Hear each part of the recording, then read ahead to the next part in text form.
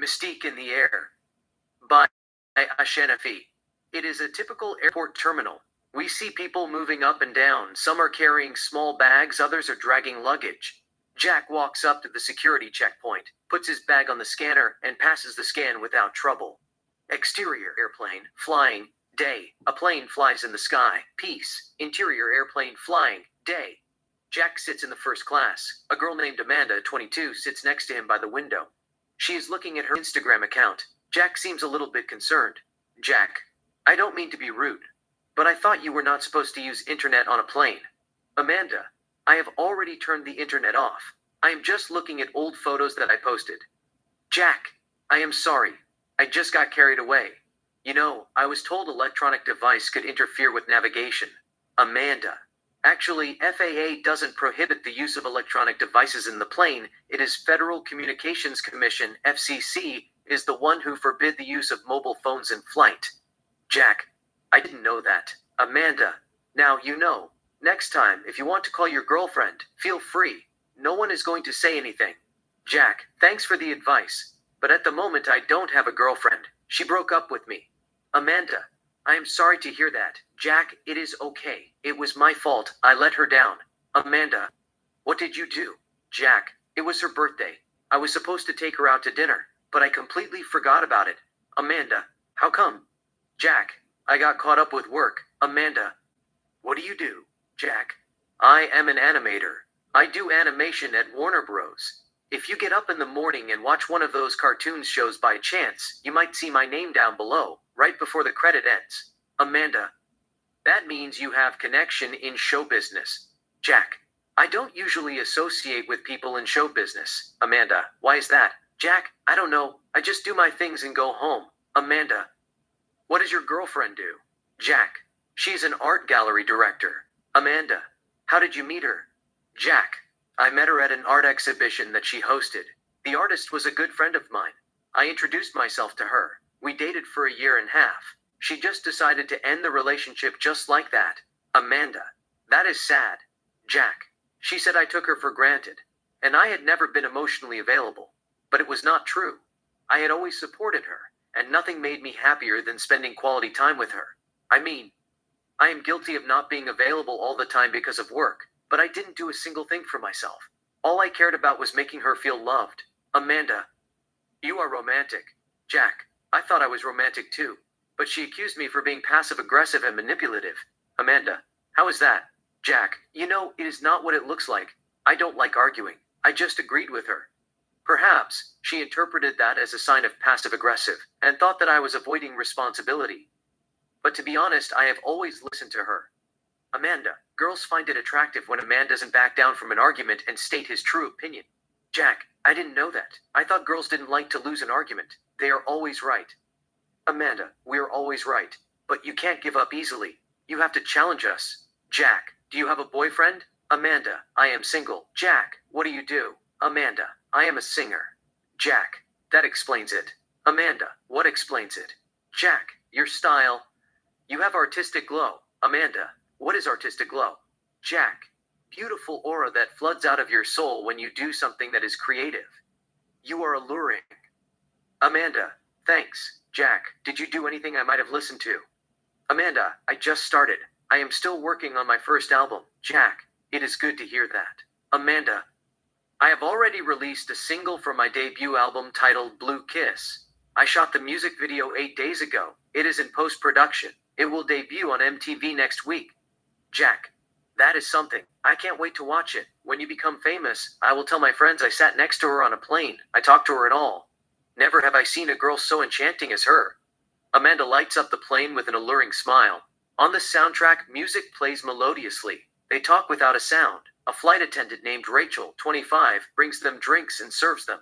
The camera moves away from them and does a quick take of the passengers. Next, airplane flying, day. The plane continues to fly in the sky. Airplane flying, hours later. Jack is sleeping.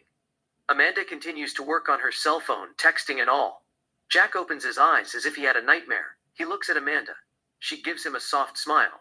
He returns her smile politely and looks at his watch. It is 6:59. 59, it turns 7:000 p.m. The plane explodes. Exterior airplane, flying. Night. We see the plane exploding from outside. Interior airplane flying. Night. Jack finds himself back in the plane. It doesn't know what is going on. Was that a nightmare? It couldn't be. He felt the explosion through his body like doomsday. He looks at his watch. It is 5:00 p.m., 2 hours right before the explosion. Jack, to himself, don't panic. It has to be some kind of explanation. Amanda looks at him.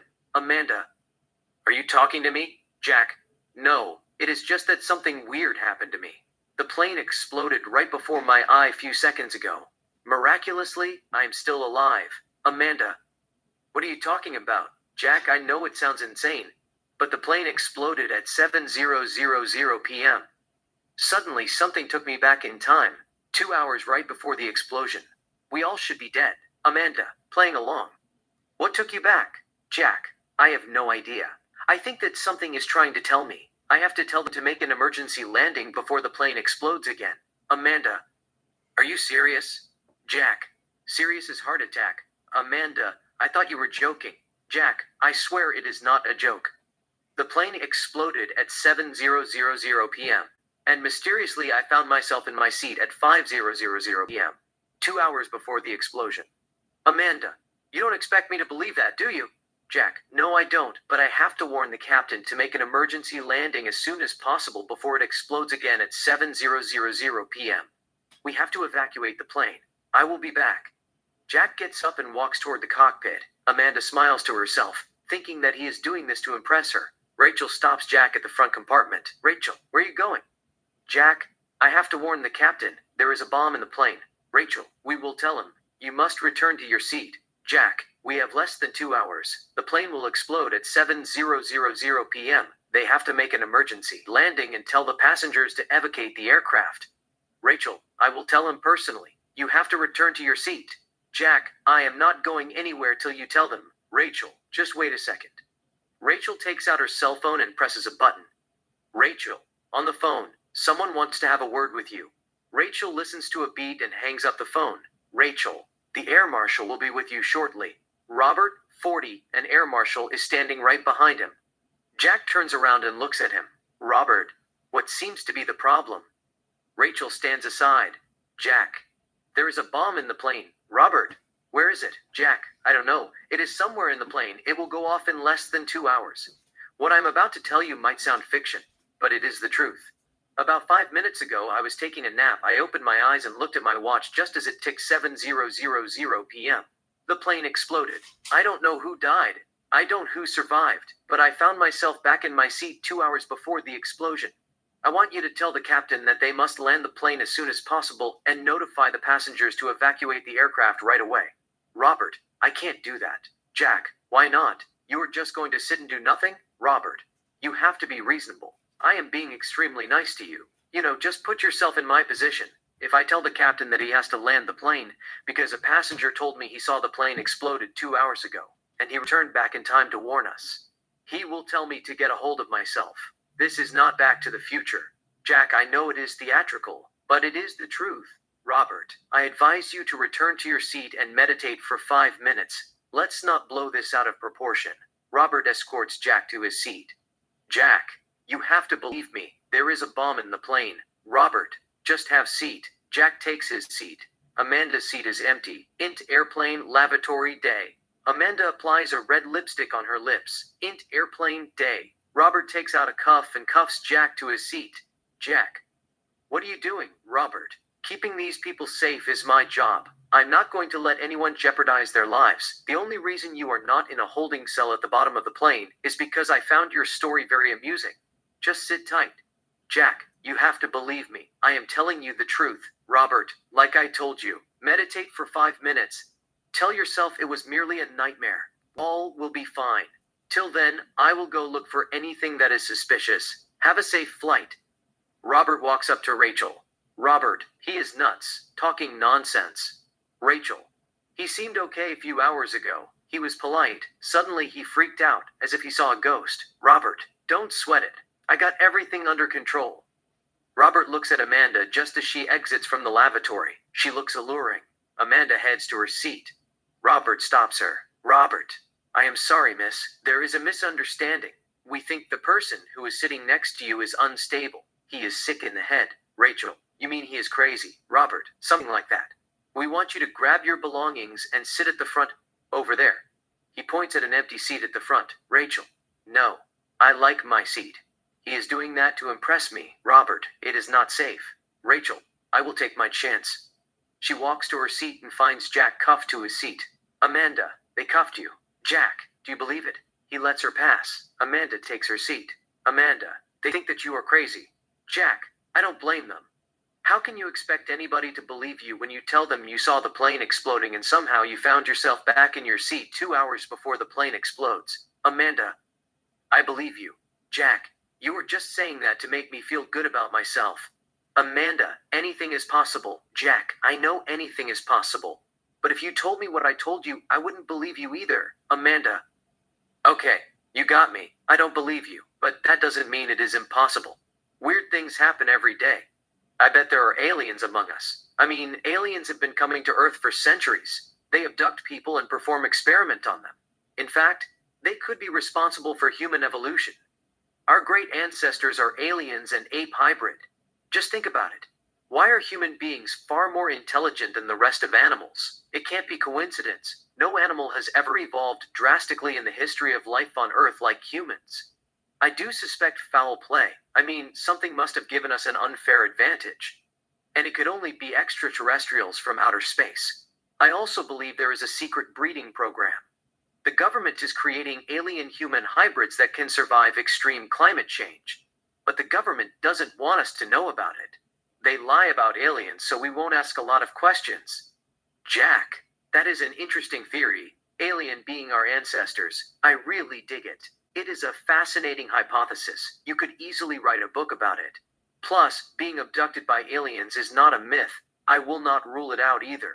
We could have a couple of visitors from space. You know, they come and go as they please. But that is the last thing I am concerned about at the moment. Time is ticking. The plane is going to explode in less than 2 hours. We all will die. Unless I do something about it. Amanda, what are you planning to do? Jack, if you have less than 2 hours to live, what would you do? Amanda, do you want me to be honest? Jack, it won't hurt. Amanda, I would have sex with the cutest guy in the plane. Jack, it is hard to beat that. I would love to have sex with the prettiest girl in the plane myself, but if I save her life, I could make love to her every day. Amanda, you are romantic. Jack, thanks, but I have to warn them. Things happen for a reason. Amanda, I thought that you were doing this to impress me. Jack, no, I am telling you the truth. It happened. The plane exploded right in front of me. I felt the fire throughout my body. It is terrifying. Amanda, maybe it is a dream. Sometimes dreams feel real. Jack, it is not a dream. I was awake. I saw you texting someone and looked at my watch just as it turned 7:00 p.m. The plane exploded.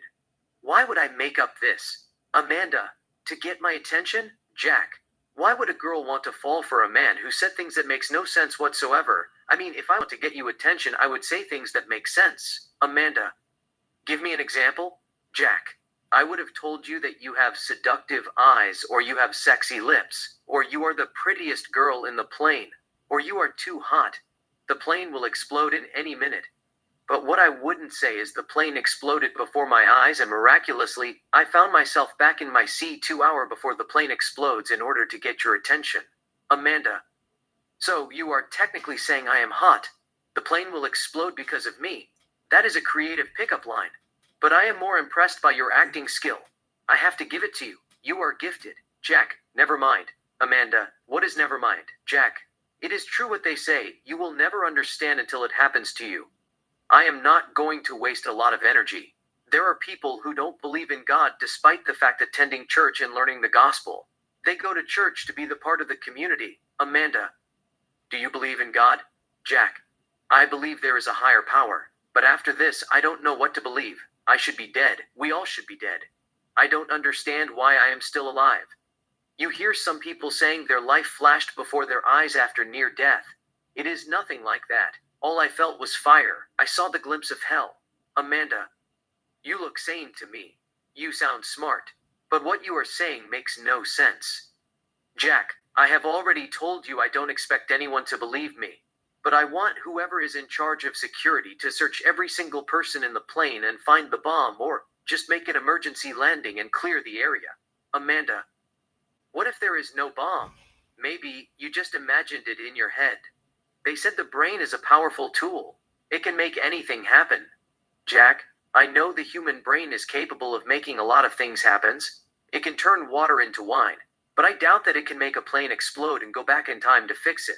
Amanda, don't underestimate the power of human brain. Some people have telepathic abilities. Maybe you saw the glimpse of the future, and your brain makes you think it has already happened to create a sense of urgency. Jack, that is possible. But before I do anything, I have to free myself. Looks at his watch. We have less than 1 hour and 30 minutes to stop the bomb. Amanda, they are not going to uncuff you. They think you are a terrorist. Jack, I am not a terrorist. Amanda, they don't know that. Jack, they know I am not a terrorist. They just cuffed me because they thought I was crazy. Amanda, it is the same thing. Terrorists are crazy people. There is something wrong with them. Jack, one can argue that all terrorists are crazy, but all crazy people are not terrorists. Amanda, you have a point there. But still, they are not going to uncuff you. You should have never told them there is a bomb in the plane. Only a terrorist would say something like that. Jack, I couldn't help it. I thought I could save lives. Amanda, I don't usually trust people. I am skeptic by nature. And what you are saying is pure claptrap. But you have already convinced me it is possible. That means I like you.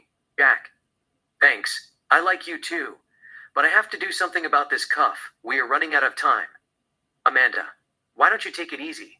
First, you have to ask yourself who wants to plant a bomb on a plane. Let's assume someone from the Middle East, because they hold a grudge against Americans. Second, what kind of action are you willing to take? You just said all terrorists are crazy. All crazy people are not terrorists. It goes the same for Arabs. All terrorists are from Middle East. But all Middle Easterners are not terrorists. Jack, that is true.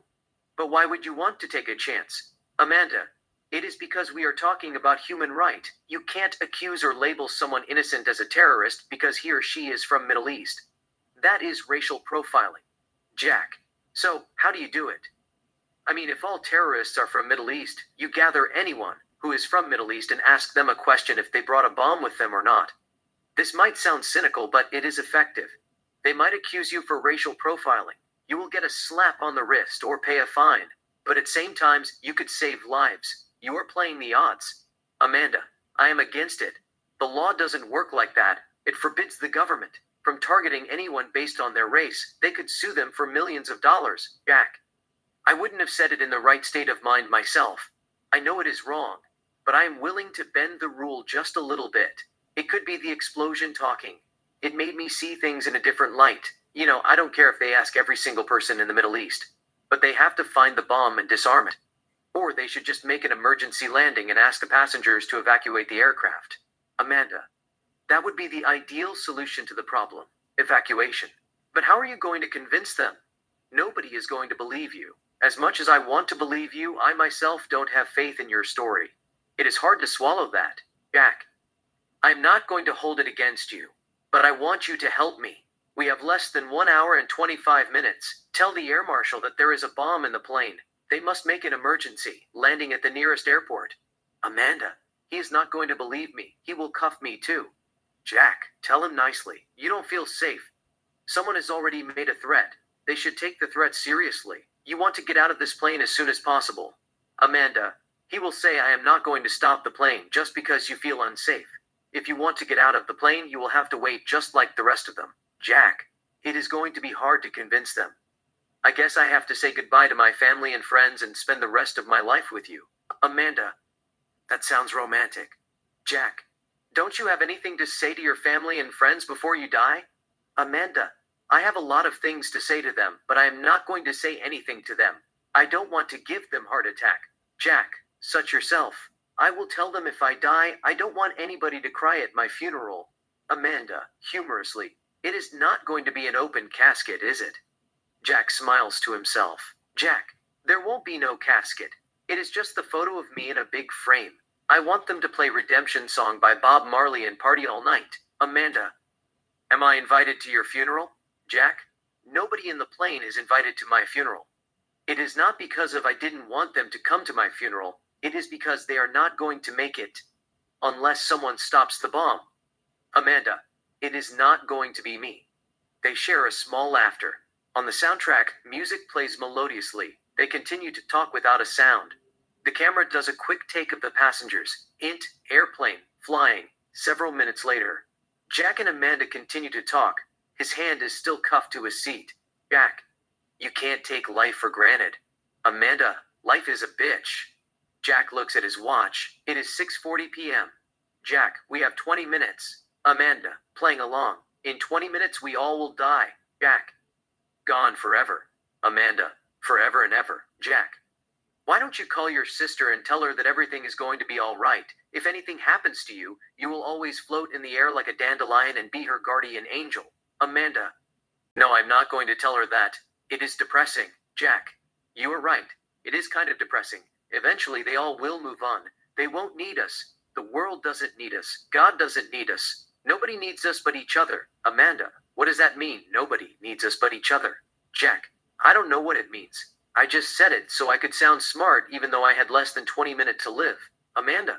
Actually, that is smart. It is like two lovers saying we don't need anything or anybody but each other. Jack. That makes sense. Humorously, the people in the plane are like the two lovers, and nobody needs us, but we need each other. We made sense out of nonsense. Amanda. You could say that, Jack. Anyway, pleased to meet you. Amanda. The pleasure is mine. Jack. I hope there is life after death. I want to get to know you better. Amanda. I am sure there is something out there. It might not be heaven or hell. It has to be a place where people hang out after they passed away. You know, I don't believe in ghosts creeping on you and all that unfinished business. But I believe there is a paradise. Everybody is welcome no matter who they are and what they did, good or bad. Jack. I don't know if I want to go to a paradise that has Adolf Hitler. What kind of conversation am I supposed to have with him? What's up, Hitler? Let's start war and kill everybody. What do people say to him? Heil Hitler. She couldn't help smiling. Amanda. I don't want anybody to burn in hell for eternity. That doesn't seem fair. Jack. I do agree with you. Hell is harsh. Maybe the paradise that you are talking about doesn't give an admission to people like Adolf Hitler. I mean, they might be welcome. But they are not allowed to interact with regular people. As a matter of fact, they are not allowed to come near anyone. They have their own quarter. They are not allowed to leave that restricted area. Amanda. That is fair, Jack. You know, since we are going to die, we might as well show mercy to some of the worst people in the planet. Amanda. Mercy has a human heart, and a human heart is created to beat forever. Jack. I hope that was the case. But our hearts are about to stop in few minutes. Do you believe in God? Amanda. I believe in a higher power too. Jack. I think we should pray. I don't want to end up with Adolf Hitler, Joseph Stalin, and Rasputin. Amanda. Compared to Adolf Hitler and Joseph Stalin, Rasputin is not evil. He was merely greedy. He is probably one of the most misunderstood person in history. I don't want to defend him or anything, but people exaggerate his story.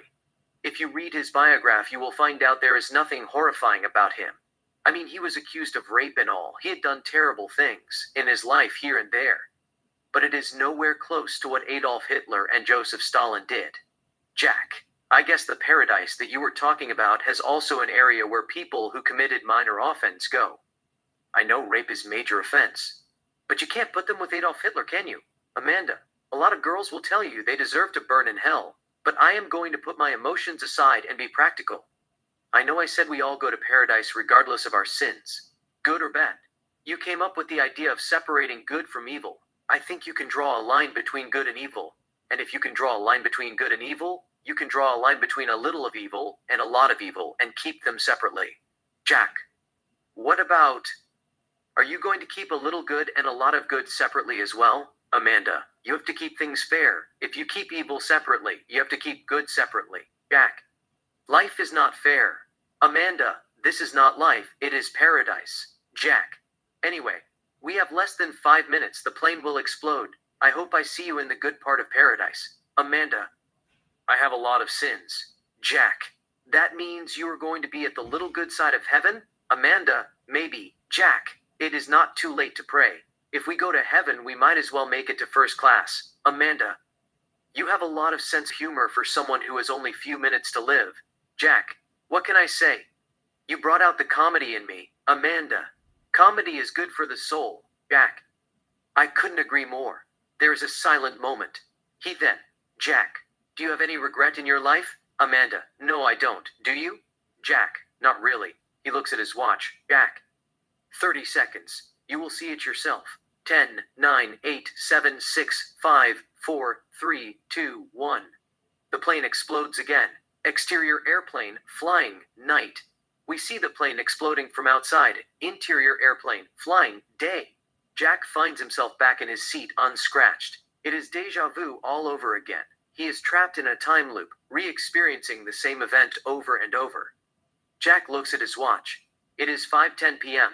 This time he notices that he lost 10 minutes. It is not textbook time loop. He will eventually run out of time, unless he stops the bomb. Jack, to himself, be cool. You got this. Amanda, are you okay? Jack, I am fine. I will be right back. Jack gets up and walks up to Robert, who is sitting in the first class. A passenger named Julie, 35, sits next to Robert by the window. Jack, may I have a word with you? Robert, what is it? Jack, I want to speak to you privately. It is very important. Robert gets up. Both walk to the front compartment for a private talk. Jack, I know you are an air marshal. What I am about to tell you sounds crazy, but it is real. There is a bomb on this plane. It will go off exactly at 7:00 p.m. Robert, where is the bomb? Jack, I don't know where it is. It is somewhere in the plane. Robert, who told you there is a bomb in the plane?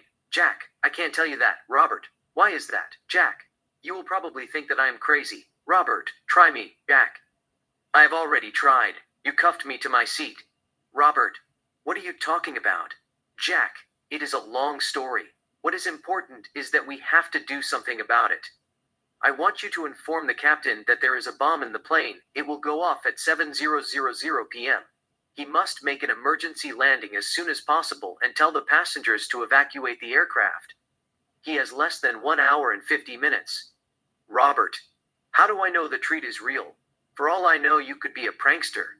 You are trying to pull a prank before you tell your friends that you fooled us. Do you know it is a felony to make a false threat on a flight? You could spend 5 years in prison. Jack, this is as real as it gets. We all will die unless you do something about it. I am not kidding. I saw it with my own eyes twice. Robert, what do you mean by you saw it with your own eyes twice? Jack, promise me you won't arrest me. Robert, I promise. Jack, I am trapped in a time loop. It is not a typical time loop like the Groundhog Day with Bill Murray, but I am experiencing the same event over and over. The difference between what I am experiencing and a classic time loop is that I lose 10 minutes. Eventually, I will run out of time. Robert, what does that have to do with a bomb in the plane? Jack, I watched the plane exploding twice at 7:00 p.m. and found myself back in my seat. First at 5:00 p.m., 2 hours before the explosion, and second at 5:10 p.m., 1 hour and 50 minutes before the explosion. You have to tell the captain that he has to land the plane right away and request the passengers to evacuate the aircraft and clear the area. Robert, tell me it is a joke. Jack, how did I know that you were an air marshal? I have already talked to you and warned you about the bomb, but you gave me a cold shoulder and cuffed me to my seat. The plane blew off. Robert, just go back to your seat and pretend this conversation has never happened. I will let it slide this time, but don't make another false report.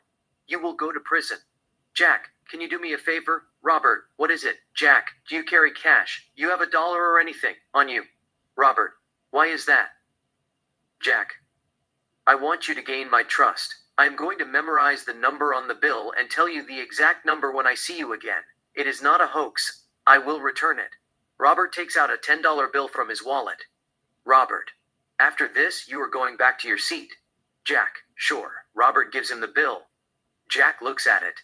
MK 89,344,410A. He has a good memory, but he doubts that he is going to remember that in this state of mind. Jack, do you have a pen? Robert, I can't give you a pen. It could be used as a weapon. Jack, that is fine. I have money in my wallet. Takes out his wallet. I will trade it with you so I could study it. Jack looks for a $10 bill. He has only 20 eighths and a couple of 100 tenths. He pulls out a $20 bill. Jack, take this. He gives him a $20 bill. Robert. This is 20. Jack. It is fine. Keep the rest of it. Robert. How do I know this is not fake? Jack. Why would I give a fake money to an air marshal? Robert.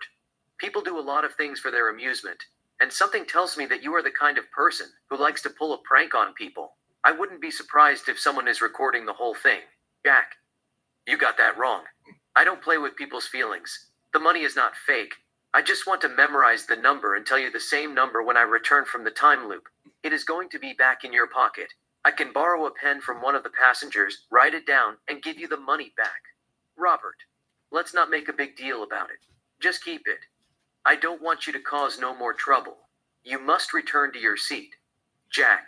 Just one last thing. What is your name? Robert. You can call me Tom. Jack. I want to know your real name. It is important. You know, if your name is David, I don't want to call you Tom and confuse you. I want to know your real name in order to increase confidence. Robert. Tom is my real name. Jack. What is your last name? Robert. I can't tell you that. It is confidential. Jack. Okay, Tom. I will see you in about 1 hour and 45 minutes. Jack walks toward his seat. Robert follows behind him. Jack turns around midway. Jack, don't forget you have already promised me that you are not going to cuff me to my seat. Robert. I am not going to cuff you. I just want to make sure that you take your seat. Jack, if you are still wondering how I found out that you are an air marshal, the flight attendant told me everything about you. Except your name. It is merely a prank. Robert, relax. I am not going to cuff you. Just have seat. I will have a word with her. Jack, don't say anything to her. I don't want her to get in trouble. Actually, she didn't tell me anything.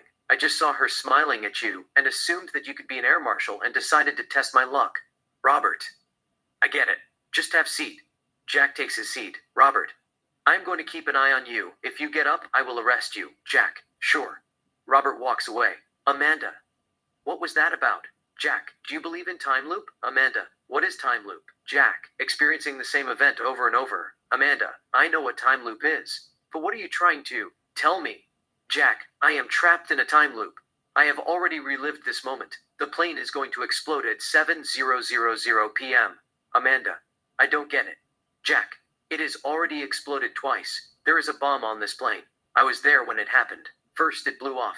I found myself back in my seat 2 hours before the explosion.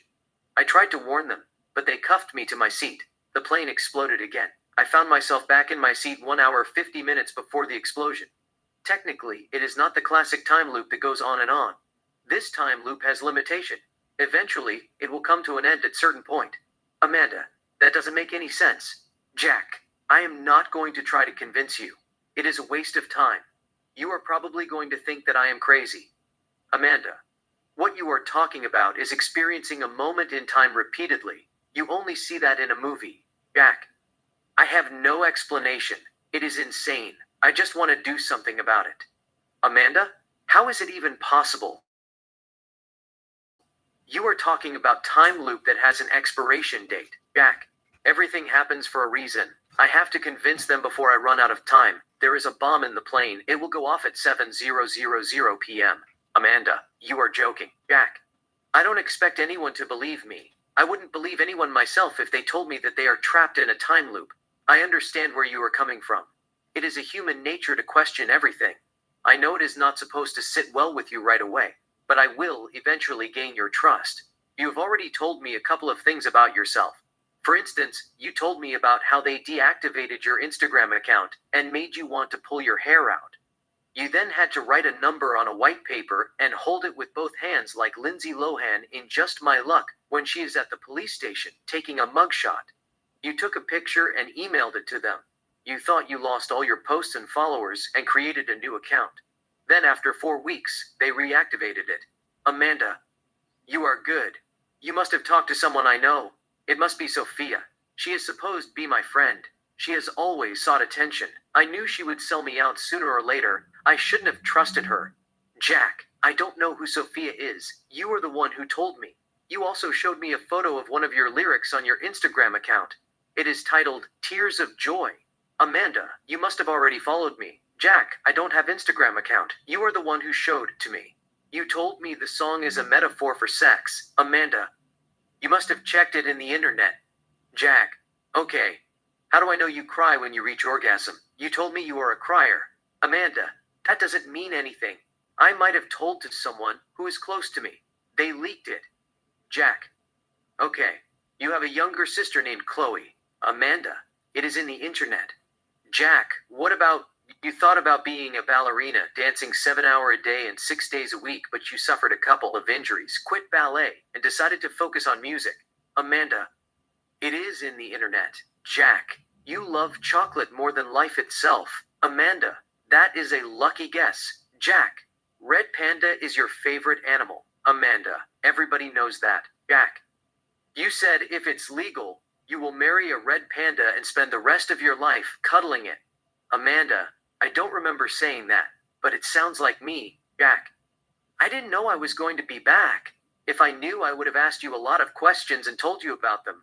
Amanda, what do you want to know? Jack, I want to know something that is not in the internet. Do you have a scar? Amanda, I have a scar on my ankle. She shows him the scar. Jack, what happened? Amanda, I sprained it. It is not related with ballet. I stepped in a hole at my grandparents' basement in Florida and rolled my ankle. Basically, it ended my ballet career. You know, I had a surgery, did therapy and all, but I couldn't continue. I suffered a lot of setbacks. Jack, I am sorry to hear that. Amanda, don't be. I have always wanted to be a musician. I did ballet to impress my mother. She was an aspiring ballerina. She did ballet in New York City. She met my dad. He is a conductor. He does film scores and concert. They got married. She had me and my sister at a young age and gave up on her dream to raise us. I danced since I knew how to walk. You know, my parents moved to LA when I was 5. They opened a ballet school. My mother teaches ballet at the school. My sister and I were the first 2 students. Basically, we practiced every day. Even though I hated it, I did it, because I thought my mother would be proud of me. But when I got older, I got tired of it. I was into music. I remember watching my father conducting a concert for the first time. I felt this great bliss. I just couldn't describe it in words. I have always loved the sound of music. It takes me away to a place where I belong. My father taught us piano on his spare time, but we were inspired to be ballerinas. My mother made sure that we got every move right. It was ballet at breakfast. It was ballet at daytime. It was ballet at dinner. It was ballet all we talked about. I rebelled against my mother's wish. Growing up, I was a big fan of Britney Spears and Beyonce. My friends and I started our group at elementary school and did cover songs of Madonna, Beyonce, Spice Girls, Britney, Katy Perry, and Rihanna. You know, I didn't know I was going to be a singer, but people started telling me that I had a beautiful voice. I turned my focus to music and practiced every day, writing songs and singing at my room. Eventually, I made it. Just little things that I have to work on. I don't have stage fright thanks to ballet, but sometimes I get nervous when I perform in front of large audiences. Jack, you will get used to it. That is the last thing you should be worried about. I listened to songs that you posted on YouTube. Actually, we listened them together. You have an amazing voice. Amanda, I will delete them. He cuts her, as if he read her mind. Jack, you published them without asking permission from the publishers. She is impressed. Amanda, something like that. Jack, don't worry. We have already looked at it in the internet. You can post any cover without anyone permission. They are just going to run ads over your songs and keep the royalty. Amanda, I know that, but I don't want people to see those amateur videos and make fun of me. Jack, you look cute. Amanda, cute is not enough. It is show business. They want something outrageous and sexy like Miley Cyrus. Jack, I like your style. It is seductive and sensual. You showed me a song that you did with BB Rexa, Blue Kiss. You look out of this world. Amanda, that is my first music video. Jack, you told me that too. Amanda, you are not playing games with me, are you? Jack, no, I am not. It is just that I want you to gain my trust. I might need your help to get these people out of the plane on time. There is a bomb in the plane. Amanda, who put it? Jack, I don't know. It could be anybody. But I suspect someone from Middle East. They are not fond of Americans. Amanda, why would they want to blow up a plane? Jack, they think that they can solve the problem with violence, but they are wrong. Violence solves nothing. Or maybe they just wanted to send a message. Amanda, it doesn't make sense. You can't blow up a plane to send a message. It is wrong. Jack, they don't believe in right and wrong. Morality means nothing to them. They are brainwashed. They just do as they are told. But we can stop them. It is not too late. Amanda, I am not going to lie to you. I am more confused than a chameleon in a bag of Skittles. First, I don't believe you are trapped in a time loop. Second, I feel like you are doing this to get my attention. Third, there is no bomb on this plane. Last, you are kind of stalking me. But I kind of like it. Every singer has to have at least one stalker in her career. Besides, you are super cute. Jack, you will change your mind about me. This is just the beginning. I am going to gather few interesting facts about you and take you by surprise. The main goal is to save everybody on this flight. Amanda, how are you going to do that? Jack, one possibility is to convince the air marshal there is a bomb on this Airbus. He has already given me $10. Take out the money from his wallet. I will memorize the number and tell him when I get back from the time loop. This is going to be back in his wallet. Unless I am a magician, I can't possibly know what the number on his $10 bill. The only explanation would be a time loop. Once he gains my trust, I will tell him that there is a bomb on this plane. He has to tell the captain to make an emergency landing and ask the passengers to evacuate the aircraft before the bomb goes off. Amanda, that will work like a charm. Jack looks at the number on the bill and puts it back in his wallet. Jack, I am good with memorization, but I am nervous. I can't memorize nothing. Amanda, it happens to me too. When I get nervous, I can't think. I forget the lyrics to a song. Jack, I will just keep looking at it till I memorize it. You know, it is better to be safe than sorry. Amanda, I couldn't agree more. Jack, do you have another scar on your body? Amanda, I have a couple of scars. I have a scar on my left hip. She shows him the scar. Amanda continued, I fell off a bicycle. I have another scar on my right hand. She shows him the scar. Amanda continued, I dropped a glass and tried to hold it instinctively, but it fell on the kitchen sink and cut my hand. You know, I washed the glass and tried to put it back in the cabinet, but it slipped from my grip and fell on the countertop. The countertop is made of marble. The glass was shattered to pieces. I held a big chunk of glass with the side of my head awkwardly, using the countertop as a support to save it. I did it impulsively. Blood gushed out of my hand. It was scary. My hand wouldn't stop bleeding. I had to go to hospital and get 22 stitches. Jack, I hate broken glasses. They are unpredictable. You could have damaged your eyes. Amanda, it was painful. It formed a nasty scar. In fact, I got few of them, but I forgot how I got them. Jack, don't sweat it. I will work on what I've got. Amanda, I have a couple of tattoos. I can tell you about them if you are interested. Jack, that would be wonderful. Amanda, I have a Playboy bunny tattoo right down on my belly, but it says play on. She lowers her miniskirt and shows him the tattoo. Jack, what does play on mean? Amanda, it is a sex thing. It means to take advantage of.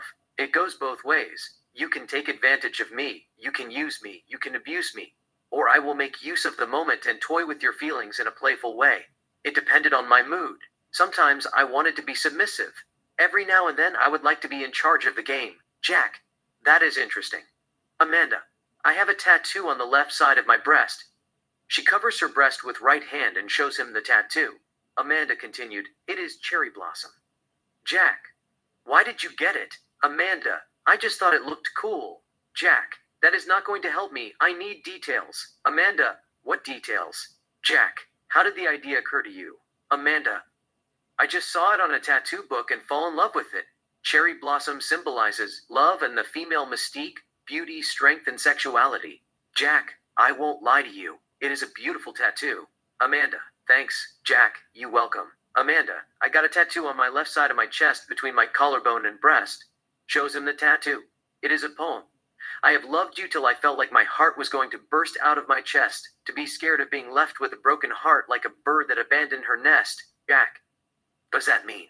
Amanda, I am neither scared of falling in love nor being left with a broken heart. It is taken from one of my songs that I wrote. Jack, it is deep. Amanda, I have a ballerina tattoo on the back of my shoulder. She shows him the tattoo. Amanda continued, it is to honor my mother or my sister. My sister is an accomplished ballerina. I haven't decided yet. I love my sister. I love my mother. I can't choose between them. It could also represent my short-lived ballet career as a confused little girl and a teen. I did ballet till I was 16. Maybe it is for myself. All the hard work, dedication, and practice might as well be commemorated. Ballet had taken a toll on me. I haven't completely abandoned it. It is still a part of me. It is a part of my music. It is a part of my dance routine. I still see myself as a ballerina. She brings out the good in me. The other one brings out the bad in me. Jack, who is the other one? She shows him the tattoo of Harley Quinn on her left arm, right down by her shoulder. Amanda. Harley Quinn. Jack. It is a nice tattoo, Amanda. I gravitate towards my dark side. I listen to her voice a lot. She is creative. She dances, she parties, she sings, she writes. She can do whatever she wants. She doesn't let anybody tell her that she can't do it. She will just do it. Jack, I know what you mean. I used to listen to the Joker too. But he always got me in trouble. I am not a musician. I have to balance the voices in my head. Amanda, I am a sexual person by nature. I am very comfortable with my sexuality. I am an open-minded person. Jack, it is good to know that. Amanda, I have few more tattoos, but the ones that I showed you are my favorites. Jack, I will try to remember and tell you about them when I return from time loop. Amanda, it is okay. You don't have to use time loop to score with me. I like you. You are cute. Jack, thanks. I know I sound desperate now, but I will be a different person when you see me in the next time loop. I am going to tell you what you just told me. Amanda, come on. You don't expect me to believe that, do you? Jack, no, I don't expect you to believe me now. I know it sounds ludicrous, but I will convince you in the next life.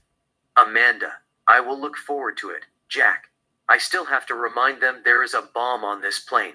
I can't believe they don't take threats seriously. Amanda, you have to be credible. Of course, nobody is going to take you seriously if you tell them that you are trapped in a time loop that has an expiration date. You experience something that is going to happen in the near future. They will think that you are crazy. I would have thought that.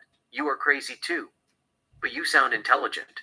You talk with an extraordinary degree of reason and wisdom apart from the time loop. It sounds science fiction. Jack, it does sound like science fiction. But when you experience something that no one has ever experienced before, it is hard to sit down and do nothing about it. You know, it is a matter of life and death. We all are going to die if I don't do something about it. Amanda, suppose what you are saying is true. There is a bomb in the plane. Let's not even talk about time loop. How are you going to convince them? You need evidence. Where is the bomb?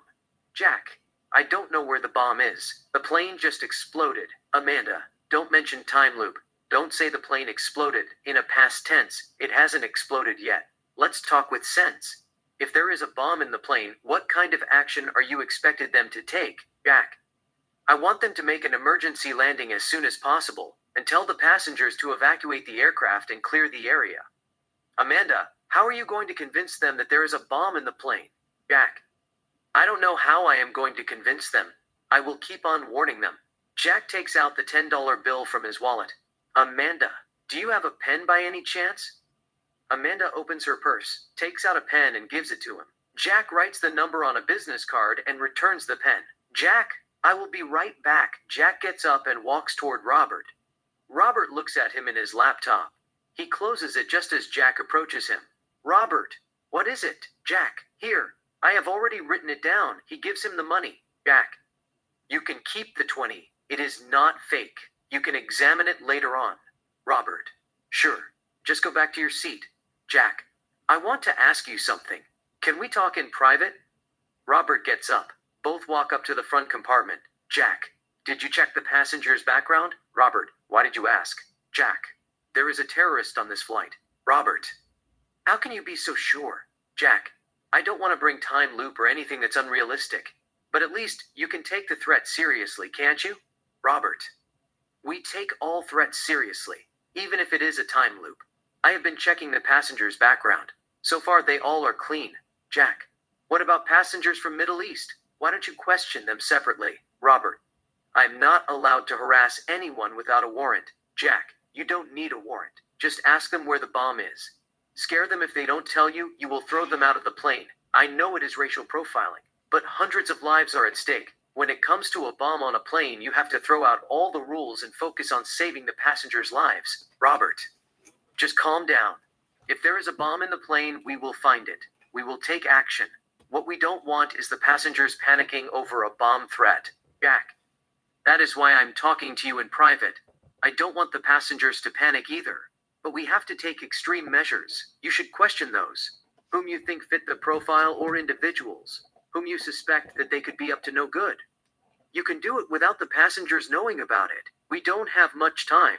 The plane will explode at 7:00 p.m. In fact, if I were you, I wouldn't take a chance. I will just tell the captain there is a bomb in the plane. He has to make an emergency landing right away. And as soon as they land the plane, I will tell the passengers to evacuate the aircraft before the bomb goes off. Robert, I looked at your background. You have criminal records. When you were 16, you were arrested for throwing a Molotov cocktail at Marlboro head office in Los Angeles. You spent 6 months in a juvenile detention center for attempted arson. Jack, I had a couple of run-ins with the law. I was going through hard times. I didn't know who my father was. I was raised by a single mother. My mother got diagnosed with lung cancer due to smoking. I got upset. I just turned 16. She was suffering. No chemotherapy was going to save her life.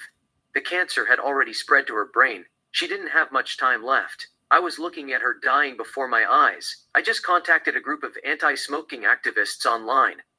We went to Marlboro head office and threw a couple of Molotov cocktails at the door in order to get our message heard. Robert, you also got detained in Minnesota for breaking a zoo with a couple of animal activists, taking 4 wolves and setting them free. Jack, I was young. I didn't know any better. I didn't know where I fitted in this world. After my mother died, I became a rebel with a cause. I wanted to change the world. But when you break the law, what you do has no meaning. Your freedom will be taken away like a convertible that you left the key in the ignition. I learned that the hard way. Robert, do you know what scares me? Jack, no, I don't. Robert, a terrorist with a brain. You could be talking to them like a regular person, but you don't know they are terrorists. Lucky for you, how smart they are. They are not going to say that they are trapped in a time loop. Do you know why? That makes them look stupid. I don't know whether you are a terrorist with a brain or just playing stupid. You sound smart. You are a reasonable person, but then you talk nonsense, like time loop. I don't want to arrest you. You seem a nice person. But you are about to leave me with no choice. Jack, I don't want to tell you how to do your job, but just ask them few questions what they are up to, and if they are planning to blow off the plane. That is all. I will just go back to my seat and hope for the best. Jack turns around and walks toward his seat. Amanda applies lipstick on her lips. Jack takes his seat. Amanda puts her lipstick in her purse. Amanda, how did it go? Jack, it went terrible. They didn't believe me. Amanda, it is that time loop with the expiration date. Jack, it is everything. They checked my background. I had a couple of run-ins with the law. Amanda, what did you do? Jack, I did stupid things when I was young. Amanda, what is it? Jack, I threw a Molotov cocktail at Marlboro head office in Los Angeles when I was 16. Amanda, humorously, I didn't know you were a terrorist. Why did you do that for? Jack, it is a long story. Amanda, seductively, it can't be that long. He gets the joke. Jack, it is just that I was going through a phase. My mother was a chain smoker. She got diagnosed with lung cancer. She was a single mother who worked 2 jobs. She raised me with the best of her ability. I was upset. The cancer was eating her alive. It had already spread to her brain. I thought that she would be proud of me if I took action against cigarette companies before she died. I surfed the net and found anti-smoking activists who thrived on destroying properties. We drove to Marlboro head office in LA and threw Molotov cocktails at the door to stop them from selling cigarettes. We all got arrested. I served 6 months in a juvenile detention center. Amanda, that is something. Jack, they dug it out and used it against me. Now, I have no credibility whatsoever. Amanda, that is not an act of terror. It is an act of justice, if you ask me. Jack, they don't care. Once you have a criminal record, they won't believe you even if you tell them the truth. Amanda, that is not fair. Jack, life is not fair. Amanda, if there is a bomb in the plane, your past shouldn't be brought to light. Your past is your past. You warned them. And they should take the threat seriously. Jack, I will keep trying till I run out of time. I am not going to give up. There is a terrorist in the plane. I will find him. On the soundtrack, music plays melodiously. Rachel, stewardess, brings them drinks. We pull out with a nice camera work and look at some of the passengers. Exterior, airplane flying, sunset. We see the plane flying in the sky. Interior, airplane flying, minutes later. Jack and Amanda continue to talk. Amanda, I am still trying to wrap my mind around time loop. Suppose it is possible. Don't that make you want to question what caused the loop? Jack, it is a good point. Sometimes we don't have answers to everything. I don't know how it happened, it just happened. Besides, I am not in the position to answer that question or ask why it happened to me, but to deal with it. Amanda, how are you going to deal with something if you don't know what it is and why it happened? Jack, it is because what it is or why it happened is not important. It has nothing to do with preventing the explosion. It's like asking, what is life? Nobody knows what life is. All we know is living. Having knowledge of where life came from or what life is doesn't help you face your demons or overcome obstacles in life. You must take action and let everything sort itself out. Amanda, that is deep. Jack, you know the time loop has already existed. It is there. It will eventually expire. What I don't know is who is behind the explosion. And if I save the passengers' lives, or if we make it out alive, the time loop will go away. That's just my belief. Amanda, what if it doesn't go away? Jack, it has to go away at some point. It has already come with an expiration date. But I want everybody on this plane to be safe. You know, I want the plane to land safely and the passengers to go home and be with their loved ones, friends, and families. Amanda, you are sweet. Jack, it's just that when something that you take for granted is snatched away from you right before your eyes and life gives you another chance to hold on to it, you start caring about everything. Amanda, I still don't believe in time loop, but what you are saying makes sense. Jack, it is not going to be easy to convince them. I will walk around and study the passengers' faces like Psychology 101. If I see anyone who looks nervous, I will report them to the air marshal. Can I borrow your pen? She gives him the pen. Jack, I don't want to bother him. I can feel it in his eyes. He's running out of patience. If I go ask him, he will cuff me to my seat. Instead, I will write him a note if it is okay to check on the passengers. Amanda, you don't need his permission. Why don't you just do it? Jack, I don't want to take a chance. He will put me in a holding cell at the bottom of the plane. Amanda, there is no holding cell on a plane. Jack, he told me that he would put me in a holding cell at the bottom of the plane if I caused trouble. Amanda, he's just trying to scare you. There is no jail inside an aircraft. Jack, he can still cuff me to my seat, and if he does cuff me, I can't go anywhere. I'm going to be stuck. I will just write it down and give it to the stewardess. She will give him the message. Do you have a piece of paper? Amanda, you drag me into your conspiracy theory. She takes out a fancy notepad from her purse, tears a pink page out of the notepad and give him the paper. Jack, pink paper would do just fine. Amanda, I always keep a fancy notepad in my purse. Whenever lyrics comes to my head, I write it down. Jack, can I use the notepad to support the pen? She gives him the notepad. Jack writes on the notepad. Jack reads it out loud. Is it okay to walk around the plane and check out the passengers? I will study their faces without their knowledge, and if I see anyone acting nervous, I will report it to you. What do you think? Amanda, it's flawless. Just add, thank you. Humorously, sincerely yours. I am kidding. Thank you is enough. Jack, that is what I thought too. Pink paper and sincerely yours don't go together. I don't want to give him a false idea. They share a small laughter. Jack adds, thank you, and waves his hand to the stewardess.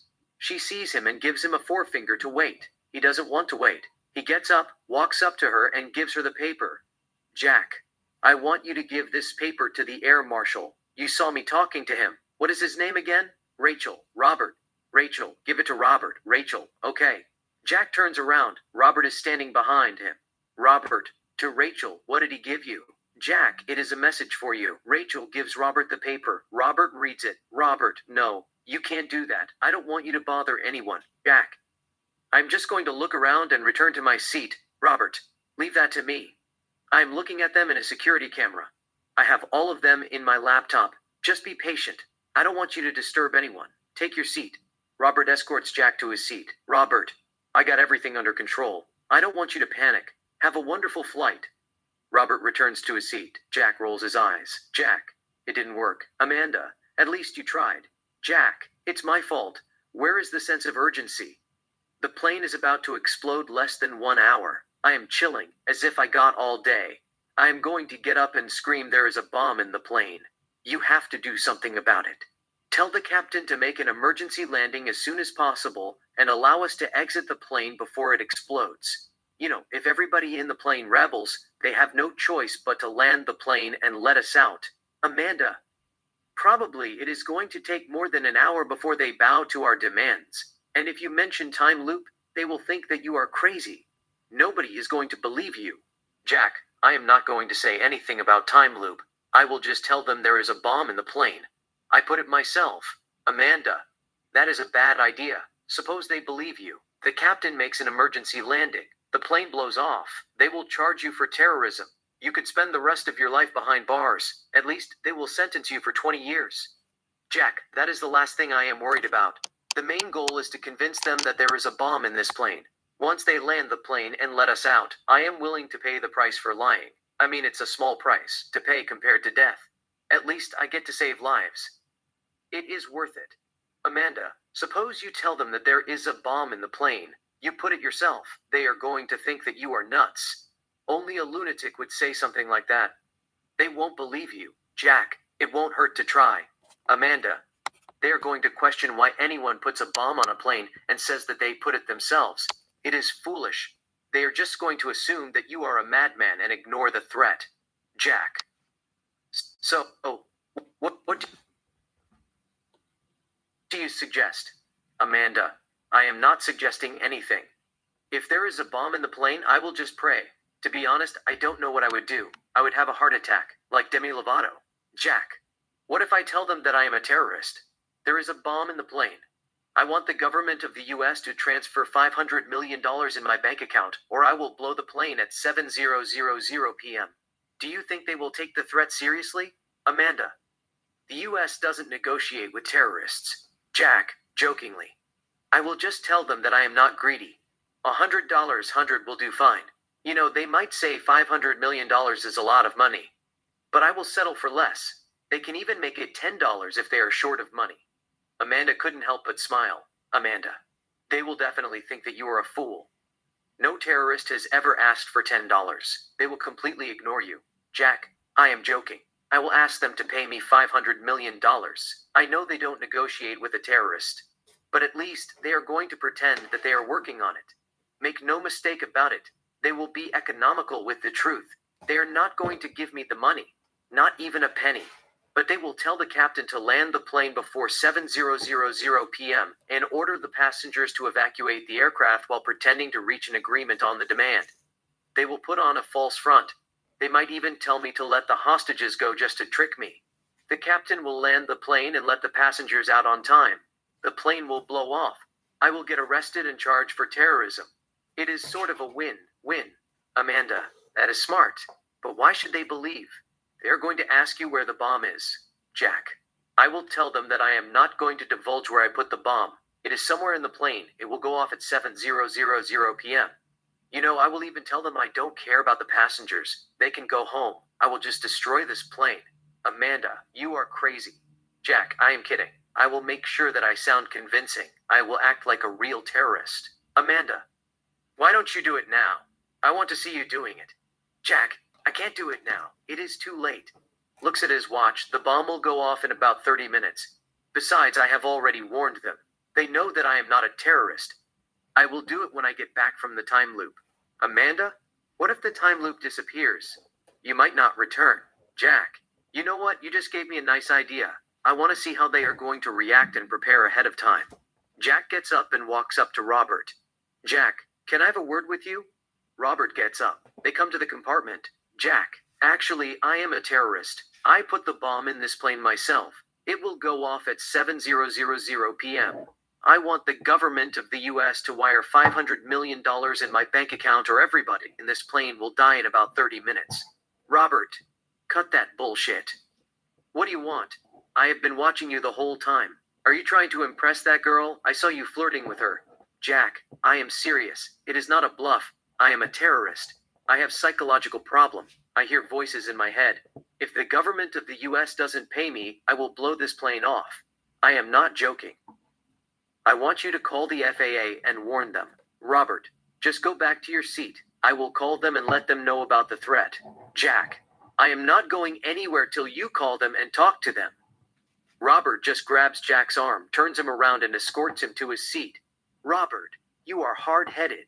He puts him in his seat and cuffs his hand to the chair. Robert, to Amanda. This guy is not bothering you, is he? Amanda, no, he is not. You don't have to cuff him. Robert, he asked for it. He can't be talking about bomb on a plane, let alone making a false threat to impress someone that he just met. He is lucky. I should have put him in a holding cell at the bottom of the plane. Amanda, there is no holding cell in an aircraft. Robert, I can still keep him at the lavatory cuffed to the toilet. I know he doesn't want that. To Jack, do you? Jack, okay, you got me. I was just trying to impress her. Can you uncuff me, please? Robert, no, I can't. Making a terrorism threat is a felony.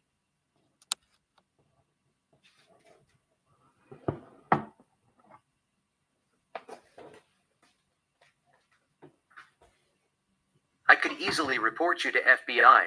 They can make your life a living hell. Jack, I am not a terrorist. I am not trying to impress her either. I am just desperate.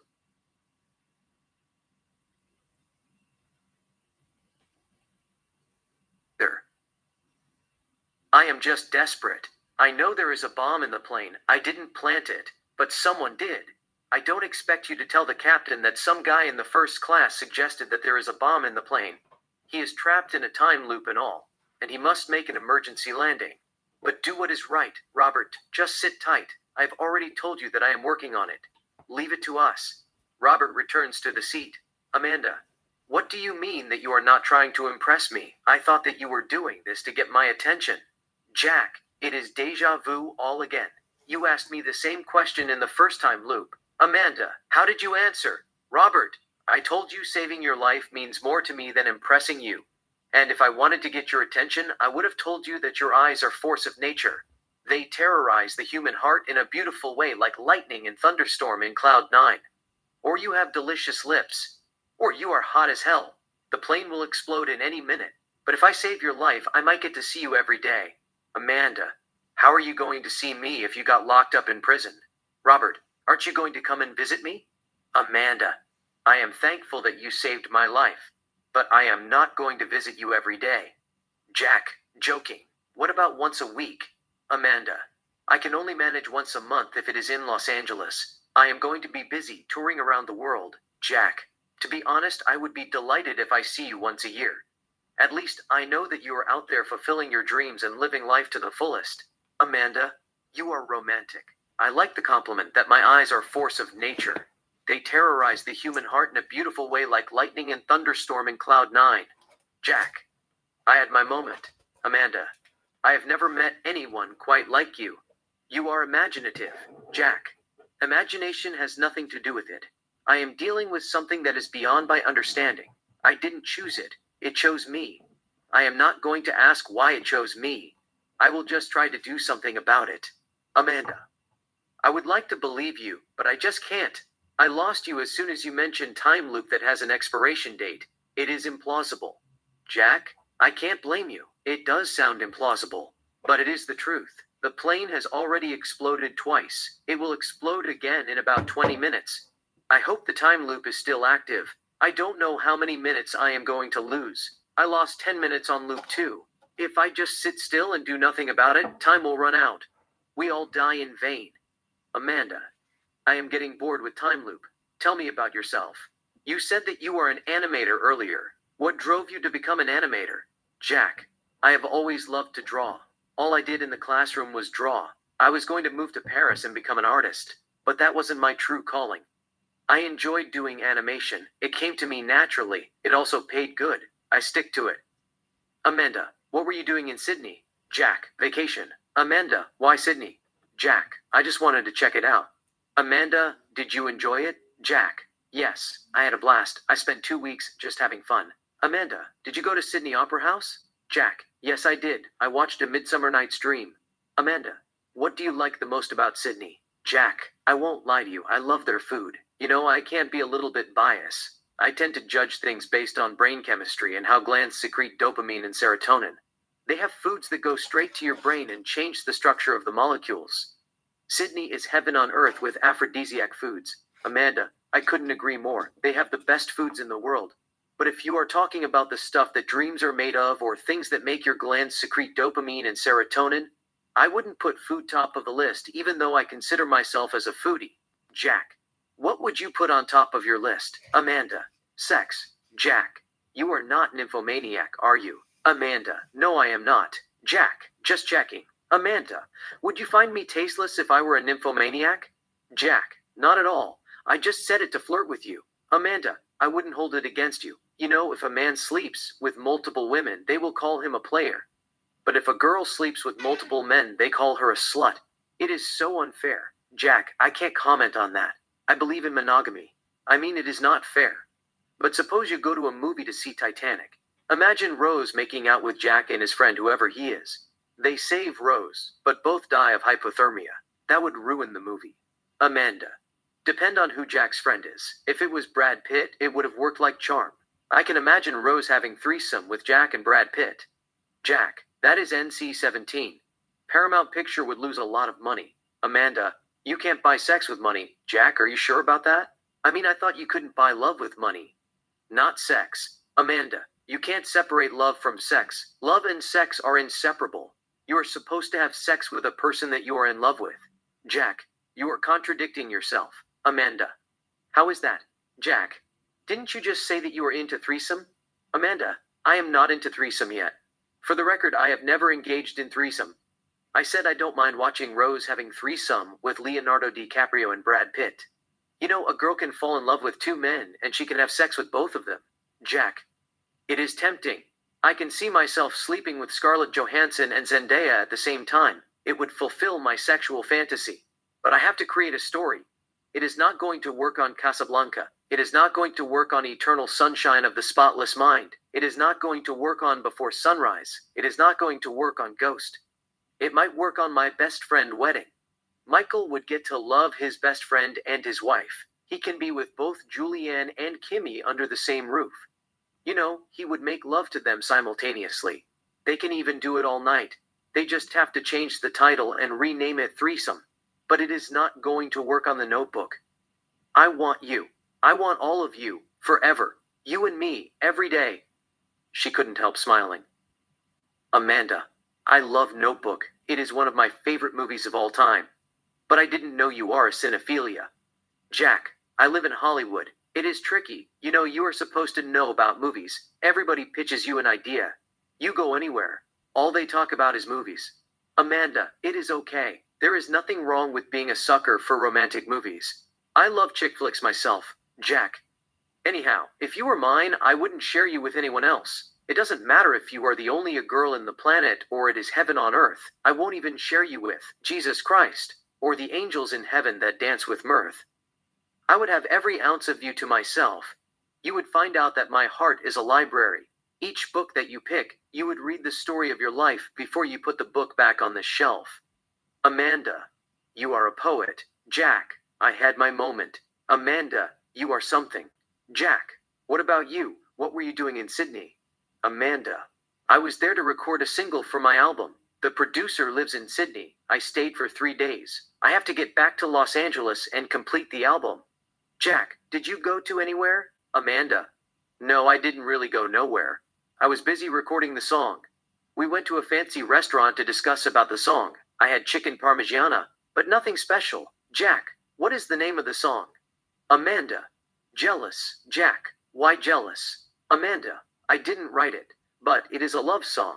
Jealous as I'm jealous of people who get to see you every day. Since she is not with him, she envies those who get to be with him.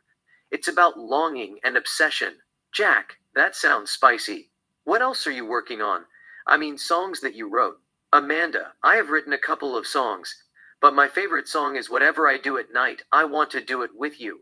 Jack. That sounds steamy. Amanda. I haven't recorded it yet. I am still working on the chorus. You know, if you don't have chorus, you won't have a hit. Jack. I hear you. Amanda. I have to be careful. When you record a single, nobody judges you. They don't care if it is sad or happy. But when you make an album, you have to stick with one genre. You can't be talking about being left with a broken heart in one song and singing about let's stay together in another song. Al Green is one of my favorite singers of all time. I did a cover of Let's Stay Together. I was going to add it on my single. The producer said no. You have to stick with one genre. We are working on a blues pop. Jack, what is blues pop? Amanda, songs about longing, lust, fantasy, jealousy, temptation, forbidden desires, unattainable urges to want what we can't have, betrayal, madness, and expressing feelings that are melancholy. Jack, that sounds like a movie. Amanda, it is a movie with a sad ending. Jack, you can't have a fantasy with a sad ending, can you? Amanda, fantasy always ends with melancholy. After you touch yourself and have orgasm, the person that you love is not there with you. It is like the song Just My Imagination by The Temptation, singing, each day through my window I watch him as he passes by. I say to myself, you're such a lucky girl. To have a boy like him is truly a dream come true. Out of all the gals in the world he belongs to me, but it was just my imagination, running away with me. It was just my imagination running away with me. Jack, you have a beautiful voice. Amanda, thanks. I love songs in the 60s and early 1970s. Diana Rose, The Supremes, Aretha Franklin, The Temptation, Al Green, Marvin Gaye, Sam Cooke, and others. Any dedicated music lover will tell you that the 60s were the best decade in musical history. They made gorgeous songs. Jack, My Girl by Temptation is one of my favorite songs of all time. Amanda, My Girl has a significant value in my life. I love that song more than life itself. My father plays it every year on my birthday and dances with me. It is going to be my wedding song. Jack, you told me earlier that you didn't have a boyfriend, am I correct? Amanda, I might have lied to you just a little bit. Jack, do you have a boyfriend? Amanda, sort of. Jack, what is sort of? Amanda, I just met him about 3 weeks ago. We are dating. I haven't had sex with him yet. First date is the basic stuff, getting to know each other. Second date is the same thing. We went out a romantic restaurant and talk about nothing. He put on a mask, so did I. He pretended that he had never broken a girl's heart. I pretended I'd never acted like a bitch. Plus, I didn't want to tell him that I was busy recording my album. But we kissed before we went our separate ways. Third date, we were supposed to have sex. But I found myself in a method recording like Billie Eilish. I was recording a moody blues titled Blue Cake. I didn't want to break my character. It is a song about being miserable without the person that you love, but you find yourself getting lost in a fantasy. I pretend I am with the man that I am mad about and touch myself sexually and all. However, I am ashamed of myself. I want the real thing, but in life I can't always get what I want, and I might never get it. Jack, so you didn't want to sleep with your boyfriend? Amanda, I didn't want to sleep with him because the song is not about him. Jack, whom did you write the song? Amanda, I can't tell you that. Jack, why can't you? Amanda, it is a secret. Musicians are not supposed to reveal the person to whom the song is written for, but the audiences are allowed to guess. It is like We Are Never Ever Getting Back Together by Taylor Swift. She never told anyone to whom she wrote the song, but some audiences think it was inspired by Jake Gyllenhaal. Jack, they are singers who talk about what inspired them to write songs. Lindsey Buckingham has written a lot of songs that were inspired by Stevie Nicks. If you ask him, he isn't going to say that it is a secret. Amanda, okay. Since you brought Stevie Nicks, I will tell you who he is. She is one of my role models. I Can Dance All Night with Edge of 17. I wrote the song for a guy whom I had one night stand. We met at a club. We kissed at the dance floor. I had few drinks. We drove to my house. I invited him in. We had sex. He got up in the middle of the night and left. Later, I found out that he had a girlfriend. I was left with a broken heart. I am still learning how to get over infatuation. In the song, I talk about how miserable I am without him. I don't want anyone else but him. I want to feel the pain. That's why I didn't want to sleep with my boyfriend. He isn't officially my boyfriend. I am not officially his girlfriend either. People become boyfriend and girlfriend after they have sex. Jack, I didn't know that. I thought we became boyfriend and girlfriend without knowing about it. We just seal it with a kiss. Amanda, it used to be like that. I tell you I like you. You tell me that you like me too. We kiss like birds that don't know right from wrong, and I become your girlfriend and you become my boyfriend. But things have changed. You have to sleep with someone before you officially announce him or her as your boyfriend or girlfriend. Jack. Anyhow, we have 5 minutes before the plane blows off. I want to ask you, what is one secret that you never told to anyone? Amanda. If I tell you that, it wouldn't be a secret, would it? Jack, it doesn't have to be a secret. Just something that a regular Joe like me wouldn't found about it. She gets closer and whispers something on his ear. He couldn't help but smile. Jack, it is not in the internet. Amanda, no, it is not. Jack, humorously, can I see it? She hits him playfully. Jack, I am kidding. I will surprise you when I return from Time Loop. It will defiantly help me build trust with you. Amanda, I have never opened up to anyone like I share myself and form a deep connection with you. You are easy to talk to. Jack, thanks, but I still have to make you believe me. There is a bomb in this plane. Looks at his watch, it will go off in about 10 minutes. What kind of car do you drive?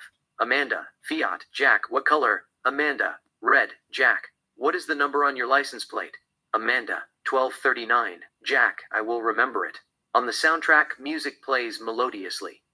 They continue to talk without a sound. The plane explodes as the clock ticks 7:00 p.m. Exterior airplane, flying, night. We see the plane exploding from outside. Interior airplane, flying, day. Jack finds himself back in his seat. He looks at his watch. It is 5:20 p.m. Jack, fuck. Amanda, what is it? Jack, do you believe in past life? Amanda, what is past life? Jack, reincarnation? Amanda, not really. I don't want to return as a rat. Jack, what about God, the devil, heaven and hell? Amanda, I just believe there is a higher power. Jack, that is good. That means you believe in something. Amanda, what is your point? Jack, do you believe in a time loop that has an expiration date? Amanda, what is that? Jack, what I am about to tell you will sound crazy. I don't expect you to believe me right away, but I will try to convince you step by step. I just returned from time loop. I know you saw me sitting here and going nowhere.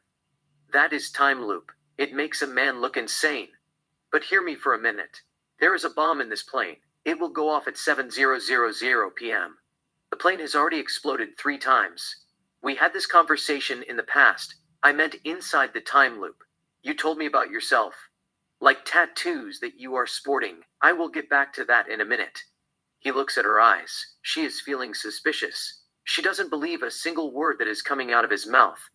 Jack continued, first, I want you to forget everything that they told you about time. It is illusion. She rolls her eyes. Jack continued, okay. What would you do if you are trapped in a time loop like Bill Murray in the Groundhog Day? Amanda, why do you want to know? Jack, I am just curious. Amanda, I will work on my songs till I get them right. I don't know. I don't have a man to win his affection or fix a broken relationship.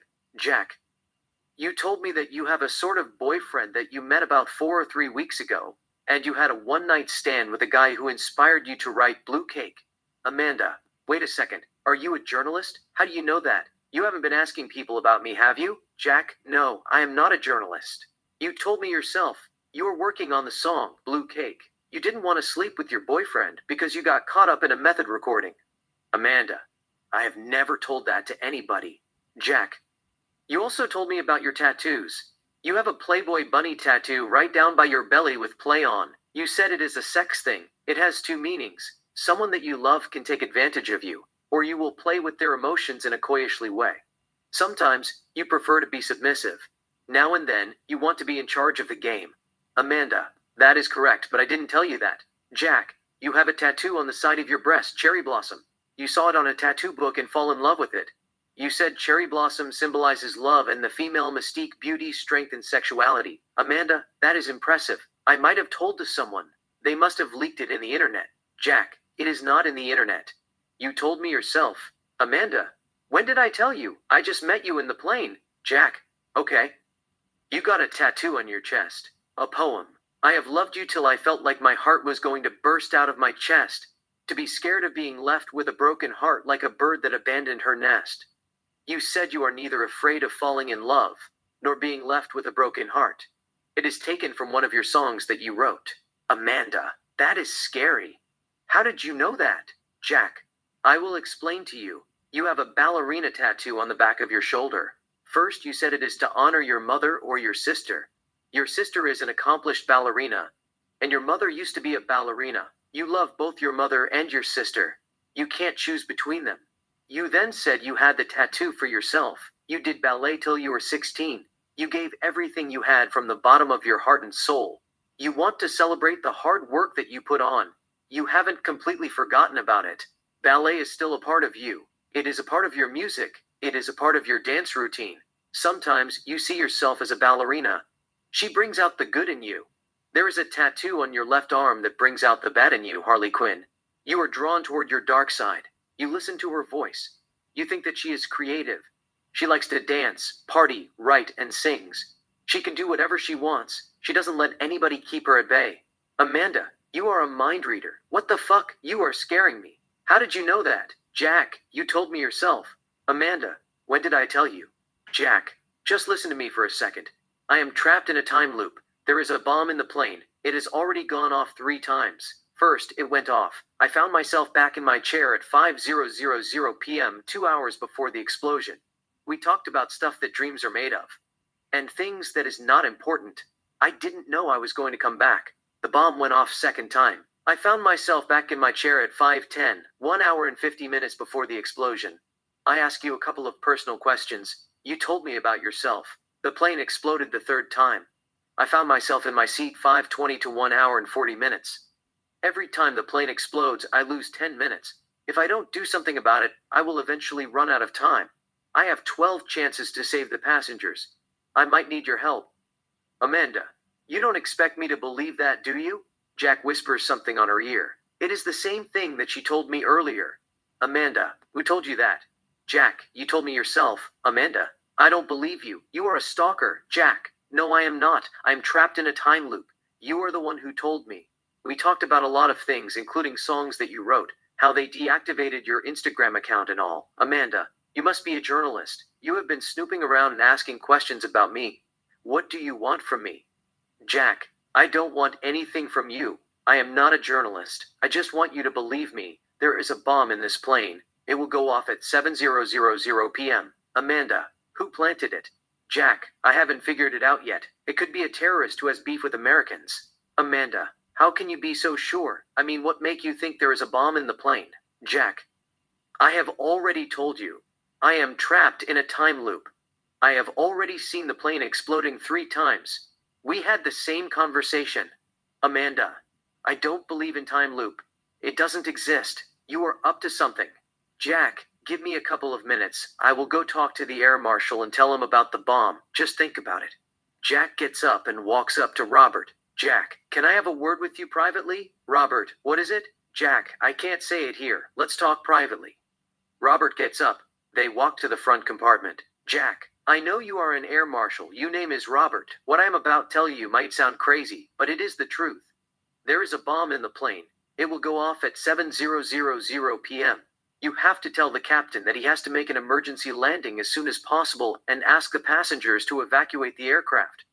Robert, where is the bomb? Jack, I don't know where it is, but it is somewhere in the plane. Robert, who planted it? Jack, I don't know who planted it. All I know is the bomb will go off at 7:00 p.m.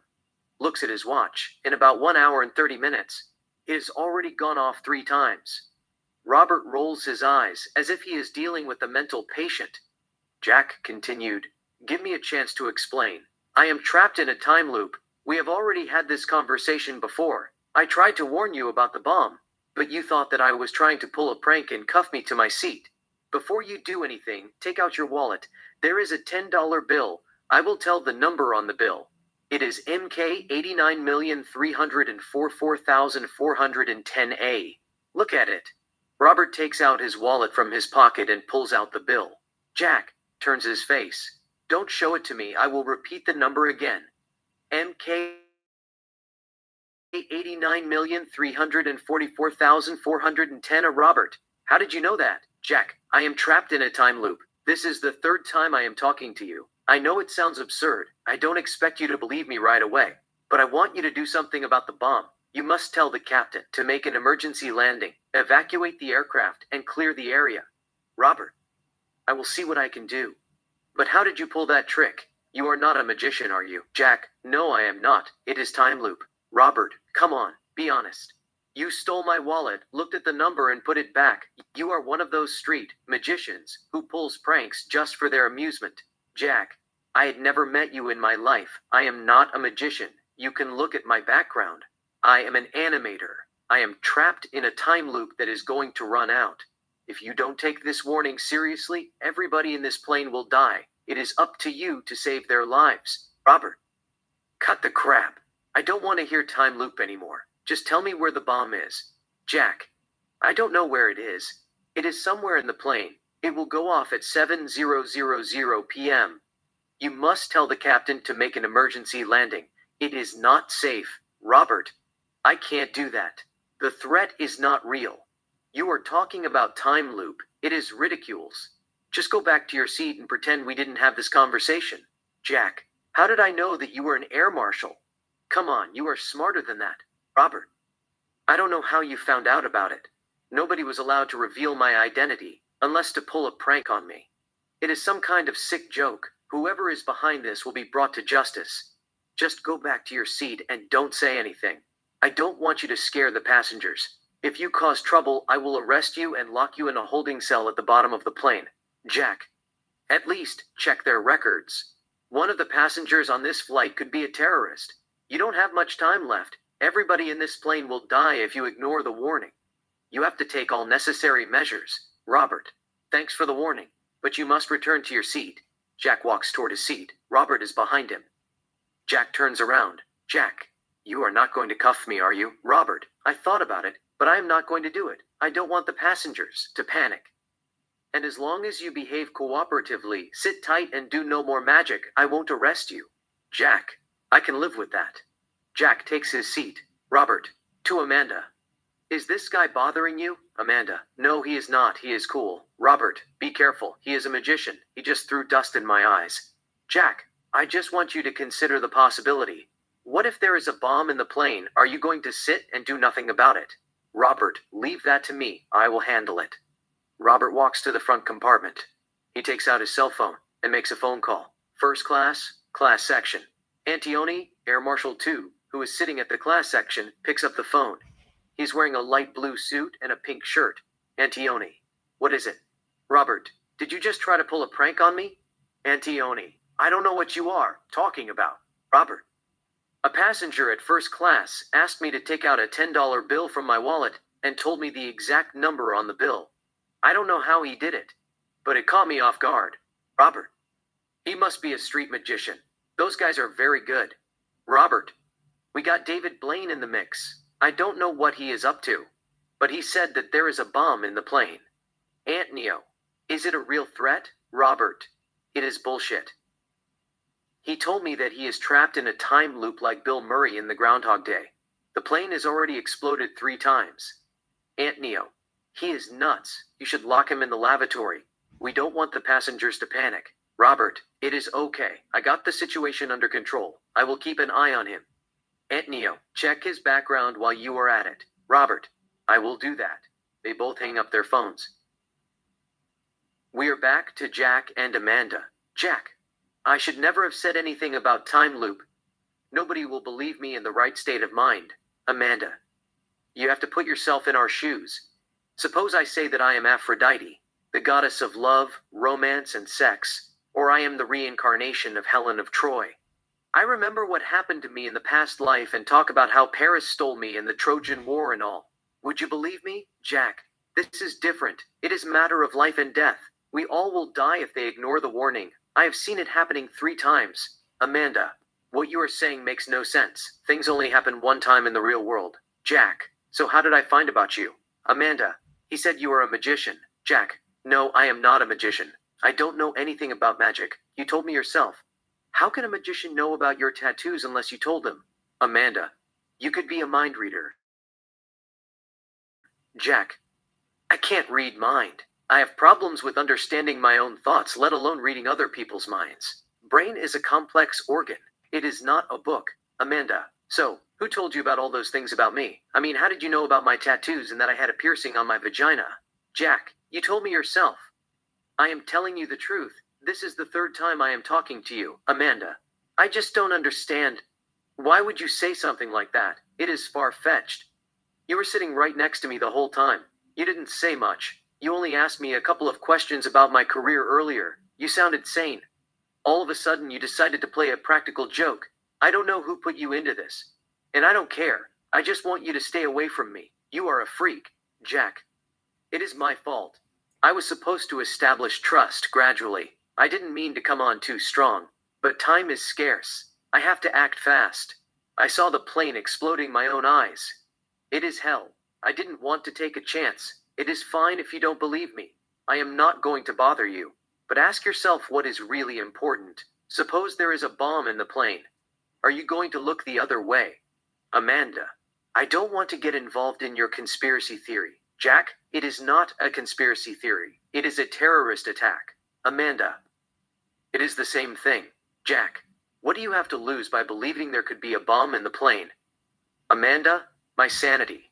Jack, does your sanity mean more to you than your life? Amanda, I don't want to worry myself to death.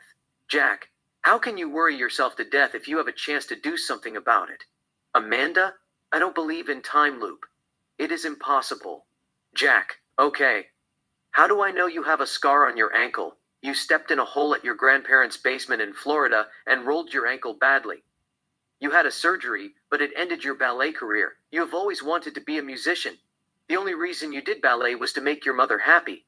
She was an aspiring ballerina herself. She did ballet in New York City. Your father is a conductor. They got married. Your mother gave birth to you at a young age. Later, she had your sister and gave up on her dream to raise you and your sister. Your parents moved to LA when you were 5. They opened a ballet school.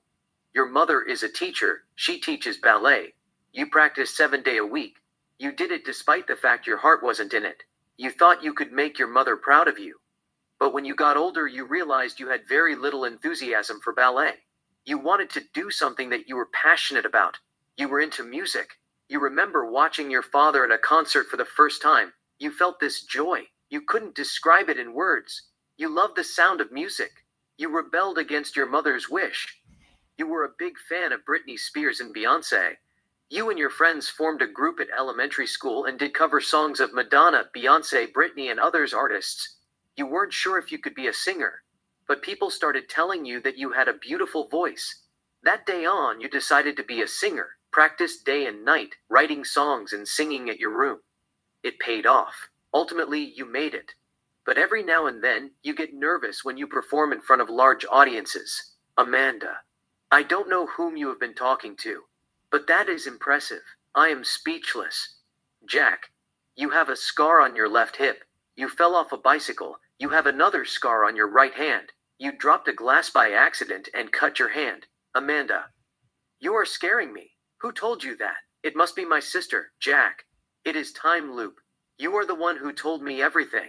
Amanda, I don't believe in a time loop. Jack, you told me a lot of things about you. You had a red Fiat. The number on your license plate is 12,349. Amanda, you are definitely a stalker.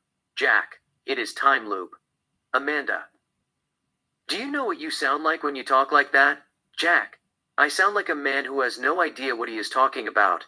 Amanda, you sound like a mental patient who just escaped from a madhouse. Jack, I don't blame you for thinking like that. It is not something that you accept with an open heart. It is like walking into a Buddhist temple in Tibet and try to convince the monk that Jesus is the Son of God. And those who believe in him will have eternal life. The monk doesn't know what you are talking about. He will probably think that you are crazy.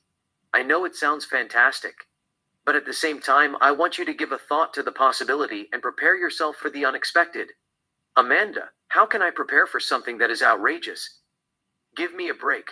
You are not talking about religion. You are talking about time loop. 1 minute you were sane. You sounded reasonable. I saw a bright intellectual man. I even thought that you were cute and all. Suddenly you closed your eyes, opened them, and transformed into a madman. I mean, you still sound intelligent. Don't get me wrong. But what you are saying makes no sense. What bothers me is that you expect me to go along with it. But I don't want to lie to myself. I don't want to lie to you either. It is baloney. Jack, let's hold that thought. We are going to talk about time loop later. Suppose there is a bomb in the plane. It is programmed to go off at 7:00 p.m. We are talking hypothetically. What would you do? Amanda, I would do what they say. Jack, who are they? Amanda, the people who are in charge of the plane. Jack, what if they don't believe you? You are the only person in the plane who knows that there is a bomb in the plane. What are you going to do? Amanda. I will just scream the top of my lungs. I am not very good at dealing with explosive devices. Jack, we are talking about your life. Screaming the top of your lungs is going to help you. Amanda. So, what do you want me to do? I don't know anything about safety protocols. I will just tell them where the bomb is. They will disarm it. Jack. The thing is, you don't know where the bomb is. You are told it will go off at 7:00 p.m. Amanda. By whom? Jack. Someone calls you and tells there is a bomb in the plane. It will go off at 7:00 p.m. He shows you the bomb via his cell phone. Amanda. I reported to the authorities in the plane. Jack, that is a bad example. I will give you another scenario. Suppose you are trapped in a time loop. You have already witnessed the plane exploding 3 times. You know it is going to go off at 7:00 p.m. again. What would you do? Amanda, I don't want to play this game anymore. You are talking nonsense. Jack, I am talking about a possible scenario. Everybody's life is in your hand. You just can't turn your back on them, can you? Amanda, it is beyond my control. I can't jump out of plane, can I? Jack, I hope they have emergency parachutes.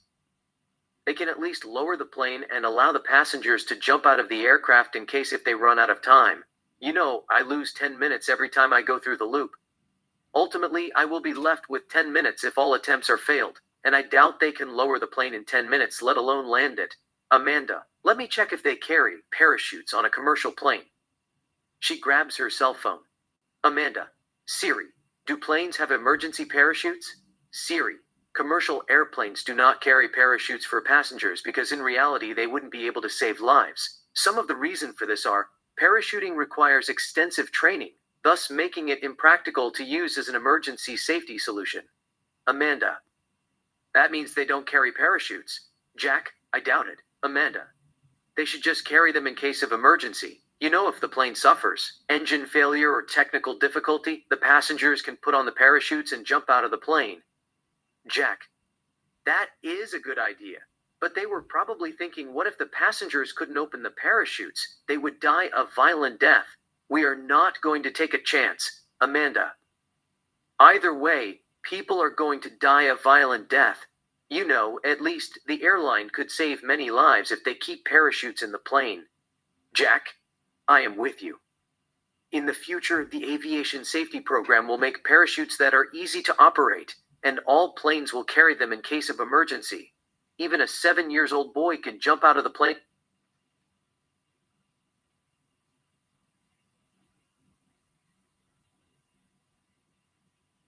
without training. Amanda, it makes no sense. You know, they are saying they can't carry them because people don't know how to use them. It is not calculus. You just pull it. Jack, you might not have to pull it. They will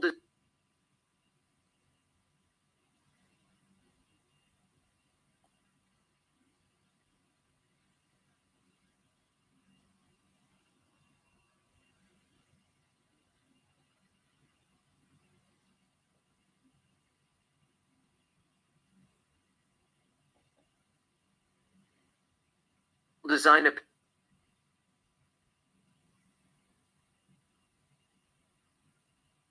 Amanda, it makes no sense.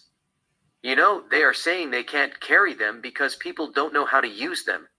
It is not calculus. You just pull it. Jack, you might not have to pull it. They will design a parachute that opens with a click of a button. You know, I was going to buy a ticket to USA to Sydney. I looked at the price online. All they talked about is how I could get a cheap ticket. I was asking myself, why should I get a cheap ticket? This is my life we are talking about. There is nothing cheap about it. I don't have fear of flight or anything. But if I am flying on a plane, it has to be a popular airline, and I am going to sit in first class. It is more safe than cheap airlines. And imagine if a plane is carrying parachutes, everybody will pick that plane. Safety comes first over price. Amanda. It is true. But if there is a bomb in the plane, how is it safe? Jack. So, you believe me? There is a bomb in the plane. Amanda. No, I don't believe you. It was sarcasm. I didn't want you to get your hope too high. No matter what, there will always be an error. Nothing is 100% safe. Jack. It's correct. But some are safer than others. Amanda. You could say that. Humorously. But this plane is not safe. Jack. Playing alone. Not at all. Amanda, we will be fine. You are just being paranoid. Jack, paranoia has nothing to do with it. It is time loop. I am going to walk around and look for suspicious activity. There is a terrorist in this plane. I will be right back. Jack gets up, walks down the plane, and enters the business class. Robert approaches him. Robert, where are you going? Jack, I am just going to walk around and study the passengers' faces. There is a terrorist in the plane. Robert, that's my job. You have to return to your seat. I don't want you to walk around and play a magic trick on people. Jack, I won't bother anyone. I am just going to skim though. You know, I will report if I see anything that is suspicious. Robert, there is no need for that. I am looking at them in my computer right at this moment. Just go back to your seat. I don't want to arrest you. Jack, I didn't do anything wrong. You can't arrest someone for a magic trick. Robert, I can arrest you for making a bomb threat. Jack, I didn't make a threat. It is a warning. There are two different things. Threat is when someone makes a statement or vow to inflict pain on others or destroy property. Warning is when someone cautions others to prepare for impending danger. Robert, it makes no difference. You said there is a bomb in this plane. That is a threat. You must go back to your seat, sit tight, and forget about everything. Jack. So, you think that there is a bomb in the plane? Robert, I didn't say that. I just don't want you to walk around telling people there is a bomb in the plane or steal their wallets so you can pull a prank on them. Jack, you think that they would panic if I tell them there is a bomb in the plane? Robert, I don't think. I know they will panic. Jack, I promise I won't say anything. I will just study their faces and return to my seat. I won't talk to them. Robert, I will give you 5 minutes. If you don't get back to your seat in 5 minutes, I will arrest you. Jack, thanks. Jack walks down the plane, studying the passengers' faces. There is a girl from Middle East who is wearing hijab. She looks at him in the eyes. Jack pretends that he isn't up to something and continues to walk down the plane. Coach. Jack sees a man from Middle East who is wearing taqiyya. He is with his wife and a 7-year daughter. Jack seems ashamed of himself for saying that they should question all men from Middle East. But at the same time, he is determined to find the terrorist in the plane. He continues to walk down the plane. There is another man from Middle East. He is working on his laptop. Jack is not sure if the guy is from Middle East or a Mexican. Jack continues to walk down the plane. He sees two young Arabs. They are watching soccer on their cell phones. Jack thinks that they are not terrorists. They seem into the game. Jack continues to walk down the plane. He sees a man named Ahmad from Middle East, about 35. He looks like a terrorist. He is texting on his cell phone. Ahmad looks at him strangely. Jack pretends everything is cool and continues to walk down the plane. Jack reaches the far end of the plane. He walks around the compartment and heads back to his seat, looking at what the passengers are doing. First class. Jack takes his seat. Amanda, where did you go? Jack, checking the passengers. There is a terrorist in this plane. Amanda, I thought that you were joking. Jack, it is real. There is a bomb in the plane. I saw a couple of suspicious-looking men. I don't know if they are terrorists or not, but they seem up to no good. Amanda, everything is in your head.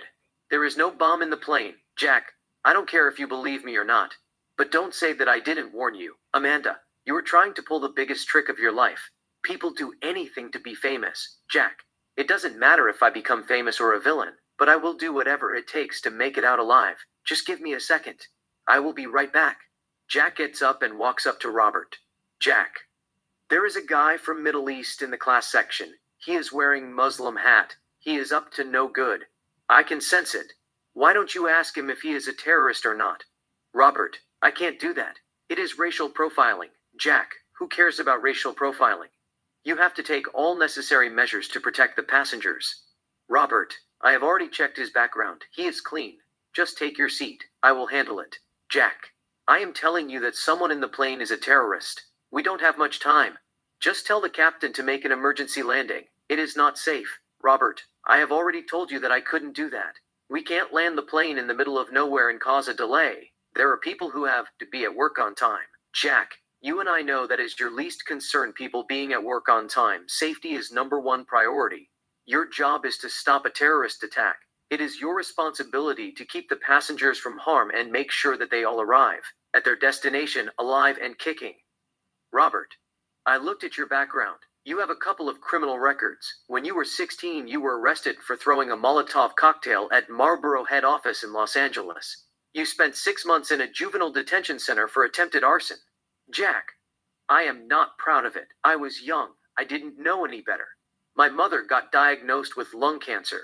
As a result of smoking, she was dying. I got angry. I didn't mean to cause trouble. I still regret it. Robert, you also got incarcerated for breaking a zoo. Jack, I was going through hard times. I didn't know where I fitted in this world. After my mother died, I lost my grip on reality. I became an activist. I wanted to fight for everything, help those who can't help themselves, and heal the planet. But it got me in a lot of trouble. Robert, is this part of your stunt? To land the plane in the middle of nowhere and address an issue? You were going to warn them about global warming. Is that it?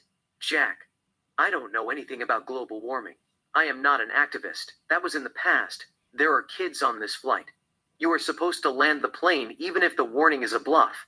Robert, if there is a bomb, you have to tell us where it is. Jack, if I know where the bomb is, I will just point you at it. I don't know where it is. All I know is that it will go off at 7:00 p.m. Robert, that is not going to help me. That is not going to help you. That is not going to help anybody. You have to give me something. I need details. You have to tell me where the bomb exactly is. I can't take the threat seriously without the bomb.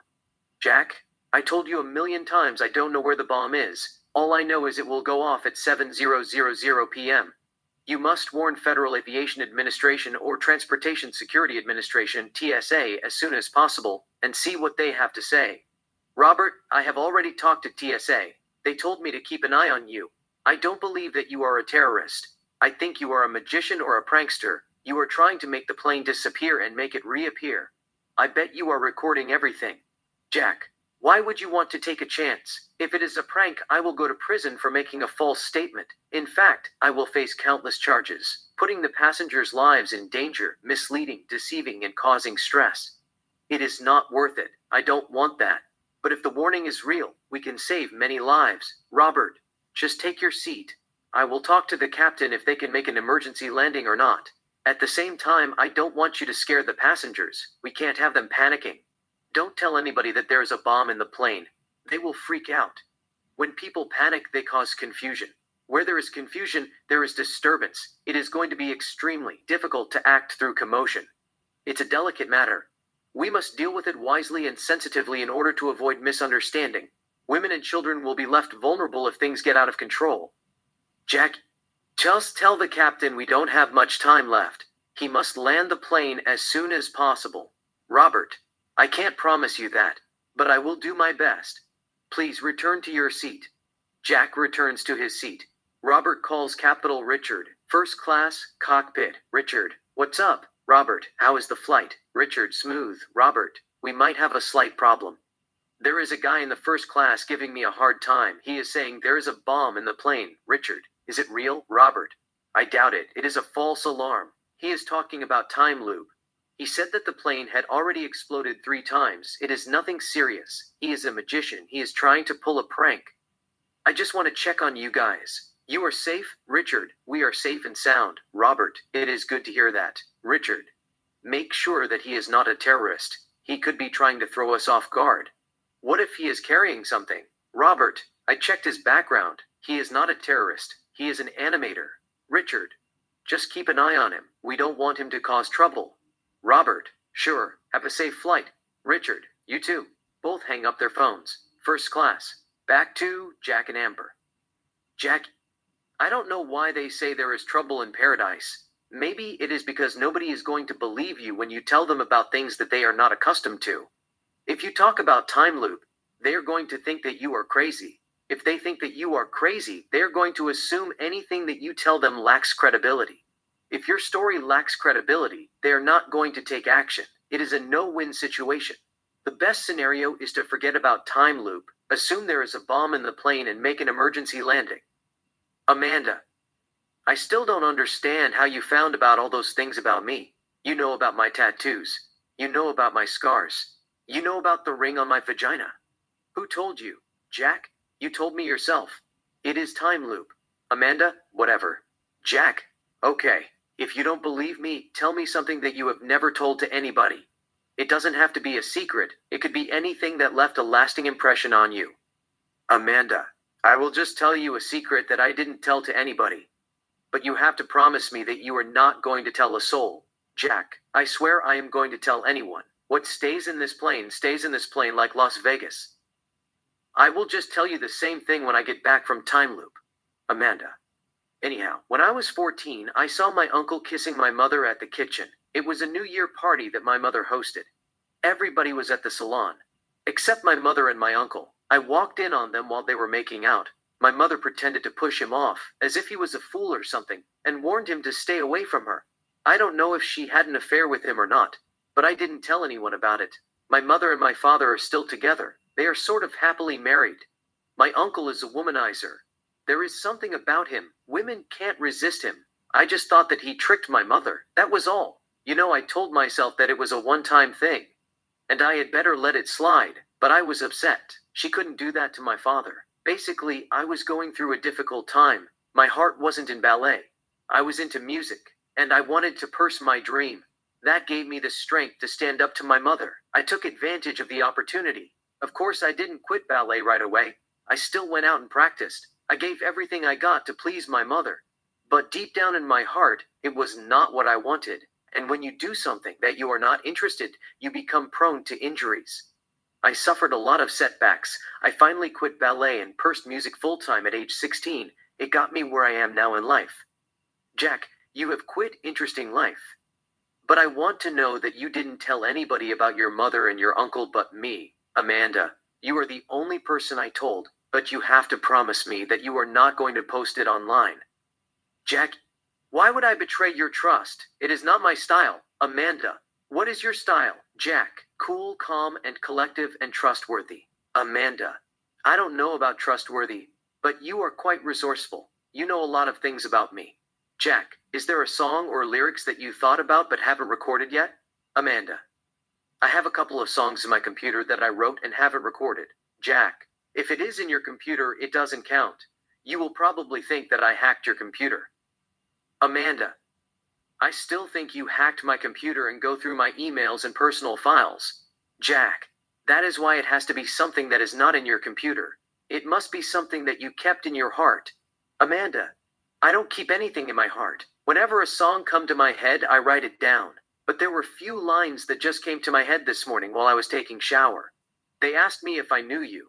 I told them I don't believe I've had the pleasure, but I want you to make love to me, as if you are looking for a treasure.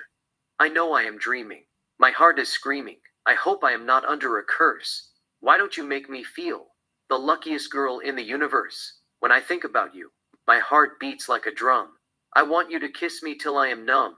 Jack, that is scandalous, but you have to repeat it one more time. Amanda, no, I am not going to repeat that. I will be embarrassed.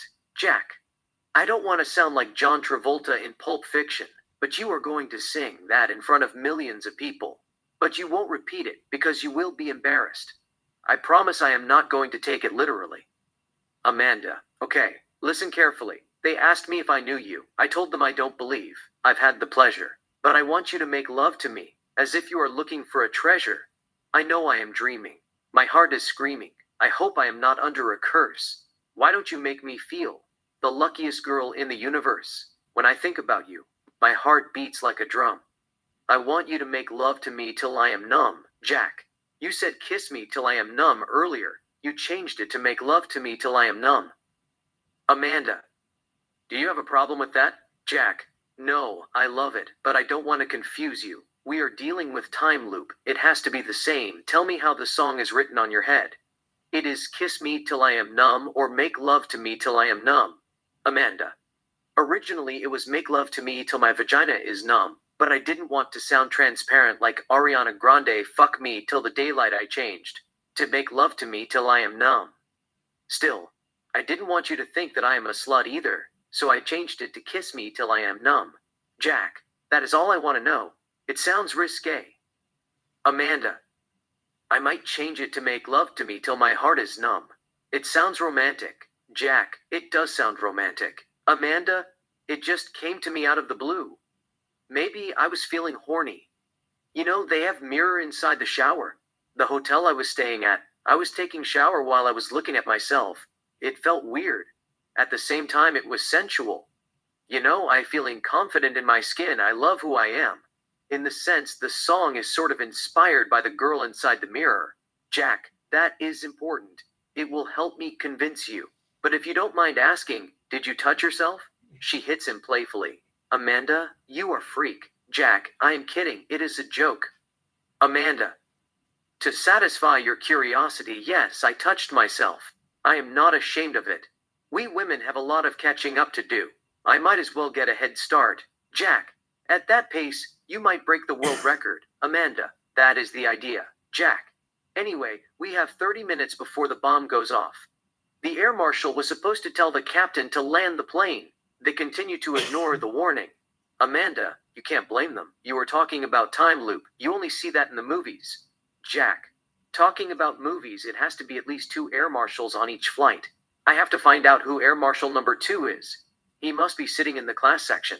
Can I borrow your pen? Amanda gives him the pen. Jack, I will be right back.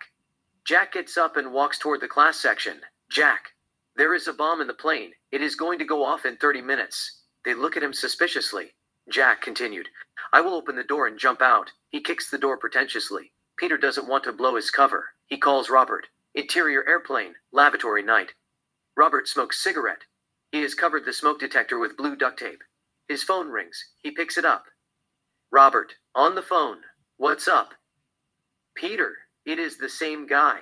He is acting up. Come get him. Robert, I am coming. Both hangs up.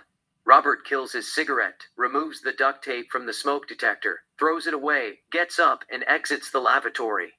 Interior airplane, night. Robert heads toward the coach. Jack continues to kick the door. Jack, there is a bomb in the plane. I want to know who planted it. Jack looks at a female passenger who is sitting nearby, pulls her, grabs her hair, and points the pen on her throat. Jack, maybe you planted it. Robert takes out his gun and points at him. Robert, let her go. Jack, there is a bomb in the plane. It will go off at 7:00 p.m. I want you to tell the captain that he must make an emergency landing as soon as possible and let us out. Or I will kill this bitch. Robert, there is no need for that. I got everything under control. Just let her go. Jack, loudly. Everybody listens to me. There is a bomb in the plane. Keep an eye on the person who is sitting next to you. One of the passengers on this flight is a terrorist. Don't trust anybody. Peter comes behind Jack, grabs his hand, twists his arm, takes the pen, and cuffs him. The passengers are confused. They want to know what he is going on. Robert escorts Jack to his seat. Jack, screaming, there is a bomb in the plane. If you have to search their bags, do so. The person who is sitting next to you could be a terrorist. Don't take any change. Ask them questions. Find out who they are. You don't have much time. Demand the captain to make an emergency landing. It is not safe. A man stands up. Man, what is he talking about? Robert, don't listen to him. He is a sick man. There is no bomb in the plane. We got everything under control. Jack, he is lying to you. I warned them a while ago. But they ignored the warning. They don't care about the safety of the passengers. Someone has planted a bomb in the plane. They must make an emergency landing and let us out. Robert, just pay no attention to him. Robert brings Jack to his seat.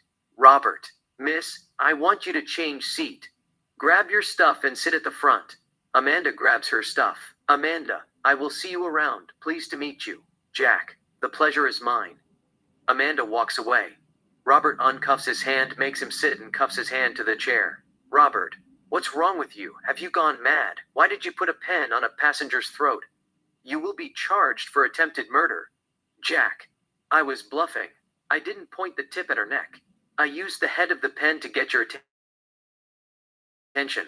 There is a bomb in the plane. You have to believe me. I am not making it up. Robert, I have already told you that I got everything under control. You are not supposed to make a scene. Peter approaches them. Peter, what does he want? Robert, he is paranoid. Keep the passengers cool. Tell them there is no bomb in the plane. They will reach their destination safely. Peter, you tell them yourself. I am not very good at public speech. You make a fine politician. Robert walks to the front compartment and grabs the radio. Robert, on the radio. Ladies and gentlemen, we apologize for the inconvenience. The man whom you saw screaming is a street magician. He is trying to pull a prank. He thinks that he can make the plane disappear. I had already warned him not to cause trouble, but he failed to comply with the warning and caused a disturbance. There is no bomb in the plane. You will arrive at Los Angeles Airport on schedule. Until then, have a safe flight. Back to Jack and Peter. Peter, you can't point a pen at someone's neck. That is attempted murder, Jack. I didn't use the tip. I merely used the head of the pen to draw attention. You saw it too. I wasn't planning to hurt her. Peter, what is your problem, Jack? My problem is there is a bomb in the plane. It will go off at 7:00 p.m. and kill everyone in this plane. Peter, I heard that. I am told that you just returned from the time loop. Is that right? Jack, it doesn't matter whether I return from time loop or not. The point is there is a bomb in the plane. If someone makes a threat, you are supposed to take it seriously and act accordingly. I thought any threat to an aircraft requires immediate landing. You just can't sit and wait for the bomb to go off. Peter, that is true, but we don't believe in time loop. I don't care if you take them for fools, but me personally, I would have thrown you out of the plane as soon as you mentioned time loop. It is not because of you insulted my intelligence. It is because it is the stupidest thing I have ever heard. Jack, if you don't believe me, take out your driving license and tell me the number on your driving license. When I get back from the time loop, I will tell you the number. Peter, I can't give you the number on my driving license. That is too risky. But I can give you the number on my license plate. Jack, that will not work. I have already tried that on her. She thinks that I am a stalker. From 1 to 1,000, tell me your favorite number. Peter, 777 doesn't count, does it? Jack, I am serious. Peter, okay. 35. I wore 35 when I played baseball at a little league. Jack, that is good. But I want to make sure that 35 is your favorite number from 1 to 1,000. Peter, it is not really my favorite number, but I wore it as a kid. Jack, what is your favorite number? Peter, my favorite number is 19 and 84 and 25. The reason I like 19 is because I was born July 19th, 1984. That also explains why I like 84. And the reason I like 25 is because my daughter is born May 2005, 2015. As a matter of fact, 25 is my favorite number from 1 to infinity. Jack, that might help me build trust, but you are not going to believe me. Peter, if you told me that 25 is my favorite number in the world, I will believe you. Jack, you have to tell me something that you did as a kid but told nobody about it. Peter, you are dragging me into your game. You are up to something. Why should I believe you? Jack, you have nothing to lose. Peter, okay, let me see. I destroyed this guy's bicycle when I was in elementary school. He was a bully. He didn't touch me or anything. But he hit this chubby kid. We used to call him Fat Boy. He beat the shit out of him. The school has strict rule about destroying property. Zero tolerance law. They thought it was Fat Boy who did it. They kicked him out of the school. Some of the kids still think that he did it. But it was me. I broke the chain with a bolt cutter, took the bicycle, waited for a big truck, and threw it down the overpass. It was a major highway. The truck ran over it and pulled on the side of the road. I just ran away like Carl Lewis. I didn't know what happened next. Later, the police came to the school with a fucked up bicycle and began to question everybody. I told them I didn't know who did it. The principal threw Fat Boy out of the school without evidence. The students said they saw him fighting with that asshole. No criminal charge was filed. They had no eyewitness. I thought I would get expelled if I told anybody, so I kept it to myself. Jack, what grade were you? Peter. 8. Jack, what is the guy's name, the bully? Peter. Vaughn. Jack, I will remind you when I get back from time loop. Peter, that is cool. But I want you to get hold of yourself. Calm down. Jack, how can I calm when there is a bomb in the plane? I don't feel safe. Why don't you walk around and see if there is a terrorist on this flight? The bomb will go off at 7:00 p.m. Peter, I will go check. But you have to behave yourself. No more shouting about a bomb in the plane. You are making the passengers shit on their pants. It is not cool. Jack, I can't help it. Robert joins them. Robert, we should lock him at the bottom of the plane. I have already warned him to stay out of it. Peter, he is okay. Let's not make a big deal out of this. He's having nervous breakdown. To Jack, you can collect yourself, can't you? Jack, I can collect myself. But you have to do something about the bomb in this plane. Robert, let us do our job. If there is a bomb in the plane, we will find it. Jack, how are you going to find it? It is not a robot with the word bomb written on its forehead. Do you have a device that detects a bomb? Peter, they haven't invented it yet, but if they do, we will be the first in line to get it. Jack, why don't you just tell the captain to make an emergency landing? You can then bring a dog that can sniff bombs, find the bomb, and deactivate it even if I am wrong. Regardless, the bomb will go off at 7:00 p.m. And everybody in this plane will die if you don't take action as soon as possible. Robert, I've already talked to the captain. He said that you are a deranged person. Your story makes no sense. It is bullshit. He wouldn't fall for time loop. Jack, why would you want to take a chance? It doesn't matter whether it is a time loop or not. If someone warns you that there is a bomb in the plane, you have to land the plane as soon as possible. That is the protocol.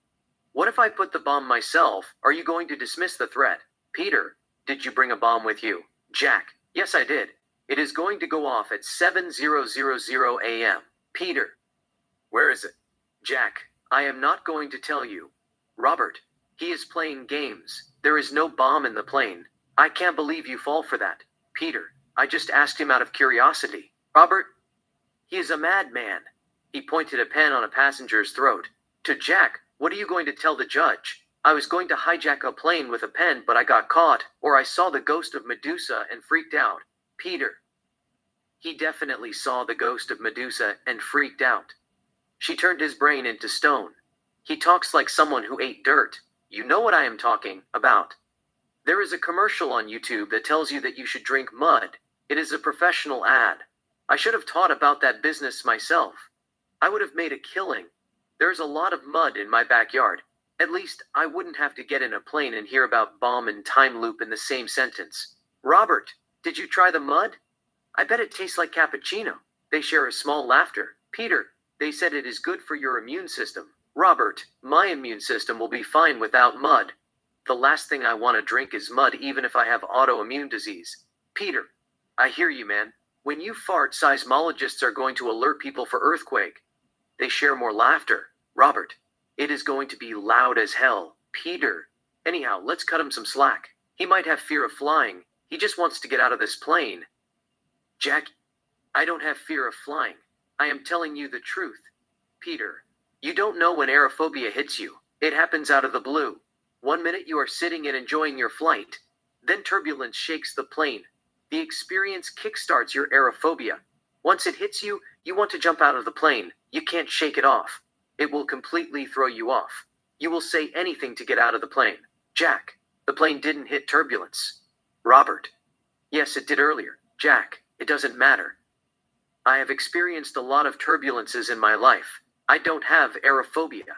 Peter, they all say the same thing. They deny it. There is no such thing as aerophobia.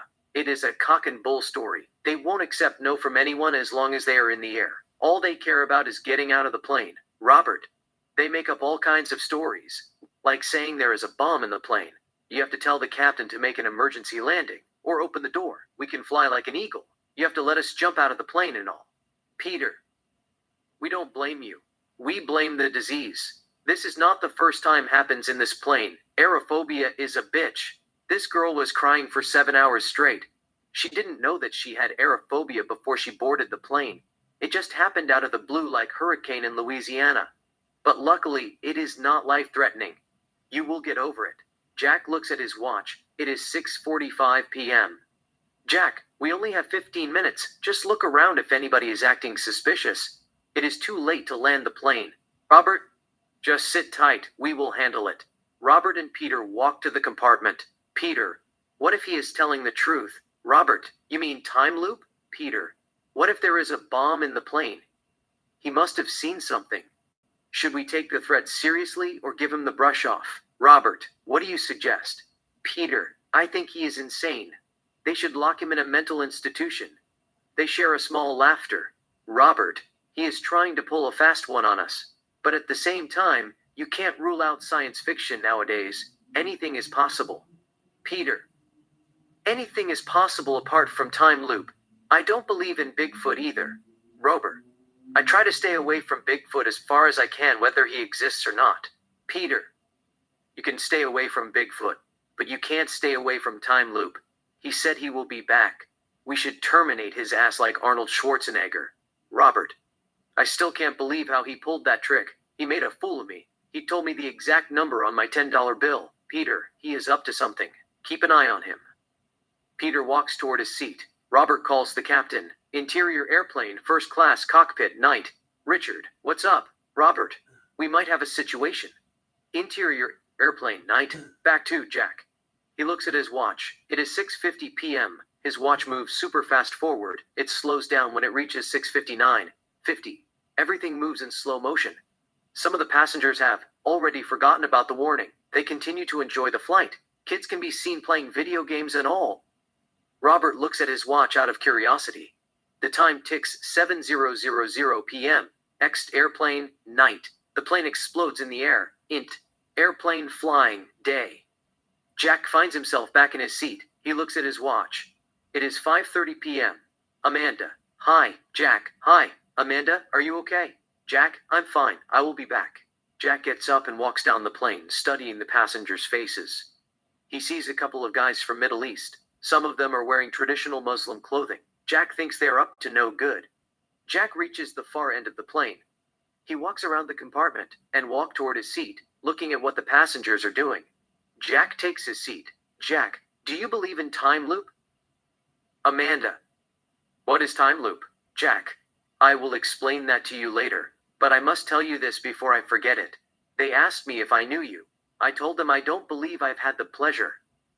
I want you to make love to me, as if you are looking for a treasure. I know I am dreaming. My heart is screaming. I hope I am not under a curse. Why don't you make me feel the luckiest girl in the universe? When I think about you, my heart beats like a drum. I want you to make love to me till my heart is numb. She is speechless. Amanda. Who are you? Are you a mind reader? Jack, I am not a mind reader. It is time loop. You told me yourself. Amanda, what are you talking about? Jack, I am trapped in a time loop. There is a bomb in the plane. It has already exploded 4 times. Amanda, that makes no sense. How is that possible? Jack, I don't have the answer to that question. I can tell you a lot of things about you. Things that you told me, like the tattoos on your body and scars that you have, but I must warn them about the bomb in the plane. Amanda, I don't get it. Jack, you saw your uncle making out with your mother at the kitchen when you were 14. It was at New Year party. You walked in on them, but your mother played it cool. She pushed him and told him to stay away from her. But you didn't tell a soul. Your mother and father are happily married. Your uncle is a womanizer. You thought that he seduced your mother. You told yourself she rebuffed his advancement. It was a one-time thing. You forgave her. But you were upset. How could she do that to your father? Meanwhile, it could be a blessing in disguise. Your heart wasn't in ballet. You wanted to purse music. Your mother was the only person who was standing in your way. That gave you the courage to stand up to her. Eventually, you got your wish. You quit ballet and pursed music full-time at age 16. Amanda, you are definitely a mind reader. I don't believe what I am hearing. You are scaring me. Jack, I am not going to tell you everything at once. You will freak out. Amanda, I am freaking out. This is too much. How did you do it? Jack, it is time loop. You are the one who told me. I will explain it to you later. There is a bomb in the plane. Let me talk to the air marshal. I will be right back. Gets up, by the way. Make love to me till my vagina is numb sounds extreme. But it is risque.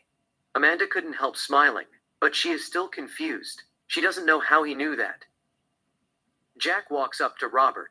Jack, referring to the passenger who is sitting next to Robert, can you tell her to seat over there? Robert, why should I do that? Jack, it is because you are an air marshal. I want to have a word with you. Robert, we could talk in the compartment. Jack, I prefer to sit. Just tell her to move her fat ass over there. It is important. Robert gets up in a blink of an eye. Robert, why are you acting rude? Just go back to your seat. Jack, be cool. Let's not get carried away. I was just testing you. Your partner is sitting in the class section. I forget his name. He is wearing a pink shirt and a light blue suit. He looked like he walked away from a wedding ceremony and entered the aircraft with a bad taste in his mouth. You know what I am saying. He was the best man. And the groom was marrying a girl that he had a crush on. He just couldn't take it. Robert, why do you want? Jack, I want a lot of things. In fact, I want Sunday before I die.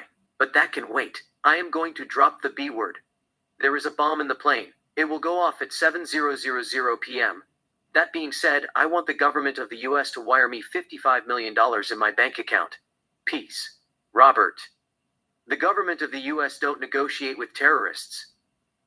Jack, that is a lie. They want you to think that they don't negotiate with terrorists. But if you lower the price, they will be glad to do business with you. I will take $50 million. Why don't you call TSA and tell them that there is a bomb in the plane? Robert, where is the bomb? Jack, I can't tell you that. It is personal. All I can tell you is it will go off at 7:00 p.m. That part is business. Everybody in the plane will die if they refuse to pay me. You don't have much time. Robert, you don't expect me to believe that, do you? Jack, take out your wallet. There is a $10 bill. The number on the $10 bill is MK89,344,410A. Check it out. Robert takes out his wallet from his pocket, pulls the bill, and looks at the number. Jack, without looking at the money, MK89,344,410A. Robert, are you a magician? Jack, no, I am not. I am a businessman. I want you to call TSA or FAA and warn them about the bomb. Someone has to wire me $50 million right away. Robert, you are bluffing. There is no bomb in the plane. Jack, why don't you call your partner? He will tell you different. Robert, don't waste our time. How did you manage to sneak a bomb on a flight? Jack, that is none of your business. Your job is to tell TSA that there is a bomb in the plane. Robert, how did the bomb pass security? Jack, I am not going to tell you that. All I can tell you is the bomb is programmed to go off at 7:00 p.m. Robert, suppose what you are saying is true. I called TSA and informed them about the threat. You will blow off the plane if they don't pay you $50 million. But what if they tell the captain to land the plane before 7:00 p.m.? We ask the passengers to evacuate the Airbus. The bomb goes off as programmed. Nobody gets hurt, but you will go to prison for the rest of your life. You are not going to get a penny. Jack, I will take my chance. Robert, you have zero chance. You are just playing stupid. Jack, I know what I am doing. If you refuse to take my treats seriously, everybody in this plane will die. Why don't call your partner, or let's go talk to him. He will clarify the confusion. Robert, I will call him. Robert calls him. Peter, what's up?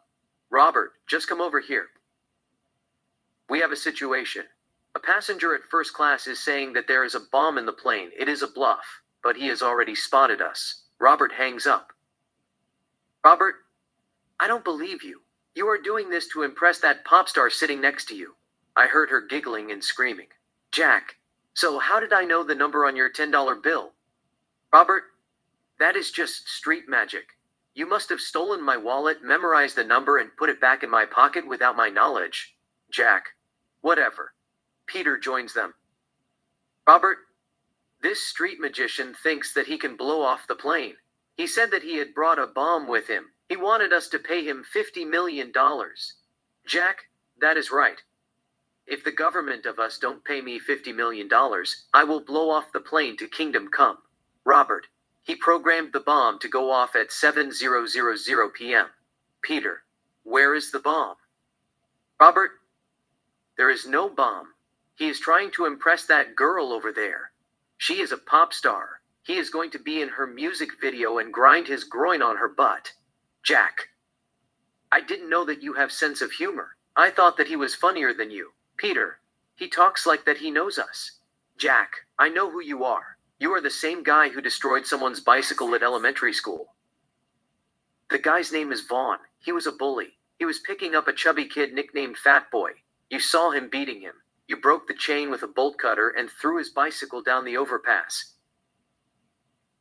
A big track ran over it. The police came to the school and questioned the students. You didn't want to get kicked out of the school, so you told them you didn't know who did it. The school expelled Fat Boy, and you got away with crime. Peter, who is this guy? He just told me something that I did when I was a kid. To Jack, how do you know that? Jack, just relax. That is the last thing you should be worried about. I want you to focus on the bomb in the plane. Peter, I can't believe how you found about that. I have never told a soul. Jack, it doesn't matter how I know it. The threat is real. If you don't contact TSA and tell them about the bomb, everybody in this plane will die. Peter, you have to tell us where the bomb is. Jack, I have already told him I couldn't do that for sentimental reason. Peter, what sentimental reason? Jack, I don't want anyone to touch my baby. Peter, you are joking.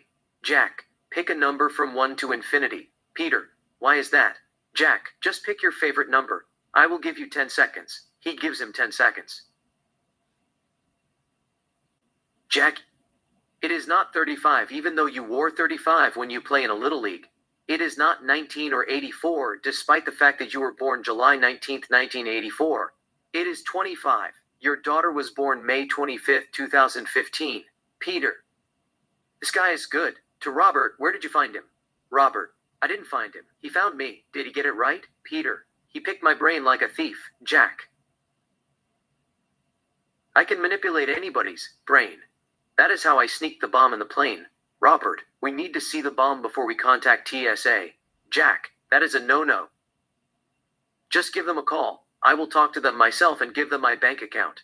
Robert, let me talk to the captain first. He is in charge of the plane. Robert walks toward the front compartment and calls Richard. Interior, airplane, compartment, cockpit, day. Richard answers his phone. Richard, what is it, Robert? Jack, we got a situation. There is a passenger in the first class saying there is a bomb in the plane. Richard, is it real? Robert, I think it is a bluff. He is a street magician. I just wanted to inform you. He is up to something. I will keep an eye on him. Richard, if it is a real threat, let us know.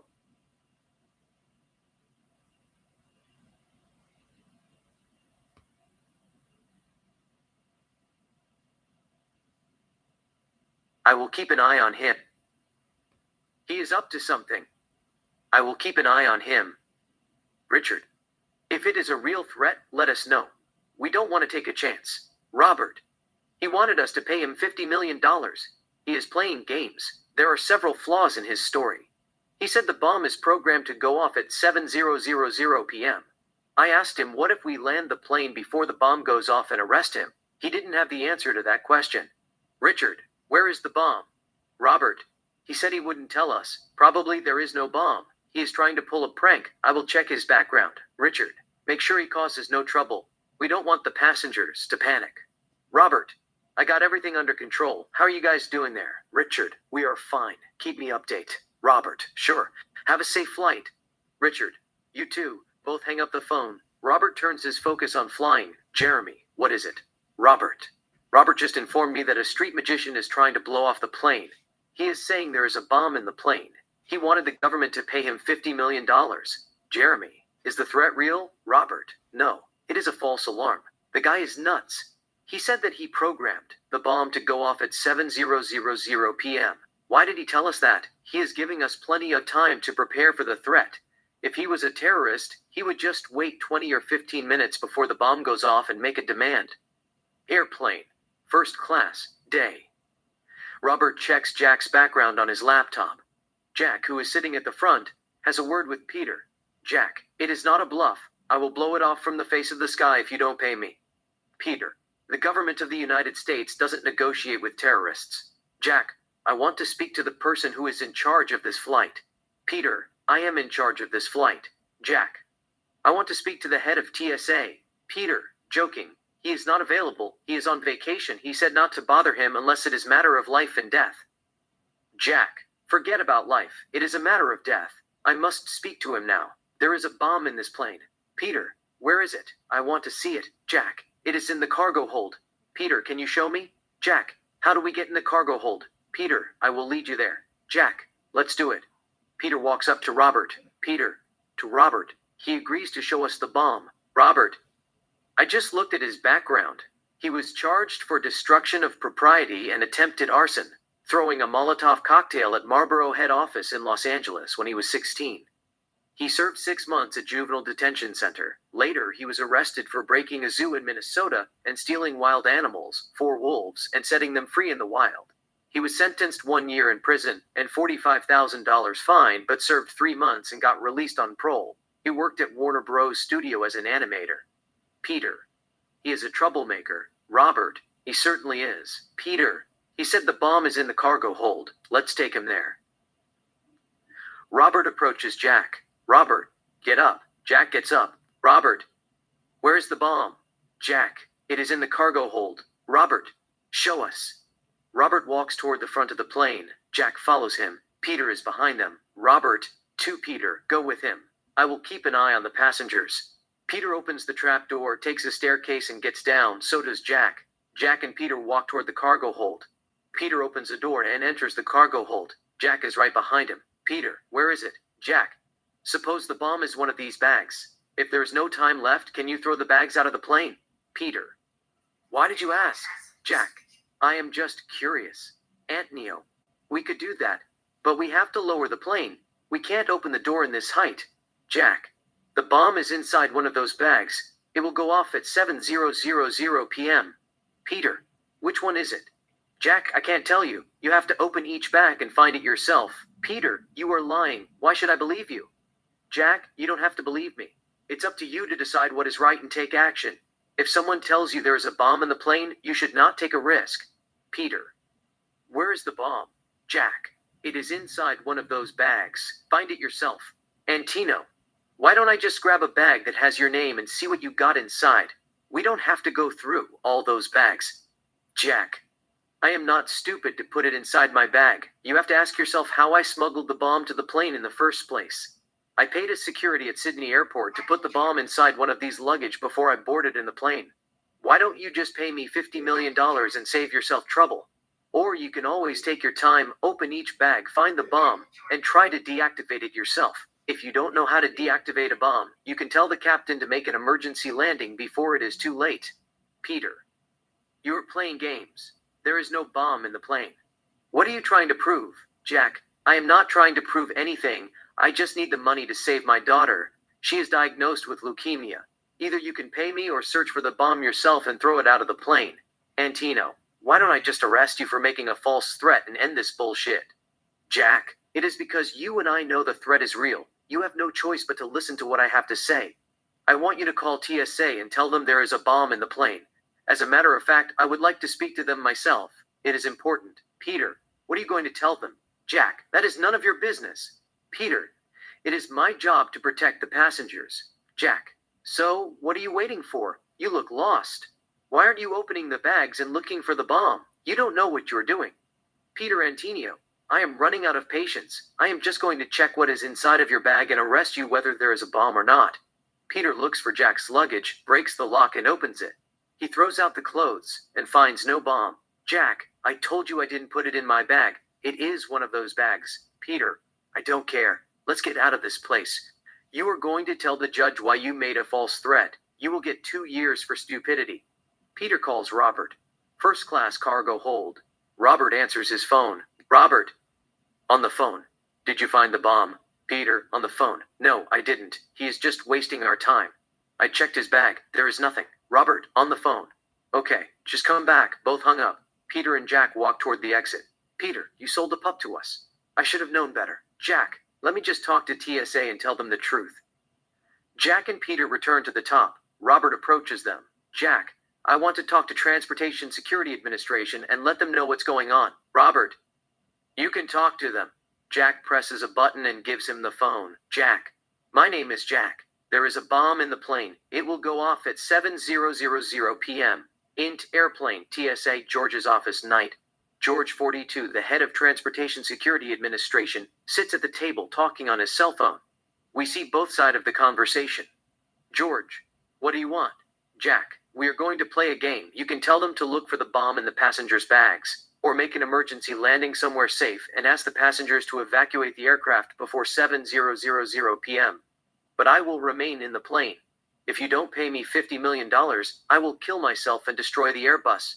George, why are you doing that? Jack, my daughter is sick. She is dying. She had leukemia. The doctor said it takes a miracle to save her life, but at the same time, he admitted that he knew a doctor who could cure her. But it is expensive. You see, I lost my wife to cancer. She died of ovary cancer. She made me promise to look after our daughter. I love my daughter more than life itself. I can't offer to lose her. Either pay me $50 million or I will kill myself. George. Okay, let me talk to Robert. Jack gives the phone back to Robert. George. Who is this guy? Jack. He is an animator. I looked at his background. He has a couple of criminal records, but nothing serious apart from trying to burn down Marlboro head office in Los Angeles when he was 16, and later being detained for breaking a zoo.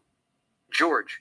We will check his info and contact you in a minute. Till then, keep an eye on him. We don't want the passengers to panic. Robert. I can handle it. Both hangs up. Robert. Tell me it is a game. You are trying to pull a prank. Am I wrong? Jack, why would I want to do that? It is as real as it gets. Everybody in the plane will die if you ignore the threat. In fact, if I were you, I would not take a chance. I would tell the captain to make an emergency landing right away and evacuate the aircraft. You know, I don't want to hurt the passengers. That is not my intention. They haven't done anything to me. I just want to kill myself and take out the plane with me in order to save my daughter. It is publicity. She will receive the best medical treatment available. Nobody has to die but me. I will wait for her in heaven if they refuse to help her. I am willing to kill myself so she can live. Robert. Why did you pick this plane? Jack. This is as good as any. Robert. So, what you are saying is, you will kill yourself if they don't pay you $50 million. It is a suicide mission. Jack. I know that. Robert. Why should they give a fuck? The plane is insured. Besides, it isn't worth $50 million. You are doing them a favor. Jack. Let me worry about that. Your job is to keep the passengers safe. You don't have much time. The bomb will go off at 7:00 p.m. I can't stop it. Just tell the captain to make an emergency landing and keep the passengers out of danger. Robert. If we make an emergency landing, we will drag you out of the Airbus and put you in jail. This is all for nothing, Jack. At least I will blow the plane to Kingdom Come. Robert. How are you going to help your daughter while you are locked up in prison? Jack. I would rather be locked up in prison than see her suffer. Robert. It makes no sense. You are a coward. A real father will stand by his daughter till the end. Jack. It is easier said than done. You probably don't have children. Robert. I have 2 children. A boy and girl. Jack. How old are they? Robert. My son is 8. My daughter is 14. Jack. When was your daughter born? Mine was born August 10th, 2017. She is Leo. Her name is Emily. Robert. My daughter was born October 19. She is Scorpio. Jack. What is her name? Robert. Anna. Jack. What about your son? When was he born? Let me guess, he is Sagittarius. Robert. He was born November 29. He is Aquarius. Jack. What is his name? Robert. Kevin. Jack. Anyhow, I am not a bad person. I put the bomb in the plane because I thought violence was going to solve my problems. I thought it would answer questions that peace couldn't. But I am wrong. Violence solves nothing. I don't want to hurt a single person in this plane. You can tell the captain to make an emergency landing. Once he lands the plane, you tell the passengers to evacuate the aircraft and clear the area. They can watch the plane from safe distance as it explodes. It is going to be better than the fireworks on 4th of July. I will take full responsibility for the explosion. Robert. First, we have to make sure there is a bomb in the plane. We just can take your word and land the plane. If we do that and discover there is no bomb, everybody will think we are fools. They will take us for granted. Ultimately, someone will follow your footstep, pull the same prank, and make us look bad. We have to draw a line. We get a lot of threats. They all are hoax. Jack, this is not hoax. This is real. As an air marshal, you have to take precautionary measures to prevent the explosion. You are not supposed to gamble with people's lives. Robert. You are the one who brought the bomb in the first place, apparently. You don't know anything about precautionary measures or gambling with people's lives. Jack, first, you ignored my threat. Now, you ignored my advice. I was going to say you are going to regret it, but what is the point? We all will die. Robert. Death is part of life. Jack, death is not part of life. It is the end of life. You can prevent the end. Robert. All of a sudden, you change your mind. What are you, a comedian? Jack. I told you I didn't want to hurt anybody. It was not my intention to get into mischief. I just want to save my daughter. You know, sometimes it is easy to get lost in a desert. Everywhere you look, it is sand. Even though the sun is burning your bones to the marrow, you have to let it guide you out of the desert. I am the sun. Even though I brought the bomb, you must listen to my advice. You must tell the captain to make an emergency landing. It is not safe. Robert's phone rings. Robert picks it up. Robert, what did you find? Into airplane. TSA night. George informs Robert. George, on the phone. The man is a liar. He doesn't have a daughter. Everything that he told us was a lie. He has never been married. He is up to something. Keep an eye on him. We don't want the passengers to panic. Robert, sure. Both hang up. We stay in the airplane. Jack looks at Robert. Jack, what did they say? Robert, they said you have no daughter. You are playing games. You have never been married. Jack, I had her out of wedlock. Let me speak to them. Robert, they don't want to speak to you anymore. They think you are trying to pull a prank. Robert cuffs his hand to the seat. Jack, okay, I gave up. I lied about my daughter. I don't have a daughter. But there is a bomb in this plane. It will go off at 7:00 p.m. Looked at his watch. It is 6:15. We don't have much time. You have to tell the captain to make an emergency landing. Robert, you must tell us where you put the bomb. We can't land the plane without the bomb. It will cause a delay. I know safety is #1 priority. But we have to follow protocols. We are not supposed to accept all threats as real. There are people who have to be at work. They are going to question the integrity of the airline. You have to give us something. Jack, what if I told you there is a terrorist in this plane? Would you have believed me? I made up those stories about my daughter in order to persuade the captain to make an emergency landing and save the passengers. Sometimes, the truth is more far-fetched than fiction. But it is what it is. The bomb will go off at 7:00 p.m. Robert, how do I know this is not a fiction? Once you start lying, you lose all credibility. Nobody is going to believe you even if you tell the truth. Jack, so how did I know that you are an air marshal and the number on your $10 bill? We have never met before. You were supposed to tell the captain to land the plane based on that fact, let alone a bomb treat. Not only is your identity compromised, but security has also failed. Why should the passengers trust you? You have put their lives in danger. You are supposed to protect them. They are counting on you. It is not too late to make an emergency landing. Someone planted a bomb in the plane. Don't ask me how I found about it. You just have to take my word for it. It will go off at 7:00 p.m. One of the passengers on this flight is a terrorist. Robert, I don't know what you were up to. First, you were saying you planted a bomb in the plane yourself.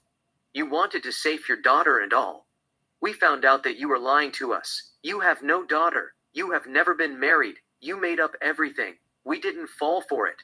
You then decided to change your story and tried to convince me there is a terrorist in the plane. Why are you in a rush to get out of this plane? Jack, it is because I am telling you the truth. There is a bomb in the plane. Robert, I don't believe you. Just shut up. You are a liar. Jack, okay, can you uncuff me? You can't arrest a passenger for telling a lie. Robert, telling a lie and making a threat are two different things. You are under arrest for making a threat. It is a felony. I hope you have a good lawyer. You are looking at 5 years the minimum. Jack, I was trying to warn you by making a threat. It is not a crime. Robert, you can tell that to the judge.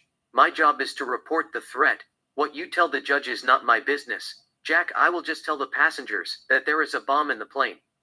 Maybe they will listen to me and start an uprising. They will demand the captain to make an emergency landing. Robert, jokingly, do you want me to give you the microphone so they all can hear you? Jack, that is not a bad idea. Robert, come on, they are not going to believe you. They just want to go home and be with their families. They will not take you seriously even if there is a bomb in the plane. I will just tell them you are a street magician. You are trying to pull a prank. Jack, you can't arrest a passenger for trying to pull a prank. Robert, I didn't arrest you for trying to pull a prank either. I arrested you for making a threat. You are manic to the society. Just sit tight and enjoy your flight. Robert walks away. Jack looks at his watch.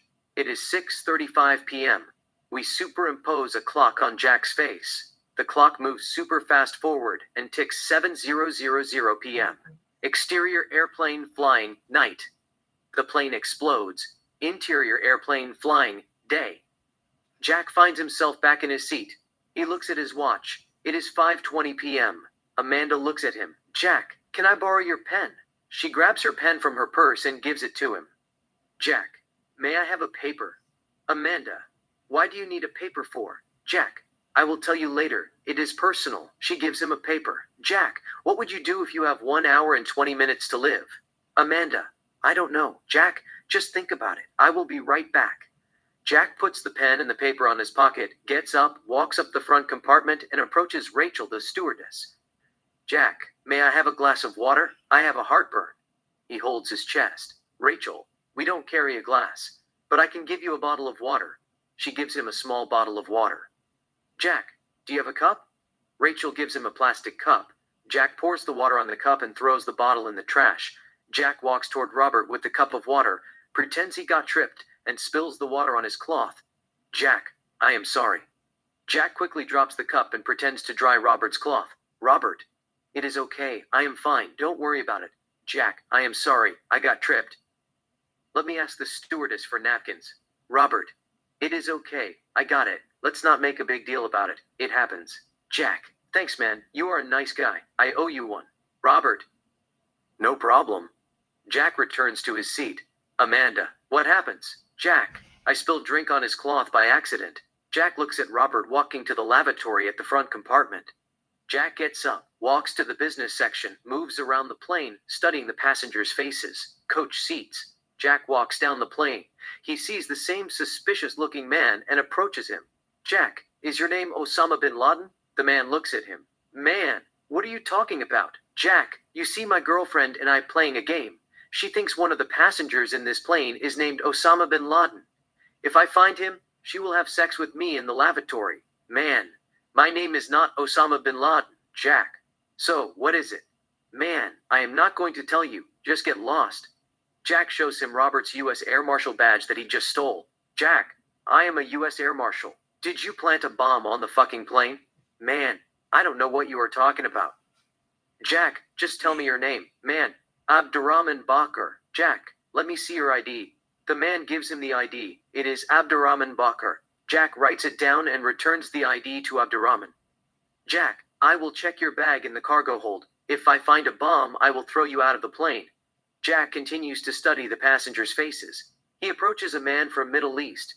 The man is wearing a taqiyya. Jack, what is your name? Man 2, why do you want to know? Jack, U.S. Air Marshal. Shows him the badge. There is a bomb in the plane. We need to check what is inside your luggage. Man 2, I am not going to tell you. You assume I am a terrorist, just because I am from Middle East. Jack, I don't care if you are from Mars. But I need to search your bag. Don't waste my time. If you are innocent, you have nothing to worry about. It will speed up the process. It is for your safety. Man 2, a body. Jack, what is that? Man 2, my name is Abadi. Jack, can I see your ID? I don't know how to spell it. Abadi should him the ID. Jack writes it down. Jack, thanks for the cooperation. Jack continues to look around for suspects. At the same time, he has to keep an eye on Peter. He might tell him to get back to his seat. Peter looks at him. Jack pretends to stretch his arms. Jack walks up and down to soften the tension. Jack then approaches a girl who is wearing hijab. Her name is Fatima. Jack, what is your name? She ignores him. Jack, my name is Jack, U.S. Air Marshal. Shows her the badge. There is a bomb in the plane. I am not accusing you or anything.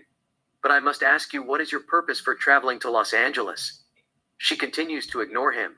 Jack, why a beautiful girl like you wants to commit suicide? She couldn't help but smile. Fatima, you think I am a terrorist because I wear hijab. Jack, what I think is not important. I have a job to do. Did you bring a bomb with you? Fatima, I am not going to answer that question. Jack, why is that? Fatima, it is racial profiling. You can't use race as a ground for suspecting someone of breaking the law. Jack, I heard that before.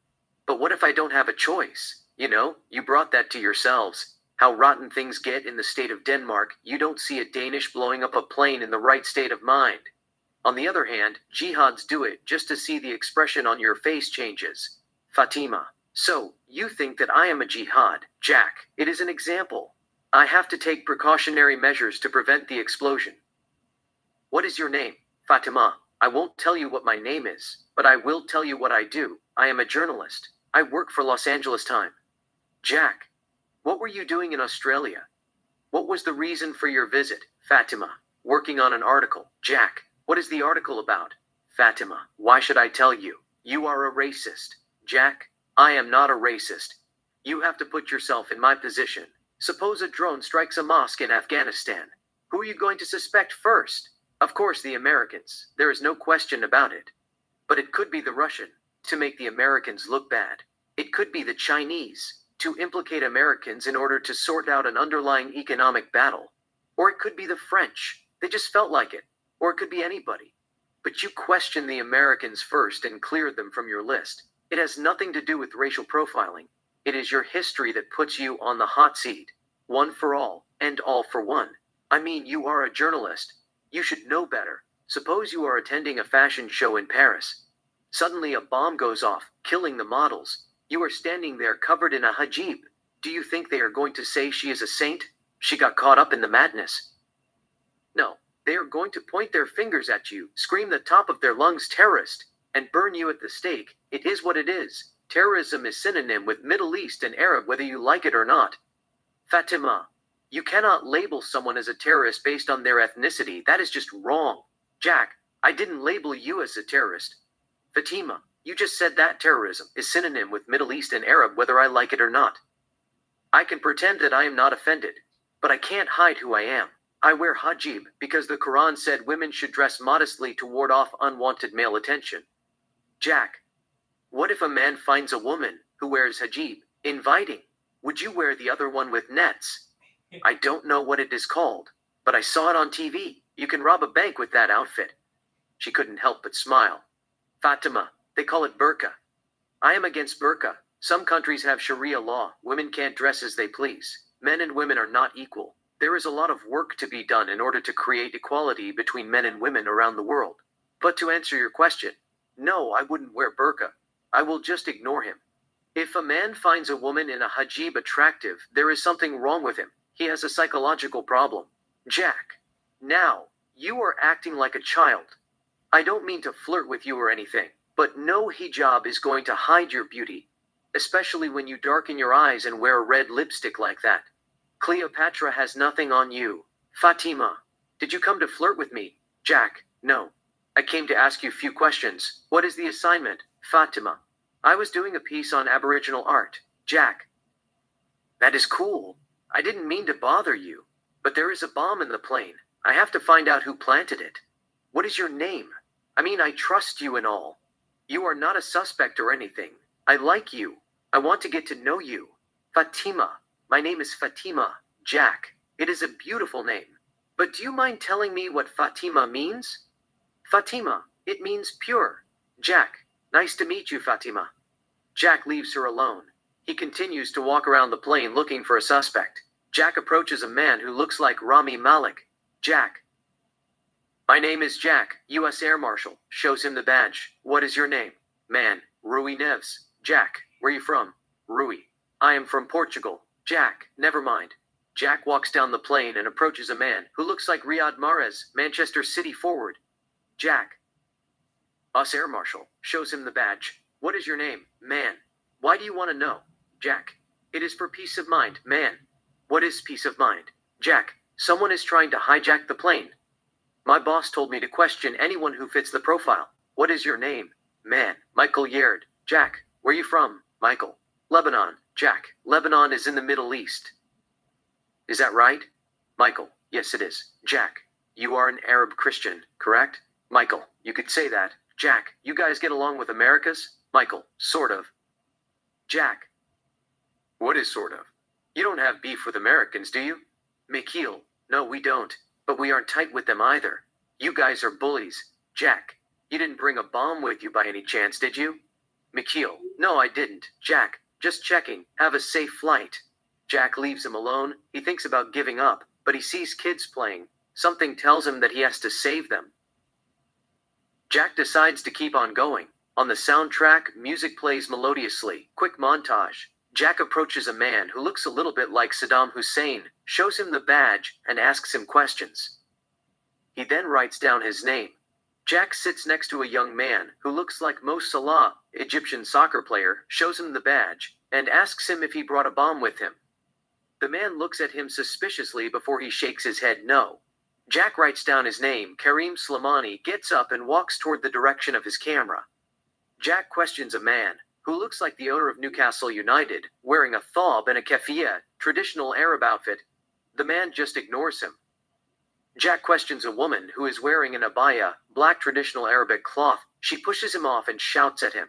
Jack gets up, calms her down, and tries to apologize. Jessica, stewardess, approaches Jack and asks him to return to his seat. Jack gives up. He knows it is a waste of time and returns to his seat. Jack takes his seat. Jack, I got a couple of names. Amanda, what is that for? Jack, they are suspects. There is a bomb in the plane. Look at his watch, it will go off in about 50 minutes. At 7:00 p.m. Amanda, you are joking. Jack, no I am not. It has already gone off 5 times. Amanda, what do you mean it has already gone off 5 times? Jack, it is a long story. You probably won't believe me if I tell you the truth. Amanda, what are you talking about? Jack, it is a figure of speech. I can sense it. There is a bomb in the plane. I might have to go to the cargo hold and check the luggage of these suspects. Amanda, how are you going to do that? Jack, I will tell them that there is a bomb in the plane. I planted it myself. I will make up a story, like I will blow the plane off if they don't pay me $50 million. They will ask me where the bomb is. I will tell them it is in the cargo hold. They will lead me there. I will give them the list. They will open their bags and check if there is a bomb. Amanda, what if they don't find it? There are over 130 passengers in this plane. How many names you got there? Jack, 7. I know it is silly. I tried to get more names. But it is a lot of drama. They didn't want to cooperate.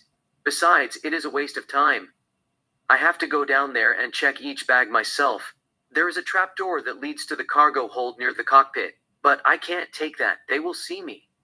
I have to find another way to access the cargo hold. Amanda, you are crazy. Jack, do planes make an emergency landing if there is a medical emergency? I heard if a passenger suffers from a heart attack in the plane, they make an emergency landing. Amanda, do you have heart disease? Jack, no I don't, but I can fake it. You know, we don't have much time. The bomb is programmed to go off at 7:00 p.m. If I don't do something about it, we all will die. Amanda, I am a conspiracy theorist myself, but I don't believe there is a bomb in the plane. You were just trying to get my attention. Jack, I heard that before. Amanda, what does that mean? Jack, if I want to get your attention, I will just tell you that I am an U.S. Air Marshal. Shows her the badge. You are too hot. The plane will explode. You might have to take an ice bath. Amanda, is that real badge? Jack, yes it is. An idea just came to my head. I will be right back. Jack gets up, walks to the business seat, and approaches Karim Slimani. Jack, do you smoke? Karim, why did you ask? Jack, you look like a man who smokes cigarettes for fun. Karim, what do you want? Jack, can I borrow your lighter? I lost mine. I will return it. The craving is killing me. Karim, you can't smoke in the plane. Jack, they just say that to discourage smoking. It is a 14 hours flight. One cigarette is not going to harm anybody. I am going to smoke it in the lavatory. Karim takes out a lighter from his pocket and gives Jack the lighter. Karim, just bring it back when you finish. Jack takes the lighter. Jack, thanks. Jack walks to the lavatory. Interior airplane, lavatory, sunset. Jack enters the lavatory and looks around. He then grabs all the toilet papers and sets them on fire. Interior airplane, sunset. The lavatory is smoking. Jack exits the lavatory and returns to his seat. Jessica, who is standing nearby, sees the smoke. Jessica, something is smoking. She looks at the lavatory. Jessica, the lavatory is on fire. Jack gets up and grabs the microphone. Jack. On the radio. The plane is on fire. Robert quickly gets up, grabs the fire extinguisher, opens the door, and takes out the fire with extinguisher. Jack. To Jessica. You have to tell the captain that passengers don't feel safe. He must make an emergency landing. Jessica, take your seat. We got everything under control. Jack, I don't feel safe. There is a terrorist in this plane. He just set the lavatory on fire. I want you to tell the captain to make an emergency landing. Jessica. It is an accident. Robert reaches his pocket to grab his badge. It is not in his pocket. Robert, U.S. Air Marshal. Did you set the lavatory on fire? Jack. No, I didn't. Robert. Don't lie to me. I know you took my badge. Where is it? Jack, I don't know what you are talking about. Robert, just give me back my badge. Jack returns the badge.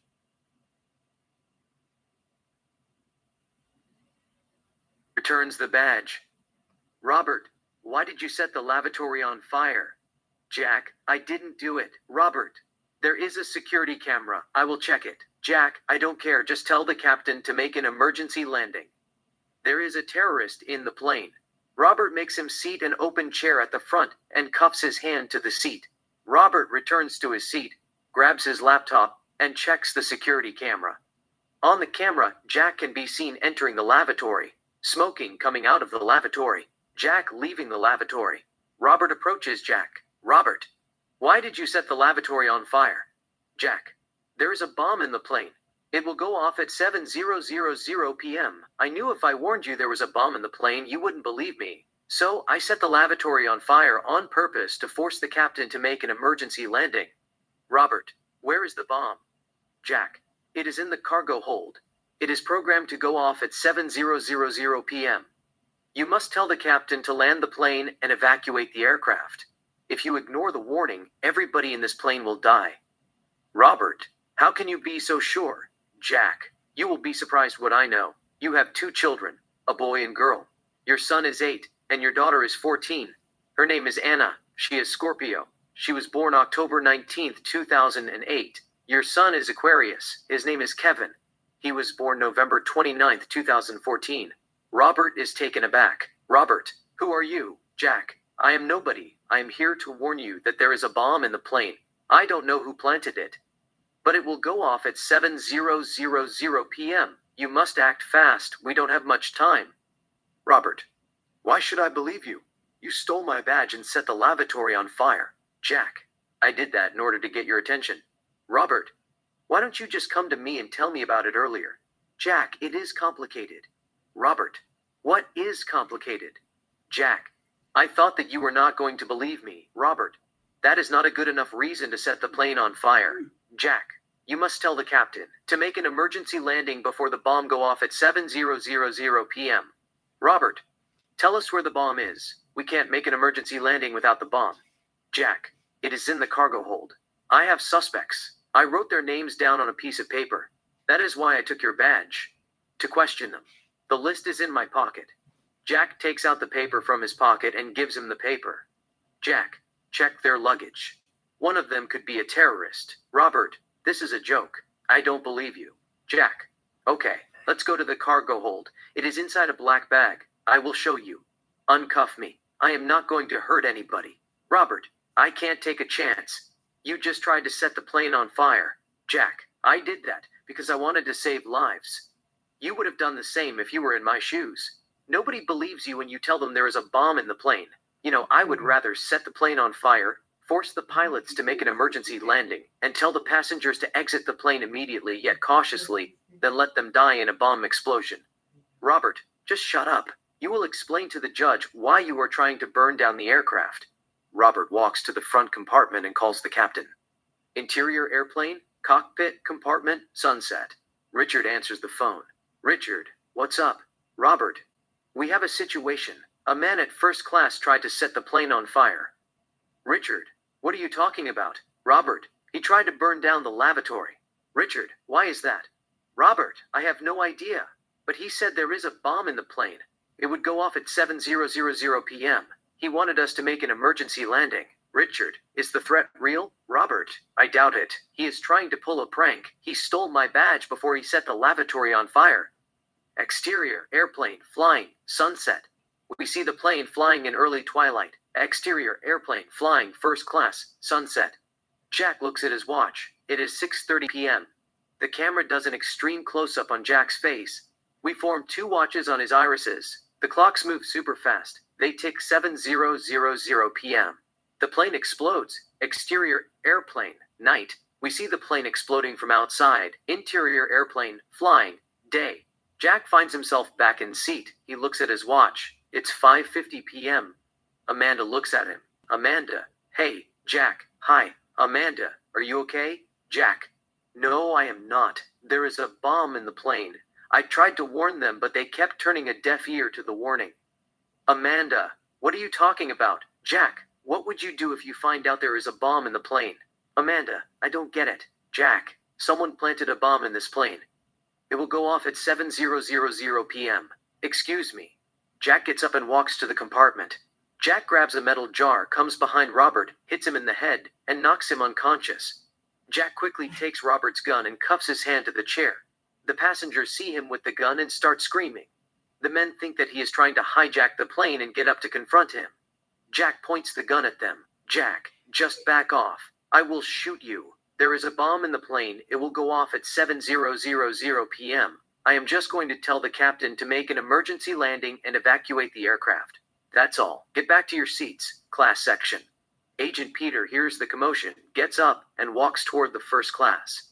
First class. Jack knows if he takes 3 steps, the passengers will confront him. Jack grabs Sarah, who is standing nearby, and points the gun at her. Jack, I want you to call the captain and tell him there is a bomb in the plane. He must make an emergency landing. In fact, I will talk to him myself. Connect me. She grabs the phone and makes a call. Richard, what's it? Sarah. A passenger is trying to hijack the plane. Jack takes the phone from her. Jack, I am not trying to hijack the plane. There is a bomb in the plane. It will go off at 7:00 p.m. You have to make an emergency landing right away and evacuate the plane as soon as possible. We don't have much time. Richard, who are you? Jack, I am nobody. You have to hurry up. Jack hangs up the phone and keeps an eye on Peter. Peter, pretending to be a passenger. What's going on? I heard screaming. Jack points his gun at him. Jack, I know you are an air marshal. Be cool. I am not going to hurt anybody. There is a bomb in the plane. I want you to take out your gun and give it to that gorgeous girl. He is referring to Amanda. Jack, can't. I know you are quick, but you are not quicker than me. You don't want to test me. I served in the U.S. Marine Corps. Peter takes out his gun and gives it to Amanda. Amanda, I don't want it. Jack, just put it in your purse, or I will shoot him. Amanda takes the gun and puts it on her purse. Peter, what do you want? Jack, you have to listen to me carefully. There is a bomb in the plane. It will go off at 7:00 p.m. Look at his watch. It is 6:10. Call the captain and tell him to make an emergency landing. I have already told him, but I doubt he is going to take the warning seriously. Peter, where is the bomb? Jack, I don't know where it is. It will go off at 7:00 p.m. One of the passengers on this flight is a terrorist. He planted the bomb in the plane. Peter, tell me where exactly it is. Show it to me. I can disarm it. Jack, I don't know where it is. It could be anywhere. But my best guess would be in the cargo hold. Peter, who told you there is a bomb in the plane? Jack, I can't tell you that. You are not going to believe me. You just have to trust me on this one. I am on your side. Just tell the captain to make an emergency landing before the bomb goes off. Peter, the captain is not going to land the plane. We are in the middle of the ocean. Jack, I don't care if we are in the middle of fire. He has no choice, or everybody in this plane will die. Peter takes out his cell phone and calls Captain Richard. Captain Richard, what does he want? Peter, he is saying there is a bomb in the plane. Jack, tell him it will go off at 7:00 p.m. Peter, he is saying it will go off at 7:00 p.m.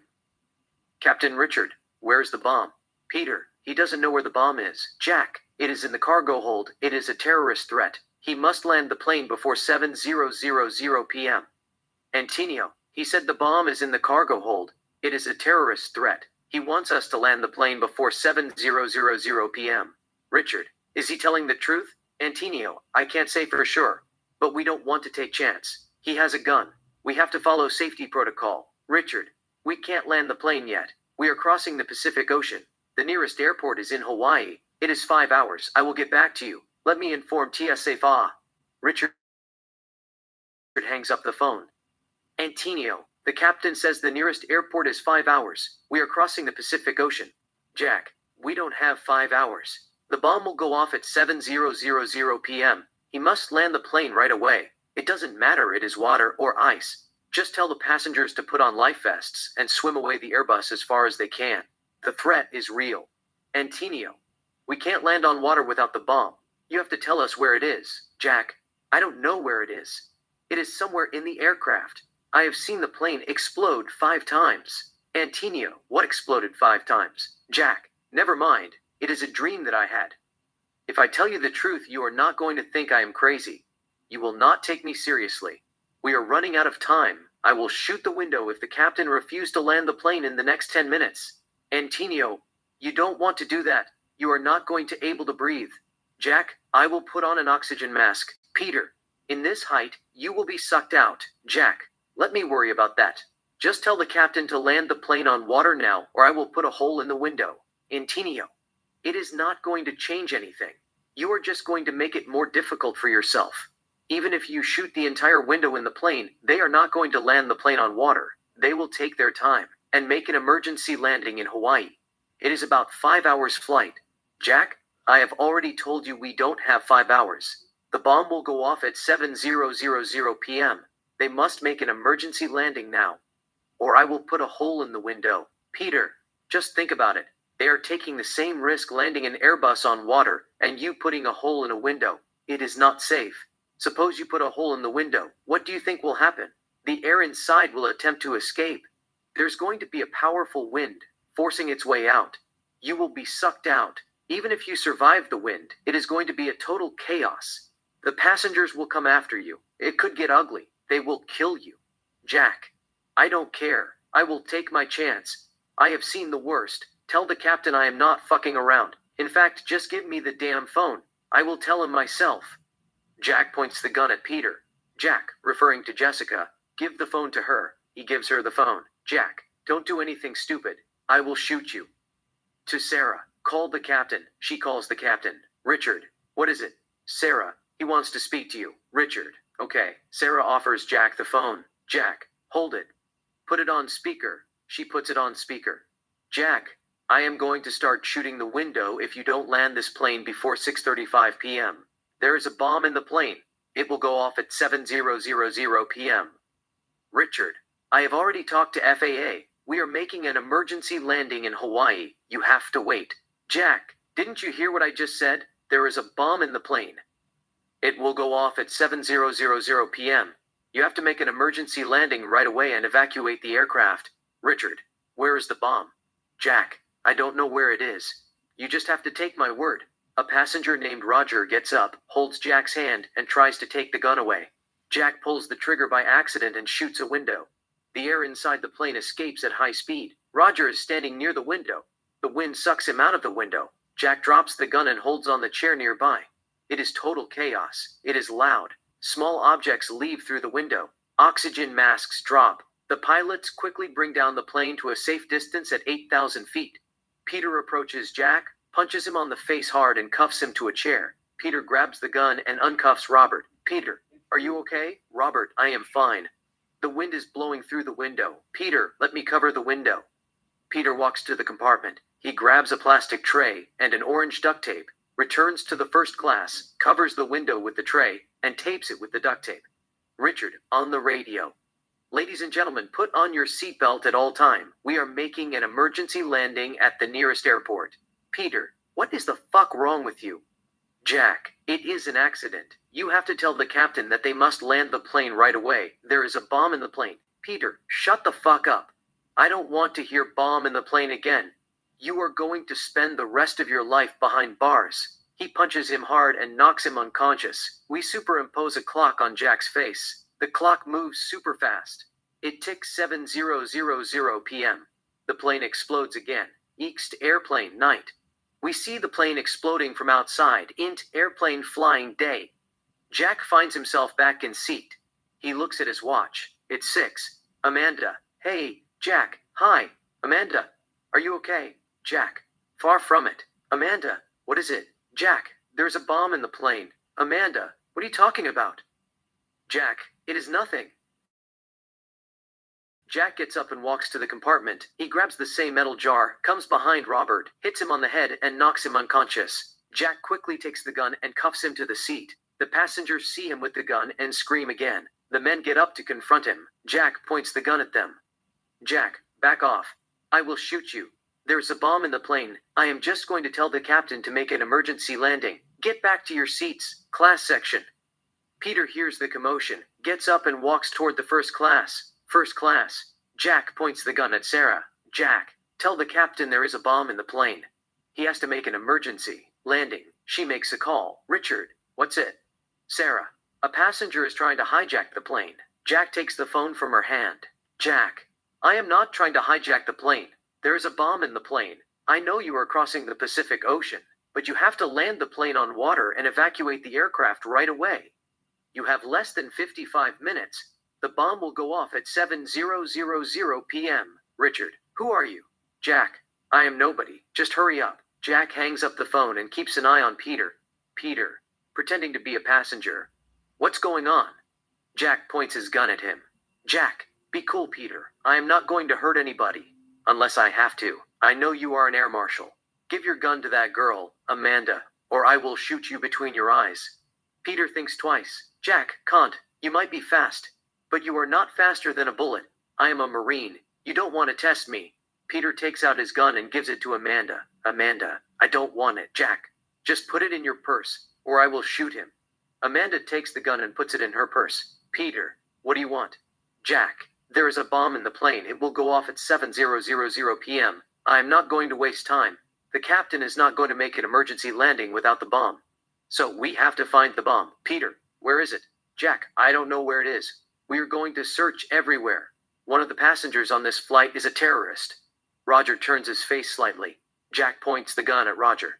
Jack, don't fucking move. I will shoot you in the face. I know what you are thinking. You are trying to be a hero. Save the energy.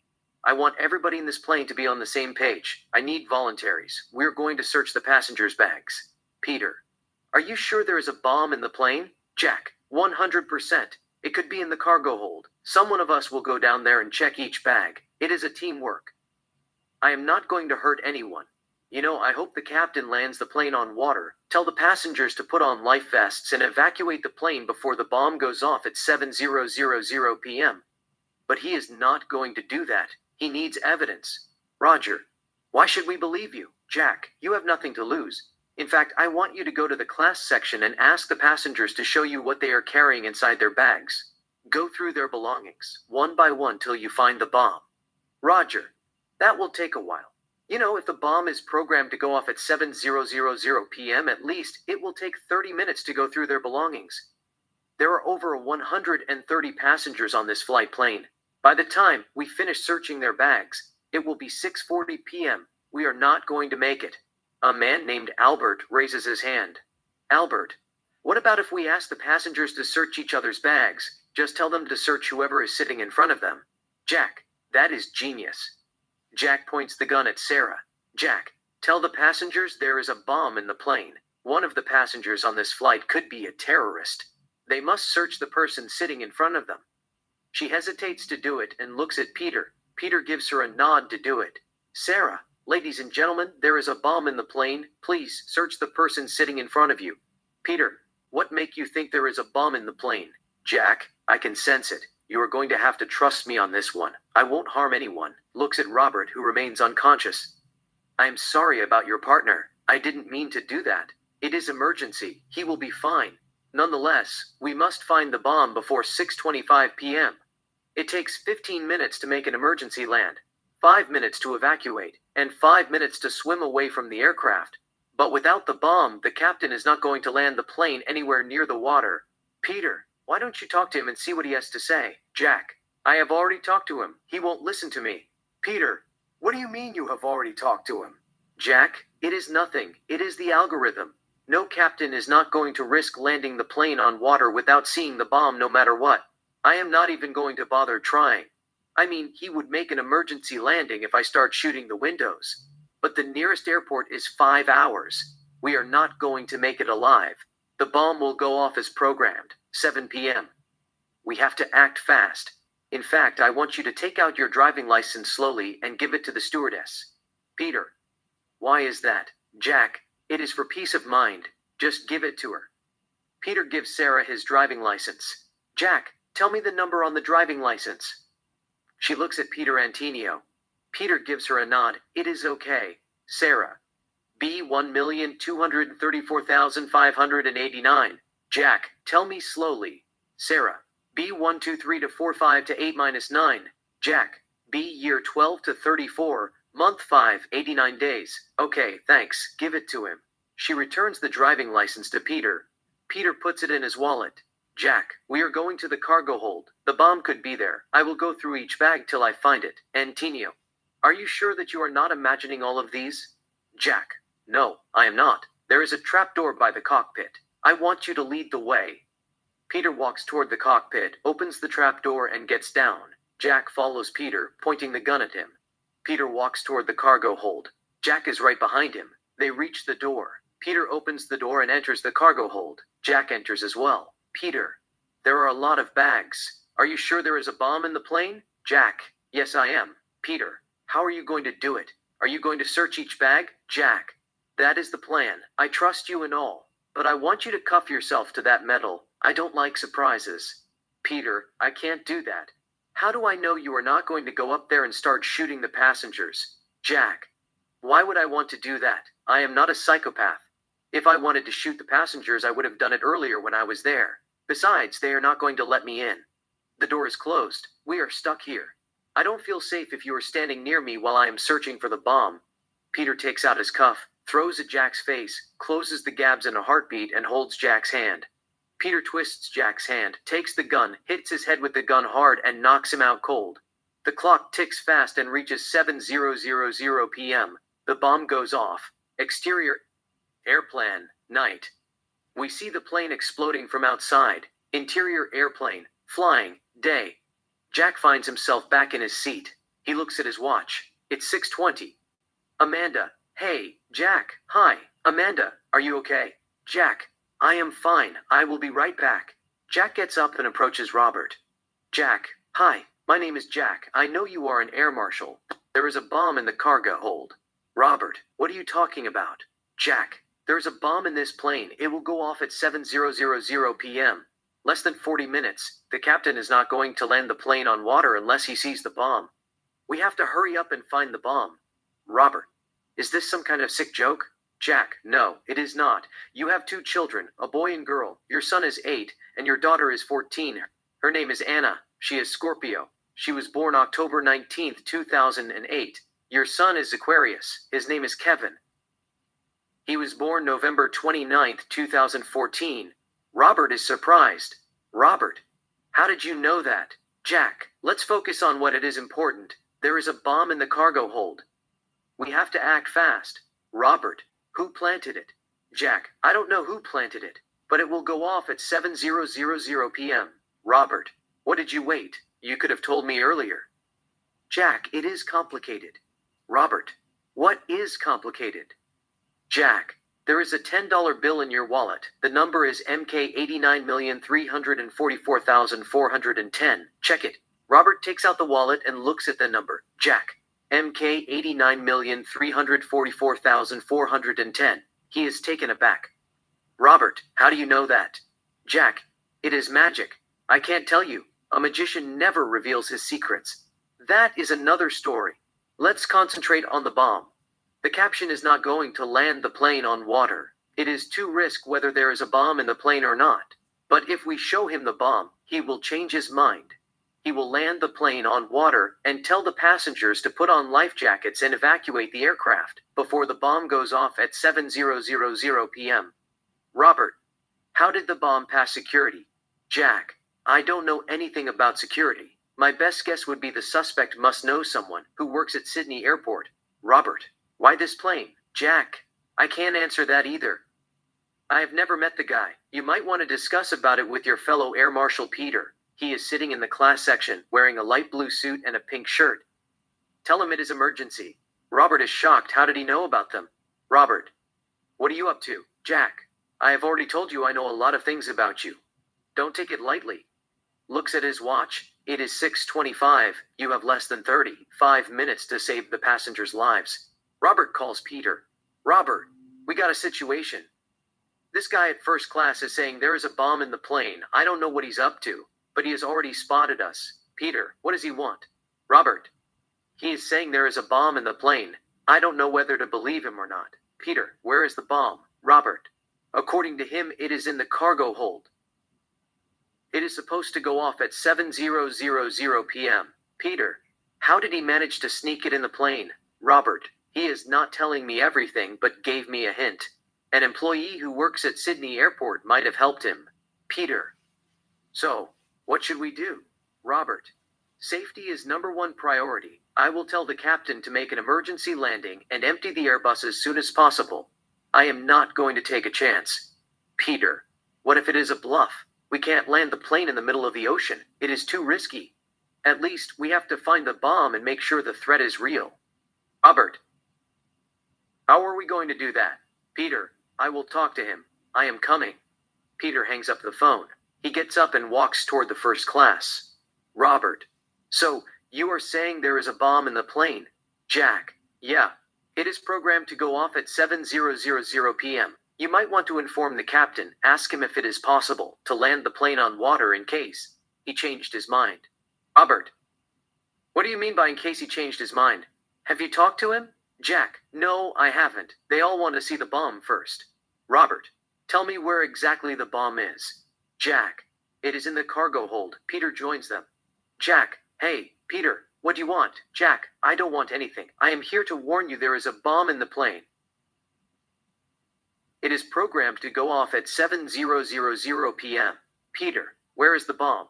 Jack. It is in the cargo hold. Peter. Can you show me? Jack. It is a waste of time. Just tell the captain to land the plane on water. Or the bomb will go off and kill every single passenger in the plane. Peter. We can't land the plane without the bomb. We need to see it. What if it is a hoax? We just can't take your word and tell the captain to land the plane on water. How do we know you are not trying to pull a prank? I have seen a lot of crazy videos on YouTube. I don't want to be the butt of the joke. I have a job to do. Jack. You destroyed Vaughn's bicycle at elementary school. He was a bully. He was giving Fat Boy a hard time. You saw him beating him, cut the chain with the bolt cutter, and threw his bicycle down the overpass. A big truck ran over it. The police came to the school and questioned the students. Since you didn't want to get kicked out of the school, you told them you didn't know anything about it. The school expelled Fat Boy. Fortunately, no criminal charge was filed against him. But you got away with crime. Peter, that is amazing. Are you a mind reader? Jack. Pick a number from 1 to infinity. Peter, why is that? Jack, just pick your favorite number. I will give you 10 seconds. He gives him 10 seconds. Jack, it is 25. Your daughter was born May 25th, 2015. Peter, this guy is something. To Jack, you are not a mind reader, are you? Jack, it is just lucky guess. Peter, what do you really want? Jack looks at his watch. Jack, it is 6:20 p.m. You must tell the captain that he must land the plane on water. The bomb will go off at 7:00 p.m. Robert, we can't do that. We must see the bomb first. Jack, okay, never mind. Let's go to the cargo hold then. It is inside a black bag. I will show it to you. Robert, Peter, I will inform the captain. Go with him. Peter, I will escort you to the cargo hold. They walk toward the cockpit. Peter opens the trap door. Peter. To Jack. After you. Jack takes the staircase and gets down. Peter gets down as well. Jack walks toward the cargo hold. Peter is right behind him. They reach the door. Peter. Stand aside. Jack stands aside. Peter opens the door and moves aside. Peter, go ahead. Jack enters the cargo hold, so does Peter. Peter, where is it? Jack, I don't know where it is.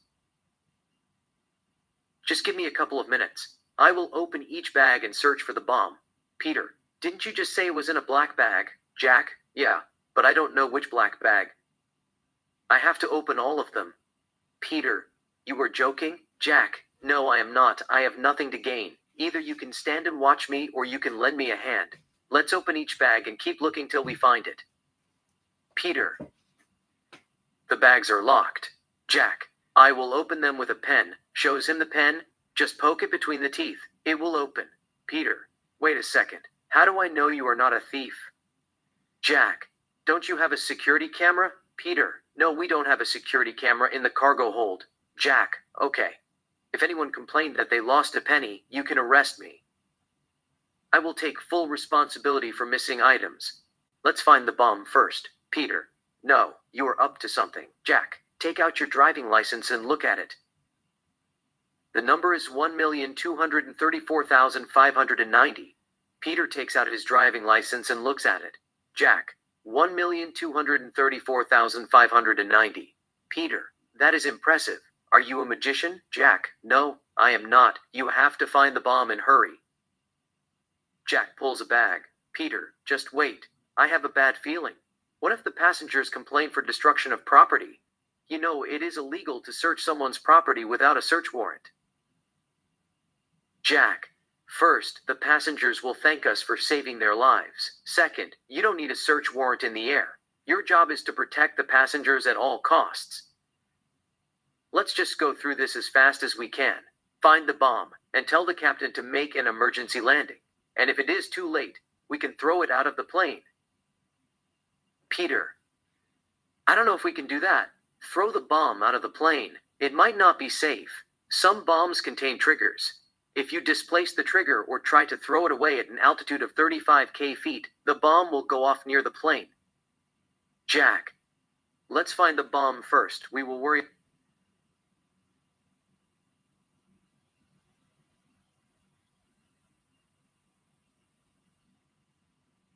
about that later. Peter, you go ahead. We will worry about... Jack, let's find the bomb first. We will worry about that later. Peter, you go ahead. Knock yourself out. I will just watch. Jack grabs a luggage randomly. It is locked. He picked a spot, pokes it between the teeth with the pen, opens the bag and searches for the bomb. There is no bomb. Jack puts the bag on the side, grabs another bag, opens it with the pen, and searches fanatically. He finds nothing. He puts it aside. Peter, I still can't believe how you found about the bicycle. I never told that to anybody. Jack, you told me yourself. Peter, what do you mean I told you myself? Jack, it is nothing. It's figure of speech. I read your mind. He grabs bag number 3 and searches like crazy. It is not there either. Peter, can you seriously read mind? Jack, it is a gift, but I can't read anything when I am stressed. Jack looks at his watch. It is 6:30 p.m. Jack, why don't you lend me a hand? Peter, are you sure there is a bomb in those bags?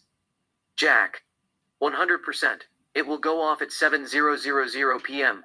We have only 30 minutes. Jack opens bag number 5 and searches for the bomb. There is nothing.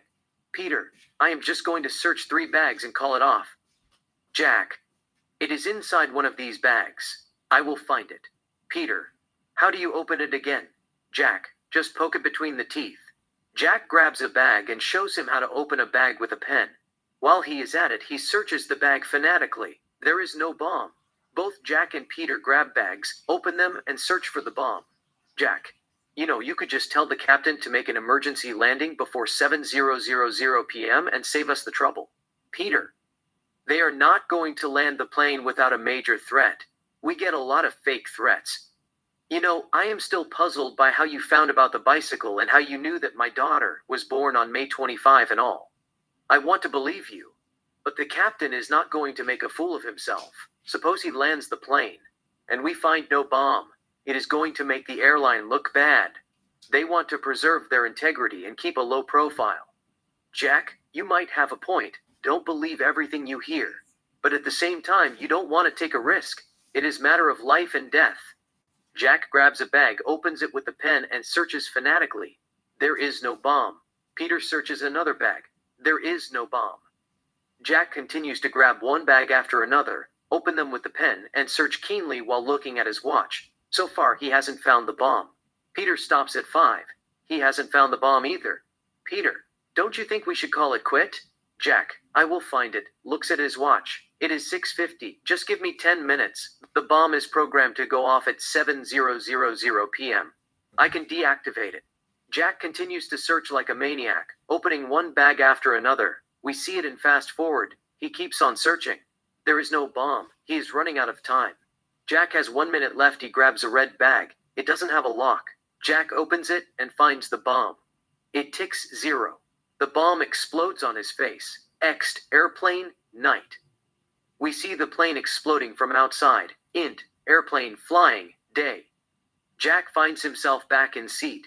He looks at his watch. It's 6:20. Amanda.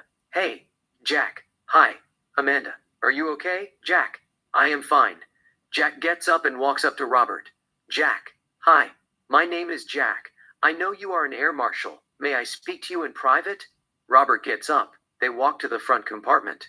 Robert. What is it? Jack. There is a bomb in the cargo hold. It is programmed to go off at 7:00 p.m. I can show you where it is. Just call your fellow Air Marshal Peter and let him know about it. Robert, did you plant it? Jack, no, I did not. But someone did.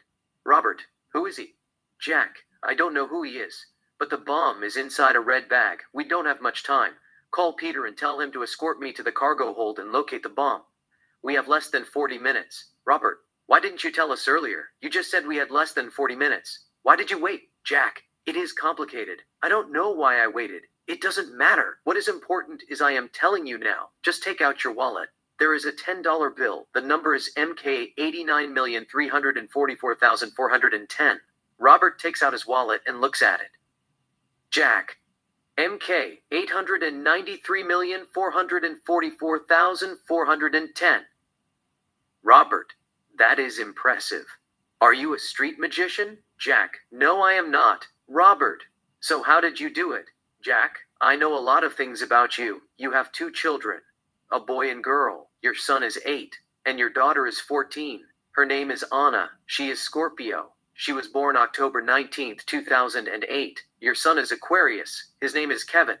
He was born November 29th, 2014. Robert is shocked. Robert, who the fuck are you? Jack, I am nobody. I just came to warn you there is a bomb in the plane. I can help you locate it. It is inside a red bag. Just tell Peter to check it out. He is wearing a blue suit and pink shirt. Let him look at it. The captain can make an emergency landing before it is too late. Robert calls Peter. Coach, Peter picks up the phone. Robert, a passenger at first class is saying there is a bomb in the plane. He has spotted us. I need you to come over here. Robert hangs up. Peter gets up and walks toward first class. First class compartment. Back to Jack and Robert. Robert, who planted the bomb? Jack, I have no idea. It could be one of the passengers on this flight. It is inside a red bag. Robert, why should I believe you? Jack, you don't have to believe me. I will show it to you myself. It is programmed to go off at 7:00 p.m. Robert, are you sure you didn't bring it yourself? Jack, why would I bring a bomb to a plane? I have no beef with anyone. Robert, so who planted it? Jack, my best guess would be a terrorist. Someone who don't value human life. Peter joins them. Peter, what is going on? Robert, he is saying there is a bomb in the plane. It is in the cargo hold programmed to go off at 7:00 p.m. I don't know whether to believe him or not. Peter, to Jack, what bomb are you talking about? Jack, there is a bomb inside a red bag. We have to hurry up. Peter, is this some kind of sick joke? How did it pass security? Jack, I don't know anything about security. All I know is the bomb is inside a red bag. I want you to look at it and tell the captain to make an emergency landing. We are wasting time. The bomb will go off at 7:00 p.m. We are supposed to work against the clock. Peter, why are you telling us now? Where were you all this time? Jack, it is complicated. Peter, what is complicated? Jack, I blacked out. Peter, how come? Jack, I don't know. When I get anxious, I black out. I know I should have informed you earlier, but I got nervous, my blood sugar dropped and I lost consciousness. Peter, it doesn't add up. You are up to something, Jack. I am not up to anything. You can look at it yourself. It is inside a red bag. Peter, there are hundreds of luggage in the cargo hold. How do you expect me to find a red bag? Jack, I will go with you. I will get it myself. Peter, suppose what you are saying is true. We escort you to cargo hold and let you grab the bag. But how do we know you would not click a button and blow up the plane? Jack, I am not going to touch the bag. I will just point it out to you. We have to act fast. Peter, something is fishy. I don't like it. Why would you go to the trouble to tell us now? You could have told us before the plane took off. Jack, I have already told you it is complicated. Peter, you could have said there is a bomb in the plane. Please, don't take off. Make sure it is safe. How can that be complicated? Jack, you are the same person who destroyed Vaughn's bicycle at elementary school. He was a bully. You saw him beating Fat Boy, cut the chain with the bolt cutter, and threw his bicycle down the overpass. A big track ran over it. The police came to the school and questioned the students. You told them you didn't know who did it. The school expelled Fat Boy, and you got away with crime. Peter, that is amazing. Who told you that? Jack, never mind who told me. Pick a number from 1 to infinity. Don't tell me. It has to be your favorite number. I will give you 10 seconds. He gives him 10 seconds. Jack, it is 25. Your daughter was born May 25th, 2015. Peter, that is impressive. Who are you? Jack, I am nobody. You can look at my background. I have few run-ins with the law. I am here to warn you there is a bomb in the cargo hold. It is inside a red bag. I can help you locate it. You have nothing to lose. Peter and Robert stand aside. Peter, to Robert, what do you think? Is he telling the truth? Robert, I don't know, but I am not going to take a chance. Let me look at his background. Robert walks to his seat and grabs his laptop. Peter, he is checking your background. You are not a terrorist, are you? Jack, no, I am not. Peter, why didn't you come forward with the information earlier? Jack, I blacked out. You know, it doesn't matter if I informed you earlier or not. What important is I am informing you now. We must act fast and save lives. Peter, who told you about my daughter? Jack, what do you mean, Peter? How did you know she was born on May 25th, 2015? Jack, it is listed in the internet. Peter, what about, who told you about the bicycle? Jack, I just sensed your energy. Peter, what are you talking about? Jack, I read your mind. It is a gift. I can sense energy around me. There is a bomb in the plane. It is inside a red bag. Just take me to the cargo hold. I will show it to you. Robert joins them. Robert, I looked at your background. You have a couple of criminal records. You were arrested for attempted arson, throwing a Molotov cocktail at Maribor head office in Los Angeles, and you were detained for breaking a zoo. According to Lincoln, you are an animator. Jack, I have already told you I have a couple of run-ins with the law. I am not proud of them. There is a bomb inside a red bag. I can show it to you. Robert, okay.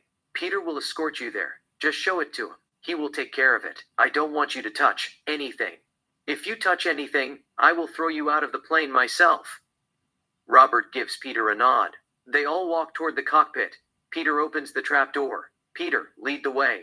Jack takes the staircase and gets down. Peter gets down as well. They walk toward the cargo hold. Jack looks at his watch. It is 6:30 p.m. Jack, we have less than 30 minutes. Jack walks faster. Peter, slow down. Just take it easy. You are not allowed to touch anything. Jack, I am not going to touch anything. I am just going to point it out to you. Jack opens the door and enters the cargo hold. Peter steps in as well. Jack removes a bag. Peter, don't touch anything. Jack, we have to hurry up. Remove those bags at the front. You will see a red bag. The bomb is inside the bag. Peter removes the bags, revealing the red bag. Jack, you might want to be careful. Peter slowly grabs the bag, puts it on the ground and opens it. The bomb is ticking. Peter, what the fuck? Did you plant the bomb? Jack, no, I didn't. Why don't you look at the name on the luggage? Peter looks at the name on the luggage. It belongs to Omar Sharif. Peter, it says Omar Sharif. Jack, you have to tell the captain to make an emergency landing right away. We have less than 25 minutes. Peter calls Robert. Robert, what's going on? Peter, there is a bomb in the plane. You have to inform the captain now. Peter shows him the bomb via his cell phone. Peter, it's an RDX explosive. Robert, did he plant it? Peter, he said he didn't do it. The name on the luggage says Omar Sharif. Robert, just keep an eye on him. I will inform the captain. Robert hangs up the phone and calls Captain Richard. Interior, airplane, cockpit, night. Richard answers his phone. Richard, on the phone, what's up? Robert, on the phone, we got a situation. There is a bomb in the plane. It is ticking less than 30 minutes. You have to make an emergency landing. Richard, what are you talking about? Robert, there is a bomb in the cargo hold. You must land the plane and evacuate the Airbus before it goes off. Richard, who planted it? Robert, we don't know who planted it yet. A passenger in the first class informed us about 15 minutes ago. Peter went down there and found it. It is ticking under 30 minutes. Richard, can you deactivate it? Robert, I doubt it. It is an RDX explosive. I will go check it. At the same time, you might want to contact air traffic control and inform them that you are making an emergency landing. Richard, I will take care of that. Hurry up and update me. They both hang up. Robert, to Matt. There is a bomb in the plane. We have to make an emergency landing. Matt. What bomb? Robert. I don't know. The air marshal is going to look at it. Back to Robert. Roberts comes down the stair and walks toward the cargo hold. Robert enters the cargo hold, approaches Jack and Peter, and looks at the bomb. Robert. What the fuck? Who planted it? Peter. He said he didn't do it. Robert examines the bomb. Peter. It's an RDX explosive. It can't be disarmed. Robert. To Jack. Who told you there is a bomb in the cargo hold? Jack. I just sensed it. I have a psychic power. Robert calls Richard. Richard, what is it? Robert, you can look at it yourself. Robert shows Richard the bomb via his cell phone. Robert. It is ticking under 20 minutes. We don't have much time. Just bring her down. Richard. I see what I can do. Give me 5 minutes. Robert. Sure. They both hang up. Robert. Whom does this luggage belongs to? Peter. The name on the luggage says Omar Sharif. Robert calls TSA head office in Los Angeles. Interior TSA head office, George's office night. George answers the phone. George on the phone. What's up? Robert, on the phone. There is a bomb in the plane. It is ticking under 20 minutes. We have to make an emergency landing as soon as possible. The passengers' lives at risk. George on the phone. What bomb are you talking about? Robert on the phone. It's an RDX explosive. It can't be disarmed. George on the phone. Can you deactivate it? Robert on the phone. I doubt if I can deactivate it or touch it, and if I throw it, the bomb will explode near the plane due to the low pressure outside the plane. It will not hold the trigger. George on the phone. Who planted it? Robert on the phone. We have sort of a suspect. George on the phone. What is sort of suspect? Robert on the phone. He is the one who told us about it. Without him, we wouldn't have found the bomb. His name is Jack. I looked at his record. He has few criminal records. You can look at it yourself. George on the phone. What does he want? Robert on the phone. He said that he didn't want anything. He is cooperative. I don't know if he has anything to do with it or not. The name on the luggage is Omar Sharif. Sharif. Can you check his background? It could be one of the passengers on this flight. His records might not show up in a regular database. George, on the phone. I will look at it and get back to you. At the same time, make sure nobody is panicked. You don't want the passengers to compromise safety protocols. Just follow the standard operating procedure. Robert. On the phone, sure. Both hang up the phones. We stay with the folks in the plane. Peter, how long is going to take to land the plane? Robert. It is going to take 10 minutes to make an emergency landing, 5 minutes to evacuate the passengers and clear the area, but it might take 30 minutes to reach the nearest airport. I don't think we are going to make it. Jack, they can still land the plane on the ocean, can't they? Don't you have floating devices or life vests? Robert. Yes, we do. But you have a lot to answer for. Why didn't you tell us earlier? You keep changing your story. Earlier you said you got nervous, your blood sugar dropped and you blacked out. Now you said you have a psychic power. Jack, it is combination of both. I have a psychic power. I found about the bomb. I got nervous and lost consciousness. Regardless, let's focus on what is on hand. If you think I have anything to do with this, you can arrest me after we save lives. We don't have much time. I am here to help. Peter. Shoot first. Ask questions later. In this case, save lives first. Ask questions later. We must warn the passengers. Robert, we can't warn them now. They will make our job difficulty. Robert calls Richard. Cockpit, cargo hold. Richard answers the phone. Richard, on the phone. What's up? Robert, on the phone. It is ticking under 15 minutes. What is the status? Richard on the phone. The nearest land is about 45 minutes away. Baker Island. I am just going to land the plane on water. Inform the passengers to put on life jackets. Jack. On the phone, sure. Both hang up their phones. Robert. Let me check who Omar Sharif is. He could be one of the passengers on this flight. I will ask him to disarm it. Robert walks toward the trap door. Peter, to Jack. I can't leave you with the bomb. You have to come with us. Jack heads to the trap door as well. Peter follows him behind. They all take the staircase and reach the top. Peter, referring to Jack. Do you want me to arrest him? Robert. That won't be necessary. We don't have time. Let him return to his seat. He has been supportive. Peter, return to your seat. We will take care of it. Jack returns to his seat. Robert opens his laptop and searches for Omar Sharif. He is not listed. Robert, it is not listed. He put a fake name on the luggage. Peter, do you think he is in this flight? Robert, it is possible, but we don't have time. The camera focuses on Jack and Amanda. Amanda, what is going on? Jack, there is a bomb in the plane. Look at his watch. It is 6:49 p.m. It will go off in 11 minutes. Amanda, you are joking. Jack, no, I am not. Robert, on the radio. Ladies and gentlemen, I am sorry to inform you this. We are making an emergency landing. We are landing the Airbus on water. It is emergency. We want you to calm down. It is for your safety. We don't want anyone to get hurt. Please put on your life jackets and remain calm.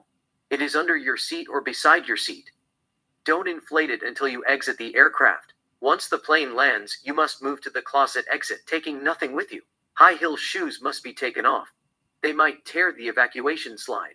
Once you get in the water, you must swim away the plane as far as possible. You have less than 10 minutes to do so. The passengers are panicking. Amanda, what is going on? Jack, there is a bomb in the plane. Just put on your life jacket. It is going to go off in about 10 minutes.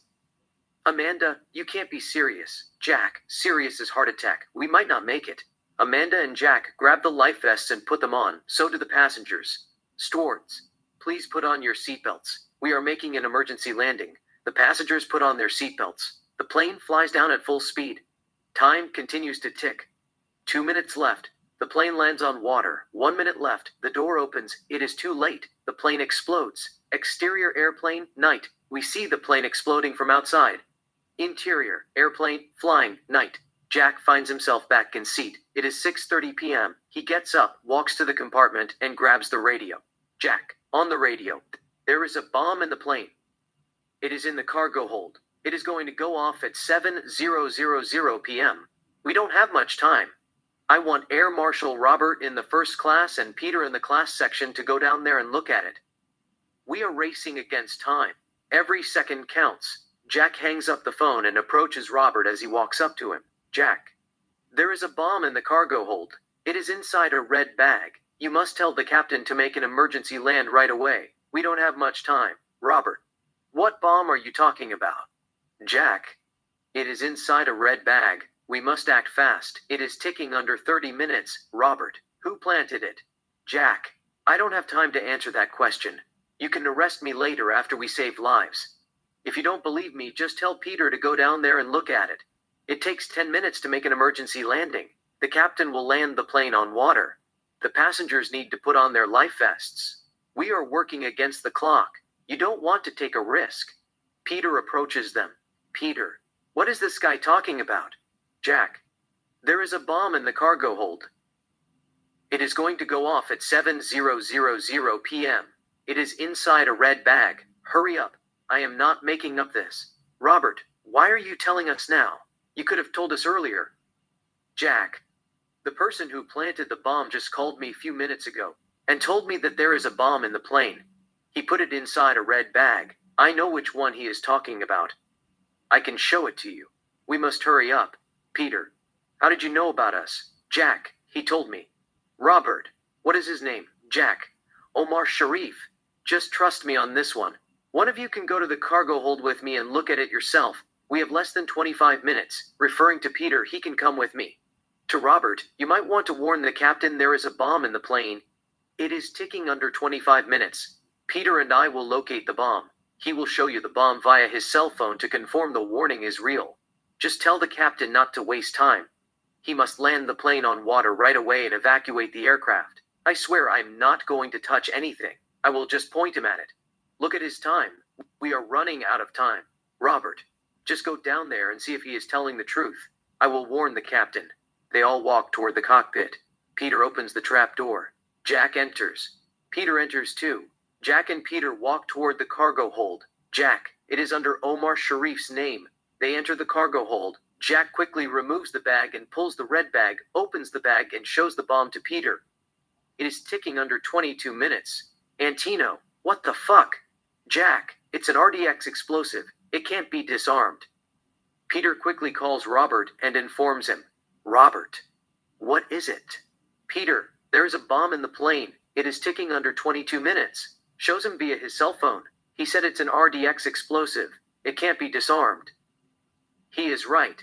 We must tell the captain about it. They have to make an emergency landing right away. Robert, did he plant it? Peter, to Jack, did you plant it? Jack, no, I didn't. I don't know who planted it. We don't have time to answer that question. We must act fast. Peter, he said he didn't plant it. Jack, show the bomb to the captain right away. Peter, to Robert, I will show the bomb to the captain. Check the name Omar Sharif Ali Fareed. The name on the luggage is Omar Sharif. Robert, just be careful. Keep an eye on him. Peter. Sure. They both hang up. Peter calls Richard. Cockpit, cargo hold. Richard answers the phone. Richard, on the phone. What is it? Peter, on the phone. There is a bomb in the plane. You have to make an emergency landing. Shows him the bomb via his cell phone. It is ticking under 20 minutes. It's an RDX explosive. It can't be disarmed. Richard, on the phone. Fuck. Just warn the passengers. Let me see what I can do. Jack, to Peter, tell him not to waste time. There is no dry land in the area. He must land the plane on water now. Richard, on the phone. Who is that? Peter, on the phone. The guy who told us about the bomb. Jack, can I talk to him? Peter gives him the phone. Jack, on the phone. Don't take chance. Just land the plane on water right away. It takes 10 minutes to land. Another 5 minutes to evacuate the plane. And 5 more minutes to swim away from the plane. Hurry up. You don't have time. Just descend now. Do it. We will tell the passengers to put on their life vests. Jack hangs up. Peter, are you sure you didn't bring this with you? Jack, no, I didn't. Peter, can you deactivate it? Jack, are you kidding me? I don't know anything about bomb. You know, I am trying to buy us time. It doesn't matter who planted the bomb or who can deactivate it or not. If you think I have anything to do with it, you can arrest me as soon as you get a chance. But let's save lives first, and ask questions later. I am here to help. We have less than 20 minutes. Peter. Okay, let's get out of here. It is not safe. They exit the cargo hold and climb back to the top. Robert joins them. Peter. To Robert. The captain is about to make an emergency land. Richard. This is your captain speaking. We are making an emergency landing. Please put on your life vests. It is located under your seat. You have 2 minutes. As soon as you put on your life vests, make sure you buckle up. Good luck. The passengers are panicking, asking all kinds of questions. Peter. To Jack. Return to your seat. Jack returns to his seat. Amanda. What is going on, Jack? There is a bomb in the plane. Look at his watch. It is ticking under 18 minutes. Just put on your life jacket and buckle up. Both Jack and Amanda put on the life vests and buckle up. Next, airplane flying, night. The plane descends down at full speed and lands on the water. Robert grabs the radio. Robert, on the radio. Take the nearest exit and swim away the plane as far as possible. Jack looks at his watch and takes Amanda's hand, as if he knew her. Jack, come on. We have less than 3 minutes. Amanda is a little bit surprised why he cares about her. She just tags along. There is chaos. Everybody is trying to exit the plane. Robert, on the radio. Ladies and gentlemen, there is no need to push each other. Calm down. Be patient. Take the nearest exit without pushing the person in front of you. Robert, make sure that the passengers are calm and exit the plane safely. Exterior, airplane, night. The passengers slide down on the slider, enter the water and swim away. Jack lets Amanda jump out of the plane first. Amanda slides down and enters the water safely. Jack jumps out, slides down and enters the water safely as well. Jack, we must swim away from the plane as far as we can. It will explode. Jack and Amanda swim away the plane as far as possible. So do the passengers. The captain is the last person to leave the plane. Captain Richard slides down and enters the water. The plane explodes. Nobody gets hurt except the captain. The blast sends a piece of metal. The metal hits Richard on the head and knocks him unconscious. The plane is on fire. Robert swims toward Richard, pulls him to safety and checks for a pulse to see if he is alive. Captain Richard is alive. The passengers float on the Pacific Ocean. Jack makes sure Amanda is safe. Jack, are you okay? Amanda, I am fine, we take it with overhead shot. Exterior ocean, minutes later. A rescue helicopter flies above the water and comes near Captain Richard. The rescue crew get out of the helicopter, put Richard on a flat medical bed, and lift him. The passengers watch everything in wonder. The rescue crew place the captain in the helicopter and take him to the hospital. Exterior boat, night. The passengers are in a rescue boat. They are heading to Hawaii. Two men, Paul and David, approach Jack. Paul shows him a badge. Paul, I am Agent Paul, FBI. We need to have a word with you. Jack nods to Amanda and gets up. They walk toward the stern. Paul, did you plant the bomb in the plane? Jack, no, I didn't. Paul, how did you know there was a bomb in the plane? Jack, it is sixth sense. Paul, what is that? Jack, I just sensed it. You know, I have the power to see things before they happen. It is a rare gift. Paul, you are under arrest. Anything you said can be used against you. David cuffs him. Interior FBI head office, interrogation room, day. Paul and David question Jack. Jack, did you look at the security camera? I boarded the plane with a black luggage. The bomb was in a red luggage under the name of Ali. I am not a terrorist. Why would I put a bomb on a plane and tell them about it if I wanted to blow it up? Paul, we didn't say that you are a terrorist yet. We suspect that you tried to blow up the plane to get attention. Jack, what attention? David, you want to be famous. Jack, why would I risk my life and the passengers' lives to be famous? I could have died. We barely made it. Paul, so how did you know the bomb was inside a red bag? Jack, I have already told you it is sixth sense. I took a nap and saw it in my dream. It's one of those things that you can't explain. David, we don't believe you. We think there is something that you are not telling us. I can sense it from your voice. Jack, what is it? Paul, you have an accomplice. Someone helped you plant the bomb. You have to tell us who he is. Jack, you sound like kids. You are supposed to be professionals. It is common sense. Why would I board a plane that had a bomb? Unless I had a death wish. Paul, do you have a death wish? Jack, no, I don't. David, have you thought about committing suicide? Jack, no, I have never thought about committing suicide. I love life. Paul, so tell us who did it.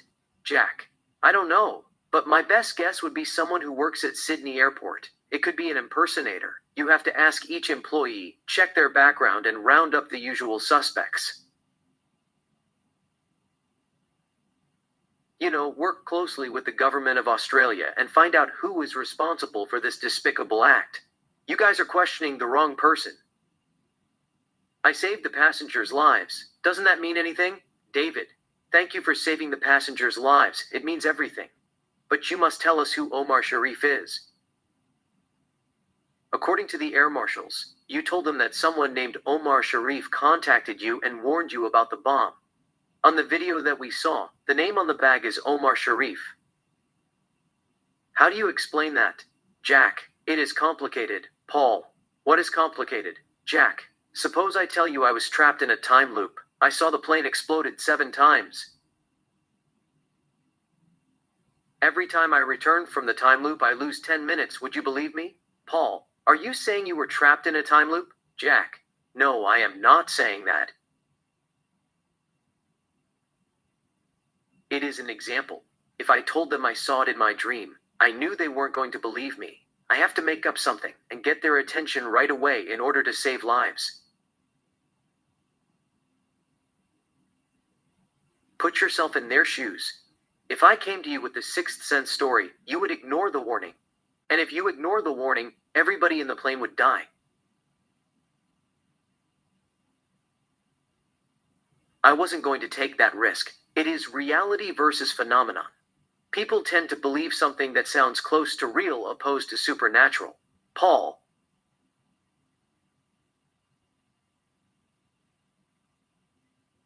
You are not answering my question. Who is Omar Sharif? Jack, I don't know who he is. I made it up. I mean, it is a prophecy like Nostradamus. The name came to my head out of the blue.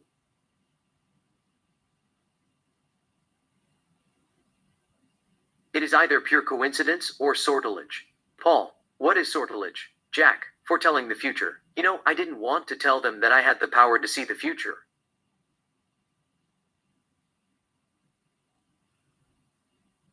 I thought that they wouldn't believe me, so I made up the story. I told them Omar Sharif contacted me and warned me about the bomb. It was a lie. You can check my phone record. Nobody called me while I was in the plane. David, how do we know you are not lying to us? Jack, I am innocent. I believe in the justice system. I have no reason to lie.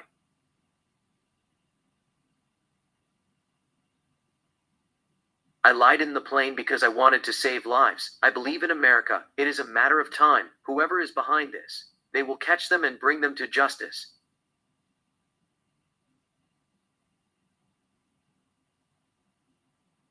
Paul, why did you say them? Why not him or her? Them is plural. Jack, I don't believe it was carried out by one person. I don't want to incriminate myself, but it could be a well-organized group.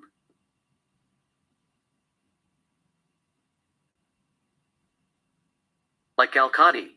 Paul, why did you say you don't want to incriminate yourself? Can you explain it to us? Jack, I just thought the phrase incriminate oneself sounds cool.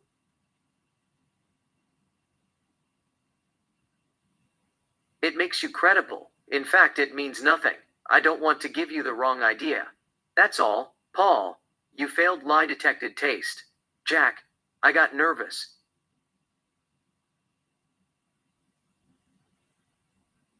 It was my first time doing it. I couldn't help shaking. David, your story doesn't add up. It has flaws. You don't expect us to fall for Sixth Sense, do you?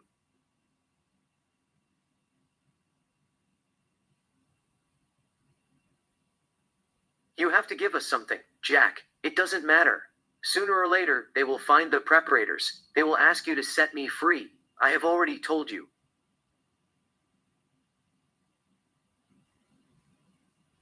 I believe in America. If they could catch Osama bin Laden, they can catch a terrorist who doesn't have a pot to piss. Paul, what does that mean? Jack, I don't care if it is singular or plural.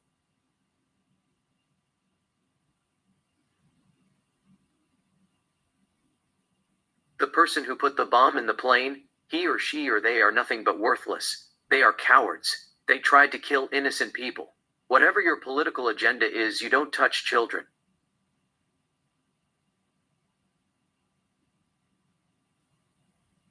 That is the rule. That's where you draw a line. They were kids in the plane. They could have died if I didn't warn them. Trust me, CIA will find the bad guys and bring them to justice.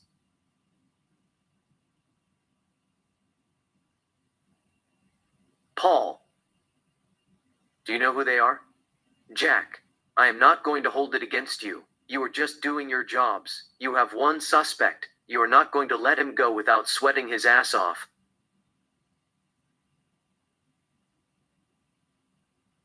I hope you guys are not going to torture me or anything that is bad.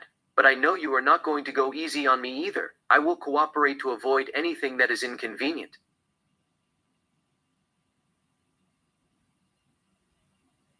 I don't like pain. I have seen this torture method in movies that they do with water. I don't know what they call it. But they pour water over a cloth, covering the face.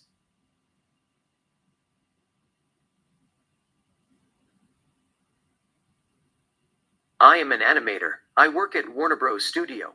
I thought it looked harmless, but I am told you could die from that. It is hard to breathe. The point I am trying to make is if I were in your shoes, I wouldn't believe myself either.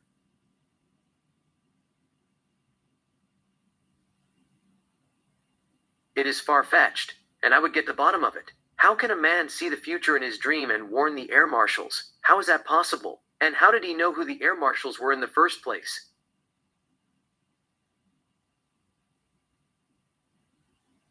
Who told him? There is something fishy going on. You see, that's what I mean. I don't want to incriminate myself, but at the same time, I don't want to go to prison for something that I didn't do.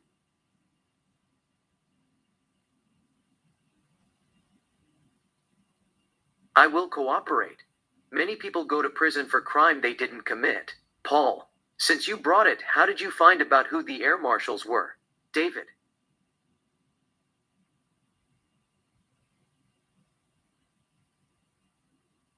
they said you knew them by names. Jack, it revealed to me in my dream. David, bullshit. You don't accept us to believe that, do you? Jack, no, I don't. Paul, according to them, you told them that Omar Sharif gave their names to you.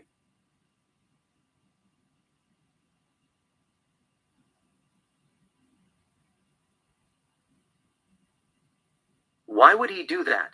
Jack, he didn't give me anything. I made it up. Peter, you just said you knew who Omar Sharif was. Jack, you keep twisting my words. You can release me when you capture the preparators.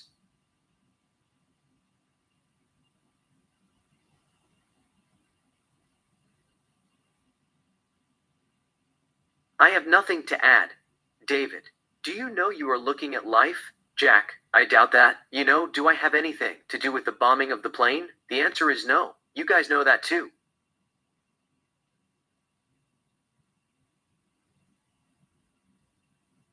I am a hero. I have nothing to do with the bombing of the plane. But I understand how people think. They believe in things that make sense to them. It is the law of human nature.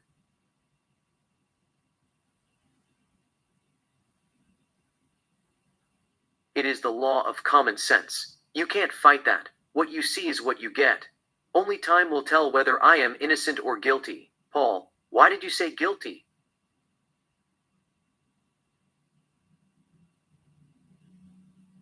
Jack, it is because you can't be found innocent before a crime is committed.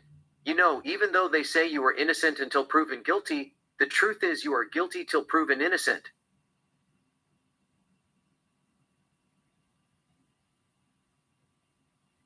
You lose your freedom once a crime is committed, and they suspect that you might have committed the crime. Just think about it. How someone who loves his country gets up in the morning, says, I'm going to blow up a plane, put a bomb in the cargo hold, and change his mind 30 minutes before the bomb goes off.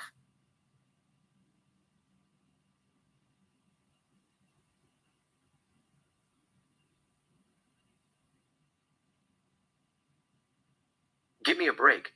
Where did he get the bomb in the first place? How did he pass security? It takes time, money, resource, and energy to carry out the plot.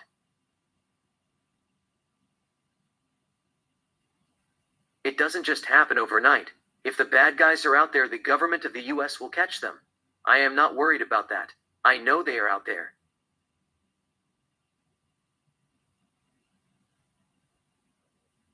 I hope they catch them on time, tighten up security, and prevent further attack. Paul's cell phone rings. Paul looks at it. Paul, I have to take it outside.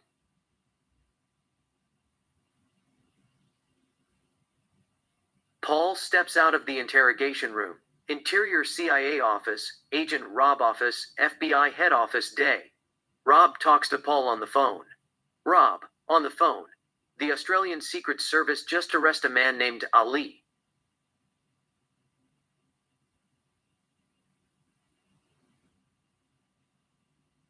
They saw him on the surveillance camera carrying the same red bag from the video. They are questioning him as we speak. Paul, on the phone. What about the suspect in custody?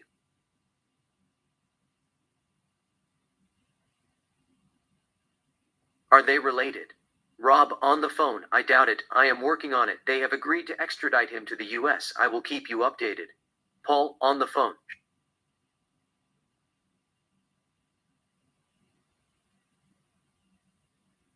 Sure. Rob, on the phone. Take care. Paul, on the phone. Bye. Both hang up. Interior FBI head office interrogation room day. David is in the middle of questioning Jack.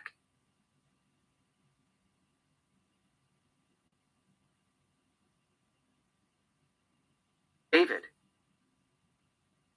So, you are saying that you have superpower? Jack. No, I don't have superpower. Once in a while I see the future in my dream vividly. That is all. Paul enters the room.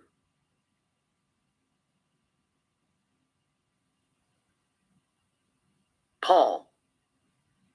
What do you know about a man named Ali? Jack. I have never heard of him.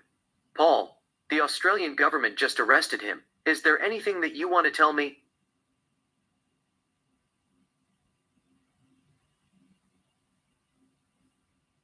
Jack.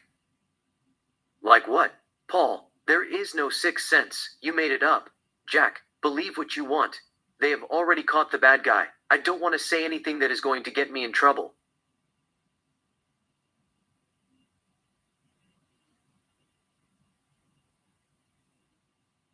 I am innocent. I am not going to speak to anyone without my lawyer. I am free. Paul, you could be his accomplice. David, your story has more holes than Swiss cheese.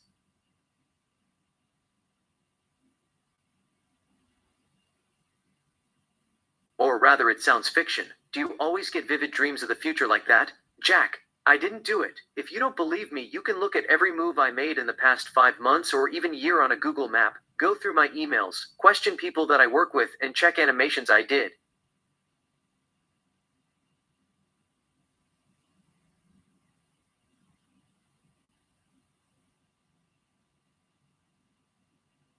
It will change your mind.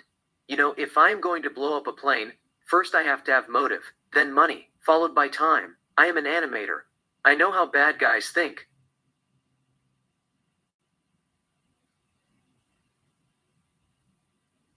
They have deep-seated psychological issues. Terrorists kill innocent people to make political statement. Don't forget about connection. There is a middleman who arranged deals.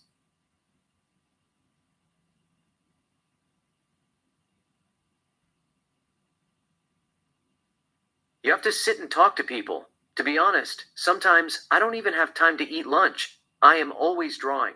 That's why I went to Sydney, Australia to take a break.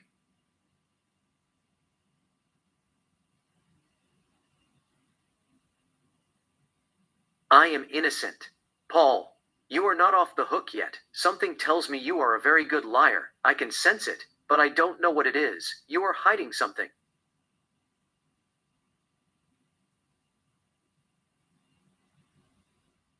Why don't you spit it? Jack, I am not hiding anything. I am innocent. You know, I can beat the polygraph if my life depends on it. You will probably think that I am lying or the polygraph is broken.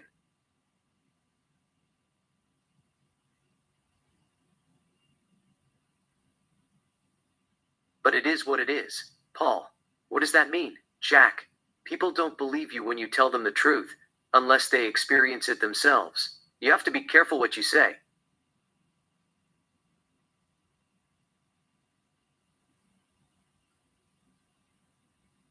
Or you could end up in a mental institution. You know, I was trapped in a time loop. I saw the plane exploding 7 times before we made it out alive. I will tell you from the beginning to the end if that is what you want to hear.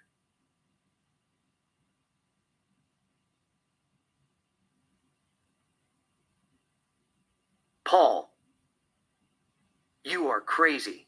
Interior CNN headquarters, newsroom day.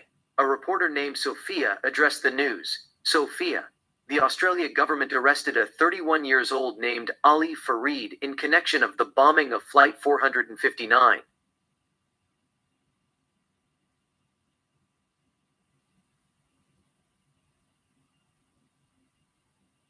Insert TV screen.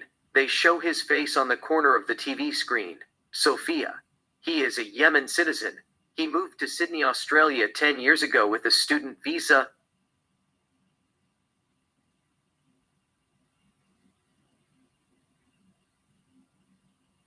Exterior Yemen, day.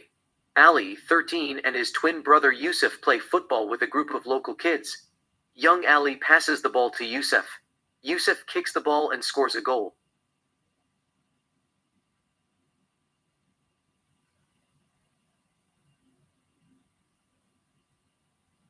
Young Ali and Yusuf celebrate. In CIA headquarters conference room day, top US government officials sit around the table. On the screen, we see the picture of Abdi.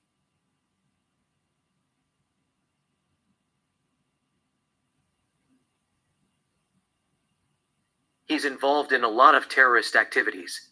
Agent Randall addresses the issues. Albert, United States Secretary of Defense, gives them the go-ahead to.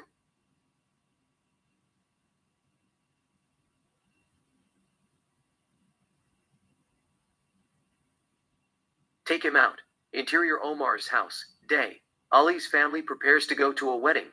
They all are dressed up, except young Ale. He is grounded. His father Omar wants Ali to come with them.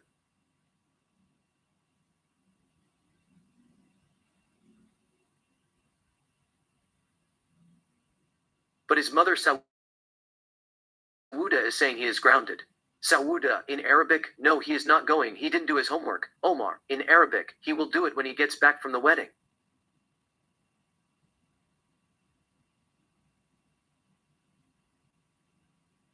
Sauda, in Arabic, no. He is failing his class. I don't want him to be left behind. I have already warned him, but he doesn't listen. All he wanted to do is play football.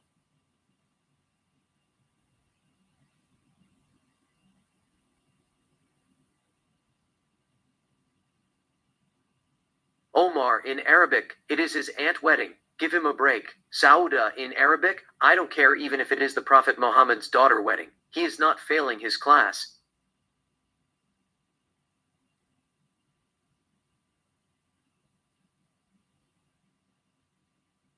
If he goes, I won't go. He has to learn how to be responsibility. There is a time for game. There is time for study. Omar, to Ali, I am sorry. I tried.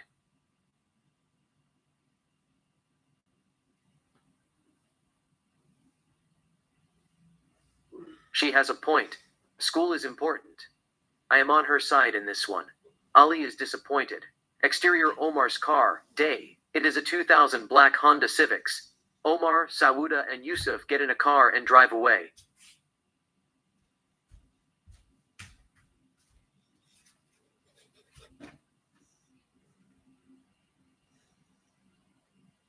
Omar is behind the wheel.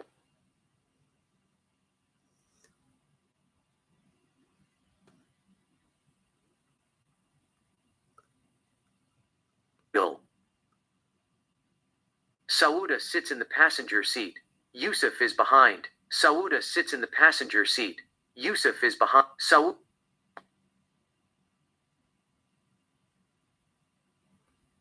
Omar's car, day.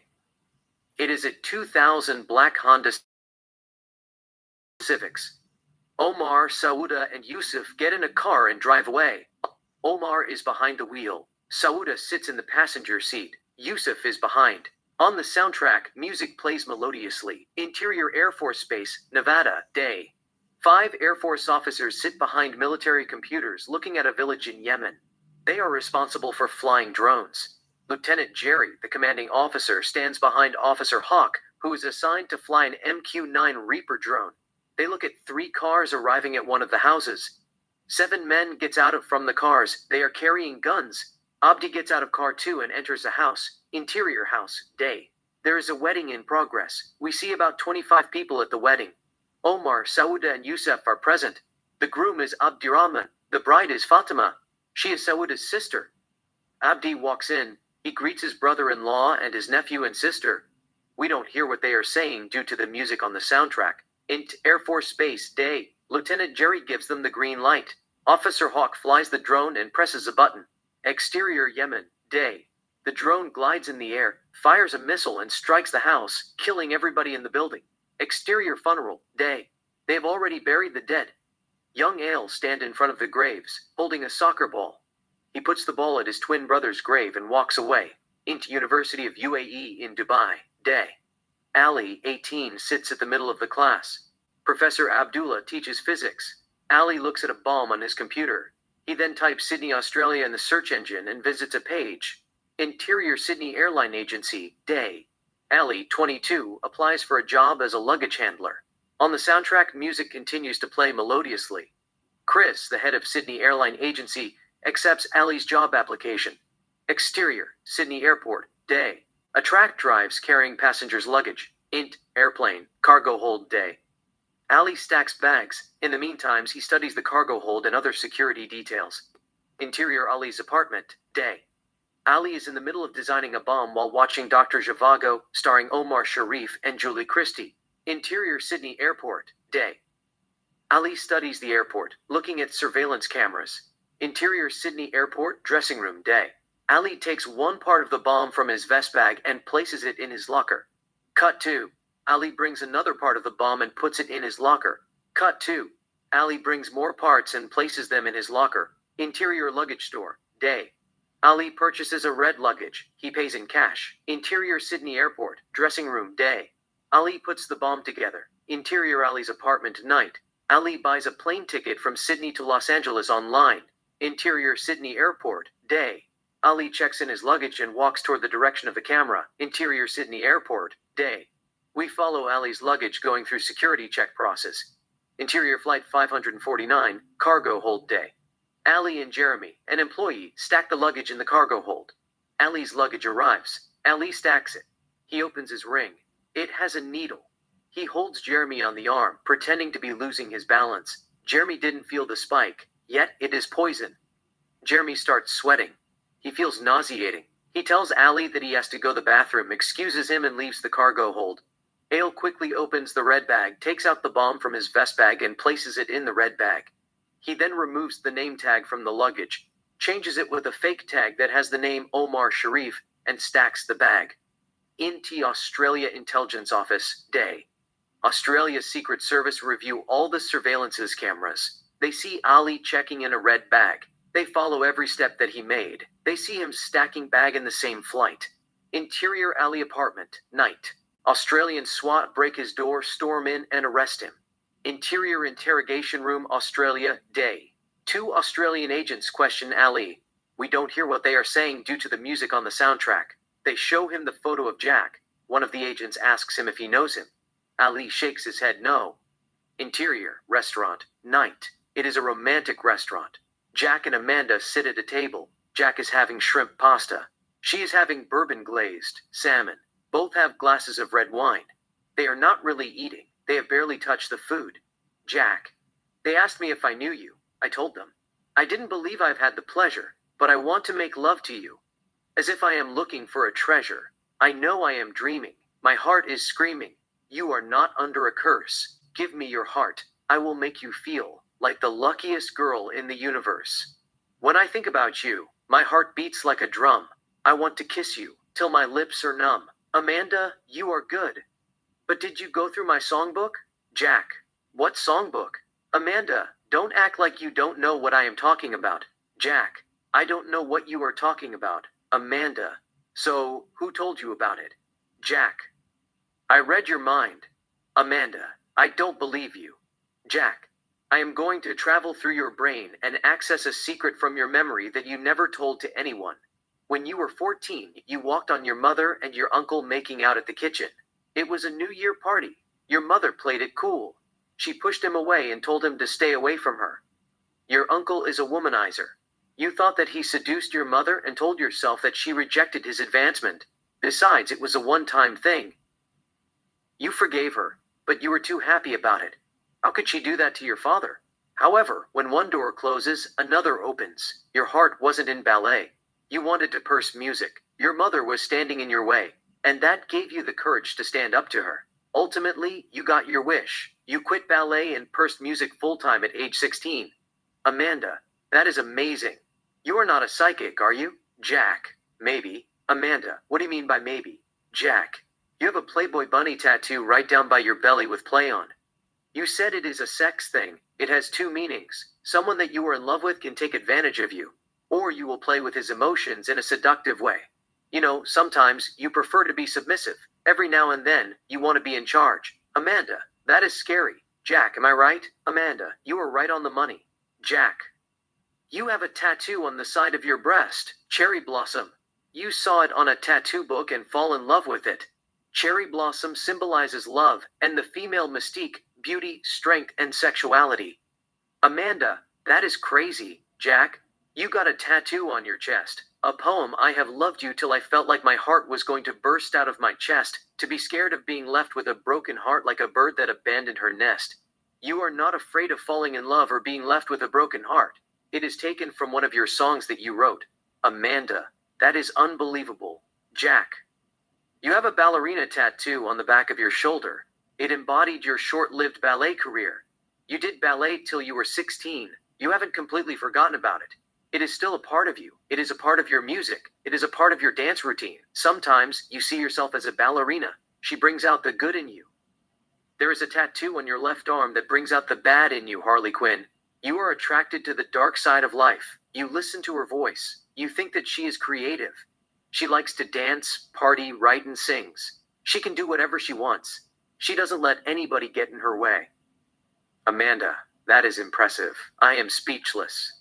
I thought it was untrue when people say that they have psychic power. It is actually true.